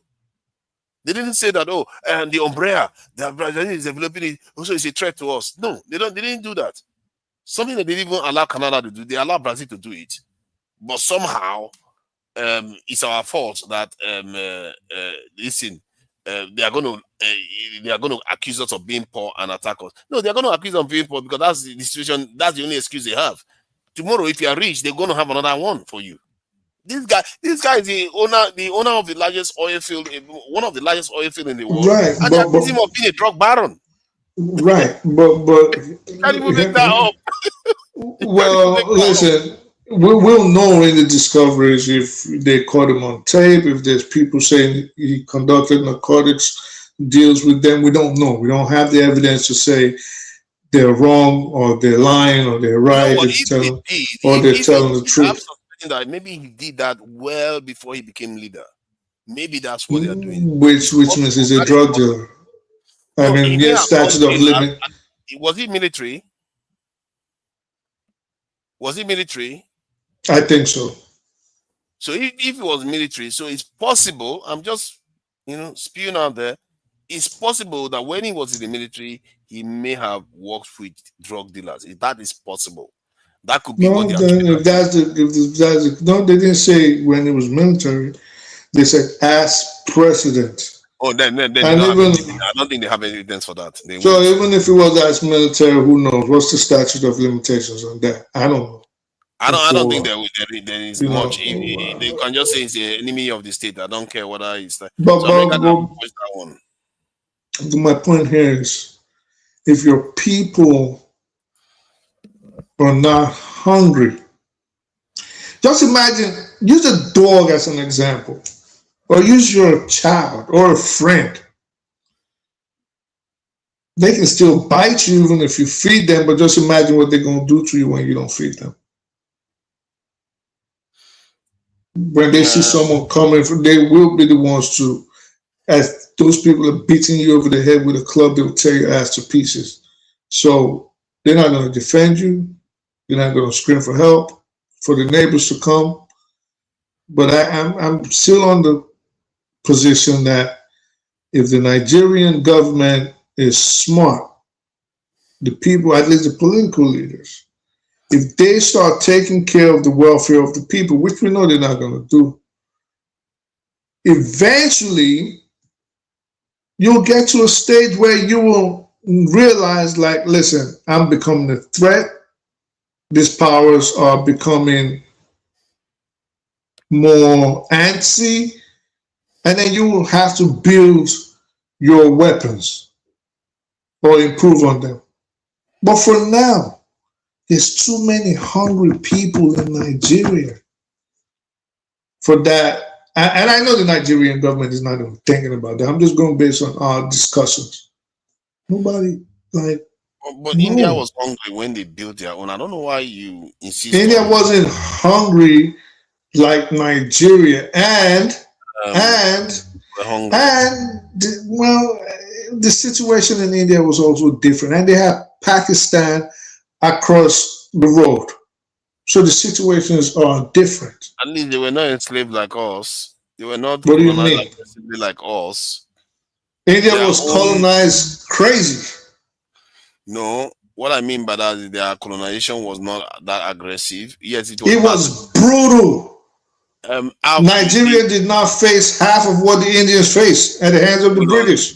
Hold on. It was after, just before independence. I think that's when things really got messy in India. I don't think during the colonization period it was, though. I need to check that. You need to check it. India's colonization was brutal. If Nigeria faced half of what the Indians, are you serious? Have you forgotten about Mahatma Gandhi? Yeah, those were during the partition period. I agreed, I acknowledge that one. But during the main colonization those were as a result of what happened during the colonization. Even the colonization itself. Go read about how Churchill and them used to treat the Indians. Go read about it. It was brutal.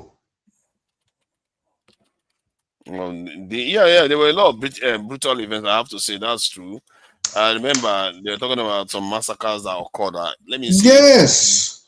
That occurred during their time in this returning famine. Famine is the most devastating one that they inflicted on the nation. I think, and they even used that to inflict pain on Ireland too, because the British were taking the potato from Ireland to go and give to the Indians. It was all kind of messy stuff that went on. But that said, there was a terrorist group in the UK islands too. I think the Irish IRA. They had their own. Even if there were resources here.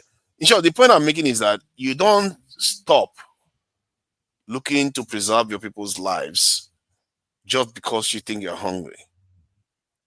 Right. But listen, an hungry man cannot fight a war. Not everybody is hungry at the same time. And besides, there are nations that have lived in hunger. And hungry man cannot fight a war. You know why the Venezuelans capitulated? If you want to say a hungry country, but a country that is suffering from food shortage can still feed the soldiers. That's my point. How? Because that food shortage, the soldiers can ration it. And I'm not saying I'm not saying if that was the case, the Biafrans will still be fighting until today. No, the Biafrans were blockaded, and that's different now. Yeah, they starved them. They're hungry. Deliberately starved them, prevented this amenities. How else you think hunger is going to come? They starved them. Normally, when you are fighting, you have supply lines. You may not be a rich country, you may be relatively poor, but you have enough to feed your soldiers. That's what I mean. But in the case of Biafra, the supply lines were all cut off, and they were messing with their crops so that they are not even able to grow anything. So, yeah. A hungry man will not fight. He owes you no loyalty. Every man's first loyalty usually is to their stomach. I'm not even going to use my own words. Hungry men. Use your words. I think hungry men technically cannot fight. They can't physically fight. It's not possible. I think even mentally. When you say that, the context you are saying that is hungry country. That's when I say hungry man. Like I don't have to spell it out for fathers. No, when I say that's where you are wrong. Man. That's where you are wrong. Because a hungry country can still feed its soldiers. That's where you are wrong. It has happened historically repeatedly. This is why we have to have some of these conversations If you, in a more in-depth manner. If we were to go to war today in the United States, and the reason why I couldn't get food to hold up the AK-47 or the carbine or whatever was because they devastated the crops. So there's no food coming in, and it comes down the line. Like, yeah, you know what? There's no food, but we got to get to Michigan, and we have to fight our way there. Looking back at the United States, I'm like, yeah, you know what? We have no choice. We got to do it. But now, if the reason why there's no food was not because of like a natural occurrence, but because Donald Trump decided to take the money meant for our feeding to buy Ivanka a new jets, or J.D. Vance decided to buy a new trinket for his wife that costs $500 million, and we've seen it. You think I want to fight for those people knowing that I haven't eaten in 2 days, or you think I'm going to surrender to the Chinese and the Russians or try to make my way to Canada? I've said it already. If you are actually physically hungry in the battlefield, yes, you are going to have a problem fighting. You can barely see. No, if there's a reason why I'm hungry. If the reason again, I'm even removing the reason. Now you are beginning to even shift towards my position in the sense that no, I'm not shifting towards your position. You seem to be accepting that, okay, yeah, even when the person doesn't have a good reason to not fight, but they can, you know that what they can still fight when they are hungry as long as they don't have a good reason not to fight. Like, you know, let's say somebody's not stealing their rations or not stealing money meant for the military. I still think that even if somebody is not stealing money that is not meant for the military and the soldiers are actually hungry, you're going to have a problem with them fighting, because they will fight, but hunger will prevent them from performing optimally. That is the fact of the situation. Sometimes I think it's, don't take this the wrong way. A lot of times I think it's comprehension. When a person says, we are using word differently. Well, when a person says, and a hungry man is not going to fight for you, the cause, like I told you, wasn't the issue. The issue we were talking about was bad governance until we got here, of course. No, I wasn't talking about but I didn't even have bad governance at the back. But that's what we started talking about when I was saying feed the people who don't give you. When you start talking about it, then I went back from the point, because by saying that, you are considering that if not for bad governance, somebody can still fight without being hungry while they are still hungry. That's what you are saying. You seem to be by saying that. I will repeat that. By saying that you require bad governance for somebody not to want to fight while they are hungry, because you literally gave an excuse that what if they gave money and that politician. Yeah, because I was trying to explain. Okay, let me because I think sometimes I need to just spell everything out to you. All right. Yes. So this is what this. Okay. So what it just means when you say a hungry man is not going to fight for you, it's just basically meaning a hungry man is not going to be loyal to you if you don't treat them well. If you don't treat someone well, they're not going to be loyal to you. That's just the bottom line of it. If you don't treat someone, that has to do something that had little to do with hunger. If you don't treat somebody well, you feed them all you want, they're not going to be loyal to you. It's just what it is. Now, do you think that? Yeah, you can feed somebody very well, but you treat them harshly, they're not going to be loyal to you. But we were talking about bad governance, and we moved on to weapons building and compared it to what do Nigerians need until it got to war and who's going to be loyal if they're hungry or not. That's just basically in a nutshell what it means. You are the one that keeps changing the goalpost, and I keep correcting you, and you keep changing the goalpost. You literally change it to this thing. If somebody is hungry, they are not going to be loyal to you. And I'm correcting you and saying it's not only that condition. basically nobody's going to fight for you. You keep treating them badly. Why would they fight for you? My point is, the original point that I was making was that people can still fight for their nation even when they are not well fed, but they're not going to be able to physically perform optimally. Historically, there are cases where people have fought even when there's very little rations remaining. They are basically starving, basically, in the battlefield, but they kept fighting until proper supplies showed up again. So that is where we have an agreement that if somebody, those type of soldiers will not stay there fighting when people are busy siphoning their resources. And the people that are siphoning their resources, they know those guys are chilling out in large restaurants and large hotels. Their children have properties overseas. No, nobody wants to be suffering like that when the people that are supposed to be giving them resources and are busy eating it and enjoying it somewhere else. That's the difference. But that said, a country needs to move forward whenever, if they can, and put something together. I'm beginning to think that, in fact, I should have known that already, that we're on our own on this. We have to plan from the point of view that nobody's going to help us. So how do you help yourself? Like I said, I've always said it before. What should console anybody that wants to help themselves is that the technology that they used to build nuclear technology in the 1945s, the technology is well known today. It's not that advanced. So the ability, and it's not only nukes, there are so many other things you can do to prevent other people from being able to wipe you out. Like what? Different technologies. There are a lot of different technologies from this in IT to robotics to ballistics. As a matter of fact, Iran is relying on ballistics to sort itself out. So there are so many different technologies that I can explore, even far off ones that you know. If we were to start today,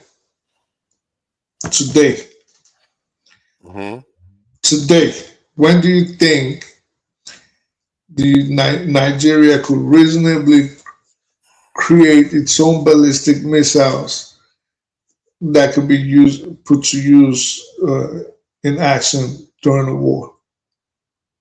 When you say ballistics, you're talking about ballistic missile, ICBM. Oh yeah, okay. Now that is some serious stuff. That's some serious stuff. That takes, with modern technology, with the way it is right now, testing without interruption. You mean without all the subterfuge, without all the fear that it's up to you. Yeah. If you are looking at it, if you are looking at like a straight-on project, and you have to learn your way through it and build those things, 5-10 years, you'll be there. But in reality, they will try to prevent you from advancing as quickly as Have you ever heard of the Ajaokuta Steel Complex? Okay, now you are putting it on Nigeria. I thought you asked a question that is not linked to Nigeria. Of course I asked about Nigeria. Yeah, but you should have included Nigeria now in your I question. did say Nigeria. Okay, in the context of Nigeria. Okay, if you say, okay, if you want to say Nigeria, say I'm in charge. If I'm in charge, if I'm not in charge, zero. It's not going to happen. Like under this government. All right, you're in charge today. How long do you think you're going to get to take for Nigeria to get its own ICBM? At least 500. So I can understand. Oh. If it was someone like me that was in charge, 10 years at most, you'll be there. You'll be there in 10 years. Like you're going to mold it in your kitchen or? You're making it look like it's such an advanced technology. I don't understand. In your mind, it looks like it's very, very advanced. I think that's in your mind, not in my mind. Oh, God. See, you might like to think that ballistic missiles are very, very like big. The size is crazy. That is true. They are very heavy. The fuel requirement is quite significant. But to say that it's an impossible this in engineering, I think it just shows that we like some of us, don't. No, I'm saying Africa. I'm saying Nigeria is not technologically. Local P. Local P was issuing threats 10 yesterday. years, I will That's do what I'm it. saying. I will be able to Local P develop Alpha, bro. intercontinental ballistic missiles in 10 years if I was the leader of a country like Nigeria. Well before 10 years, I might even succeed. How you gonna do it though? That's what I'm saying. I'm talking about a country that will be undergoing technological revolution where everything that they're doing is focusing on technology and security, and a country that will be focusing in terms of advancing the missile technology as fast as possible, because the idea is to be able to get involved into the space race too. So to build a spaceport and a rocket, how much is it? Barely 2 billion. You can do that, and it's crazy that Nigerians haven't even done that. So it just begs the question: why are we Because not you doing don't have the technology. Oh my That God! is why. The technology is not that advanced. Go see aerospace engineers; they know how to put these things together. I don't know why you think these technologies are too Listen, advanced. it's no way. I'm not saying it's out there. Obviously, people are doing it. China's done it. India has done it. United States, France, Canada, Israel. just need time. They've done it. But I'm saying you don't have the technology. Whether everybody else has done it, everybody else has gotten everybody else has gotten electricity. The technology is out there. I guarantee your village, in your abandoned building that you took over from Passat's people, you don't have people are not going to let me rest with that one now. You keep bringing that up every time. People are not going to let me rest with that statement. I should never have shared that. Everybody, you know how many times I've had that statement? Well, like they don't they're messing with you. Bring all these issues up over and over again. But I'm saying, we don't have it. I think we should focus. Those things are going to happen regardless. Nigeria is already making assault rifles, DICOM. You know what I mean? We're doing all these things, but I think we need to focus. We need to be more people oriented. This is my. You can be people. This is my wish for Nigeria. Right. If you are people oriented, you're just going to ensure their destruction. If you are people oriented, you are going to build them. You are going to protect them. We can do it in tandem. Exactly. All these things can happen in tandem. It has to happen because once you have something to protect, you have no choice. To be fair, I don't know why you think I thought about it the other way. Of course, I'm going to be people oriented. Because the whole point is to protect every strand of hair on every. My standard is that high. You have to protect every strand of hair in every Nigerian's head, so that they can be able. The way I look at it is that so that they can be able to come out in the middle of the night in any part of the country and feel safe. That is the standard you have to set. If you exactly. Listen, there's something Nigeria is doing now, and I'm like, and if Nigerian government officials. If you're watching, I don't mean to insult you guys because I know Nigeria lays a lot of emphasis on age and respect, but it's a bunch of dummies in charge. Yep. A bunch of dummies. Listen, at this point, the propaganda machine, like what is the Minister for Information doing? Voila. At this, what are you doing? You're supposed to be showing Nigerians, for example, the hypocrisy of Western nations. Wow, I thought you were the one that was saying that they should just play along. When did I say that? Are you serious or are you smoking something? You said that if they acted out of line, they will be in jail, like Maduro. Was it not you? Am I having an out of body experience? Yeah, you need to whatever you smoked, you need to stop it. You just told me that if Tinubu had acted like he didn't, if he antagonized, that wasn't that. I told you have a comprehension problem. What I said was, again, hear me out. What I said was, in a situation like that, you're not going to gain anything by trying to escalate. That's as opposed to your claim that I said they have to fall in line. I said you don't have to escalate. You can wait for things to die down. You don't have to start instigating violence because this is what they want. Of That course, was what I said. why would you instigate So violence? you don't. So you're not going to You're go. saying it not escalate, but you can just stay calm. You can ignore. What do the Chinese mostly do? Yeah, but The Chinese mostly what you're advising now to make them look bad by saying the Ebola should be able to, show the hypocrisy of the situation to the nation. internally, yes, you have to keep showing. There's tons of programs you can get all over social media, tons of people you can interview that have the same viewpoint. People like my Scott Peters, all this kind of people, you can have them on programs. You can make sure you keep putting it in people's minds that these are the people that supposedly are coming to save you.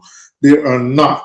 You don't have to basically say, but you keep putting all this propaganda where you have to work on people's minds. So you have to work on people's minds, and the Nigerian state, we have seen that they tend not to do that, and they leave a lot of things to happenstance. You have to be proactive. The reason the United States is great, someone like Femi keeps saying it all day here, is not because of anything other than the illusion of America's greatness was propagated by Hollywood. For example, Julian Assange, his latest interview about 2 days ago, is about how a movie is coming out about him and how they're fashioning him to be a bad guy, but he was pointing out things that American intelligence puts into movies, like Farsi and a bomb design, and Iranians being the bomb designers, things like that. So you have to work on the minds of the people. Nigeria does not seem to do that. All right. And one of so let me bring I speak the truth. Local P. Yeah, Local P on, and this one, today I've been very good, Local P. See, I didn't wait so long for you to speak. Welcome, and thank you for joining us this Sunday morning. So what do you make of this Maduro thing? Are you busy probably working, minding your own business, and only to find that they go and grab Maduro from his wherever he was chilling out. What do you make of it? For me, it's nonsense. Anyway, hello guys, how you doing? Anyway, I mean, it's nonsense. Like, it's too much now. Come on, if for whatever reason you say you're bringing them in, drugs, whatever. I mean, they can't be working outside at the same time working inside. They're working with somebody who is part of you guys that is inside. So I think it's better for you to work on the inside. But this time it has nothing to do with drugs, because you just went and captured a sitting president. Like, I don't understand. Are we fighting war? Or we just throw bomb and next thing you capture me for what? As in holding me for what now? What are you holding me for? What did I do? Like, am I the one who is sending the drugs to your country? There's cartels or whatever. If you think I'm not doing enough to sanitize my country, how is that an issue that you have to come and send your men to come and capture me for what? Like, I mean, those are war crimes now. Come on. Those are war crimes. Because you think you are the big bully and nobody can talk to you, they will come. Before you know, they will use this kind of people that you think that you can oppress. Your enemy will use them against you before you know. Checkmate. Yeah. Before you checkmate, because you are supposed to keep the people who you think are your enemies or the weaker ones around you. Keep them close, protect them, because those are the ones that your enemy from far or whatever can use against you easily. You think because some people just keep quiet and no, okay, don't worry. They are waiting for you to, go off guard. Like, oh, okay, they think they're in the America. Okay, no problem. Now they've got enemies within the Americas. So, okay, what do? Let's use one of them, make it our ally, whatever, and get off rid of this baby giant. that thinks he can oppress anybody whenever. His mate is there. You should try rubbish with no matter. I think what what it called Russia and China has been doing since. Why would they have the ball to even sanction or not even sanction themselves? Throw one or two bullets through there and wait for the repercussion because they know this one cannot do anything. You can beat him left and right, black and blue. Nobody will do anything, and yet because no matter what it does, okay, the UK has renounced the US anyway for what they did. That they are not in support, that they are not part of what the US did, not in support at all. So, But the UK and France went and attacked Syria this evening, though. While they are playing that's what I mean. Like, you can for whatever reason. Not the attack is not the issue now. I'm talking about like you capturing people within your territory. You can go and do Syria. Syria is not your continent. Syria is not in your. There's nobody can use Syria. Compromise Syria to attack the United Kingdom or France. It's not possible. Two different continents. But in this case, you are using somebody within your own continent. It's oppressing somebody within your own continent that is not a stone throw from you. Like, come on, man. If your neighbors around you are not happy with you, why don't you can't you think that they will be the one to be the first, to compromise the security in that area? They don't care. As far as they can go, to keep you off their back. They don't care to do anything even with your own enemy. Strike with your own enemy so that they will keep you off their own back. So, like, for me, I think it's a small boy when it comes to war and world politics. I don't think he thinks just no, that guy is fucking up. Let's go and flog him and beat him. Like, it doesn't work that way. Yeah, the accusation is that he's a drug dealer. He's the head of a drug cartel. If he's head of a drug cartel, for crying out loud, he's a president of a state. Sanction him. You can sanction. You can go. At least you have influence in United Nations or your G20, G40 or whatever you have. You have the influence there. You can go there and sanction him, cut all ties with him or imports or whatever. Influence all other countries to stop buying their exports and stop importing things to them. You can say, just go there and say no, as if you're the one who put him there. Just go there and pick him, get out. You don't need it anymore.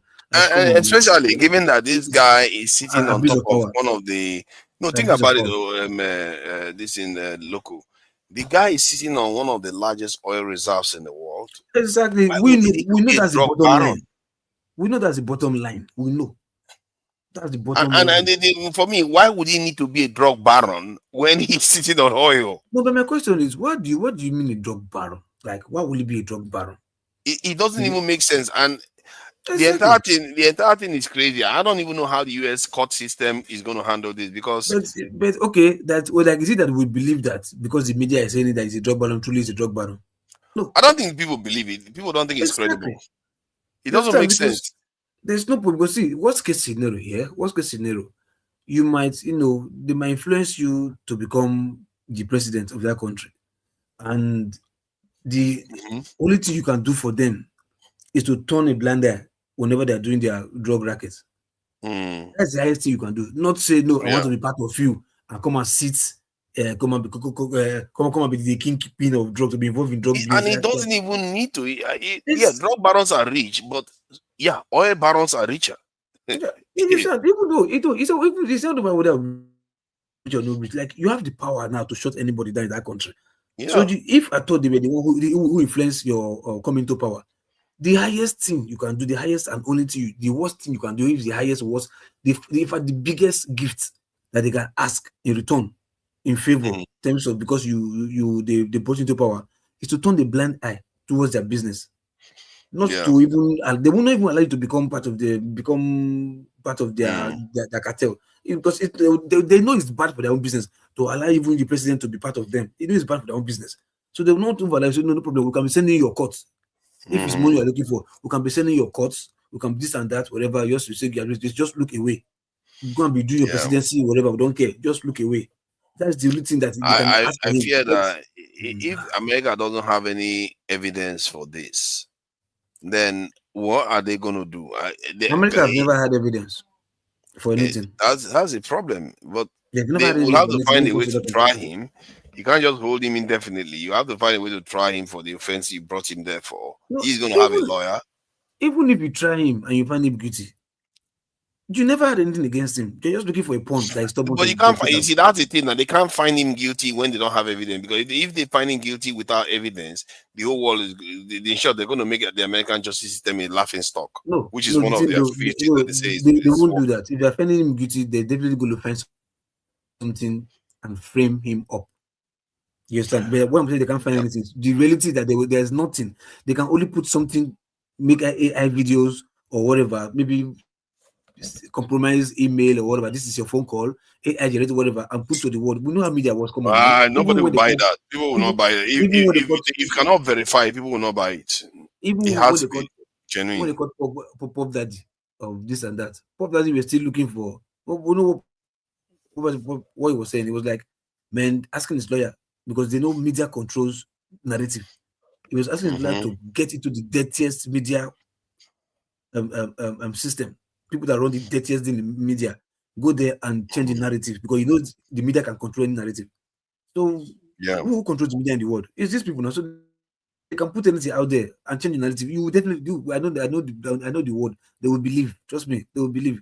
It's only people who know the real truth. Like, look, we know your antics. You've done this before with Gaddafi. You've done this with Saddam Hussein and whatever. Nothing came out, and nobody's asking you. Nobody's even arresting you or asking you to pay restitution to those people that you did something against, lying against them that they are this and that. At the end of the day, the weapons of mass destruction. Till tomorrow, where is it? That existed in Iran.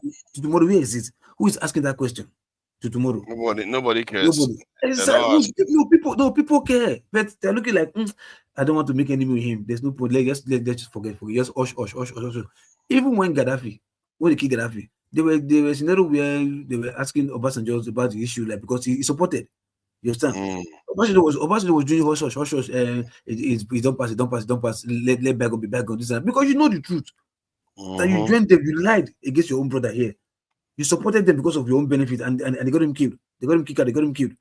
After the whole thing came out, and they're asking you, look at what happened now. Okay, what is the benefit of what you support them to do now? All the OU, whatever they were doing, hush. No worry, it's past. And forget.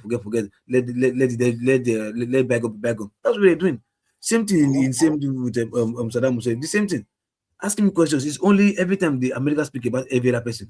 There are people from the East that use it. They ask journalists, come till tomorrow. Where is this weapons of mass destruction? Has America opened up to say we are sorry for lying to the world till tomorrow? They didn't say they have not even come and owned up that they made a mistake. They never did for once. But still, nobody asked them anything. They just, come on. So all this, like, making your mistake, doing your stuff, because it's America and everybody trades in dollars, or everybody has a stake in dollars, and everybody has maybe stolen wealth or whatever in dollars. You understand? So if these people decide to seize your dollar or whatever, that means they become poor. So because of that, let's just keep quiet, because you know our wealth are in dollars. So if you talk too much now, they remove the dollars, you become broke. So let's just keep quiet and allow it to be in dollars, so that we still remain relevant. So it's just like I said, it's chess game, it's politics. Like, just people are so blind because of your hunger, hustle, bills payments, planning for your future. You just sometimes want to look away from all this. Is not that it's not there, it's there. You know. So thank you. I felt very bad. It happened. Like, this is nonsense. When will all these things stop? Because if you don't speak about it, it will get to a time where they will not be the one to be like, I don't like the way your face look. One season, I don't like the way you are like this. One season, what are you doing? Like this head of drug cartel? Which drug? Cocaine. Cocaine still sells in America. Is cocaine still selling in America? I'm not even sure. I think amphetamine is the one going on. Exactly. It's more way you talk about cocaine that cocaine is bad business for anybody, because the hassle is too much. We're thinking of small, like, as they have AI in IT right now, so they have AI in drugs. Fentanyl is like AI in drugs, like little whatever spreads. You can smuggle is very like invisible drug, whatever. You understand? It's there, spread like whatever. Go to it was one documentary I was watching in Philadelphia. Nearly a whole city shut down with drugs, as in everybody there is drug addict. Everybody is, as in, when you see, like, everybody just be standing on the street like a zombie, just there, just standing like a zombie. Where is that drug coming from? Do you think they don't know where that drug is coming from? They know where it's coming from now. Go and talk to them now. You are afraid. It's only one. Somebody think that he's doing cocaine. How many percent is what is cocaine? What is it? Cocaine they say. Cocaine can only sell in Africa. Yeah, that can afford this Africa. That's where cocaine can sell. Not in America now. America don't upgrade for the drug matter today. So it's just so Thank you, thank you for coming in. I want to round up, and you came in a bit late. Today there's going to be another show anyway later on. This in today. Thank you for coming in. Let me greet Mino Levision. Thank you, Macanelli. Thank you, Dan Azaya. Today, it's all right. People didn't donate today.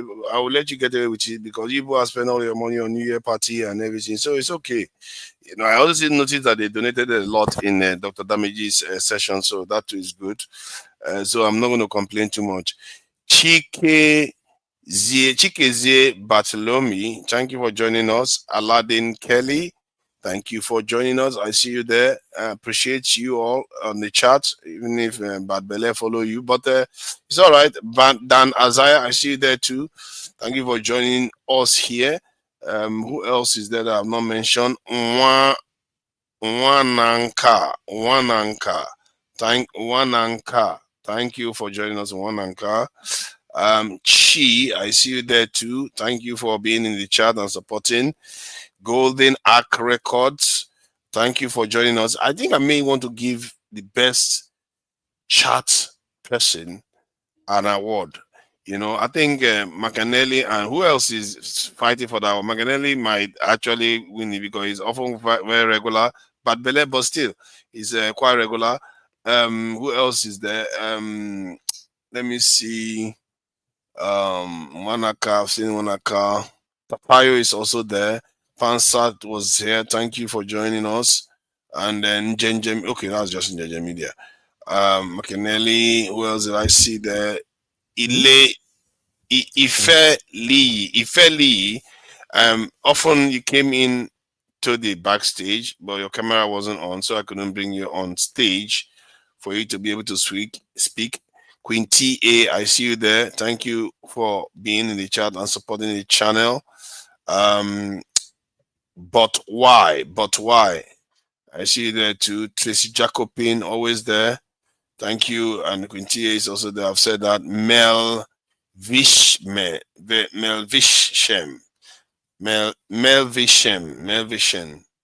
Thank you for joining us, Mel Vishem. That sounds like a Jewish name, actually. Mel Vishem. Yep, I think I've managed to say most of them already, and I appreciate you all. I'm not Bad Bele. Look at that. Hey, you're not Bad Bele. So yeah, I probably will give somebody an award for being a very, very, just to motivate the chat people not to be so abusive of me, particularly me. So you can't don't be abusing me too much. It's just this type of abuse is just getting out of control. And so I'll find a way to give you guys an award to just keep you guys a little bit more, less wild, not be coming after me regularly. All right. So I didn't have enough time to put the Yoruba culture bits together. I'm going to look to do that tomorrow or today, later on today. But I'm just going to play a short one that will just, send us off for today. But we are going to carry on very, very short. One lady singing, and for today while I close out. So till next time, I'll catch you guys. Bye.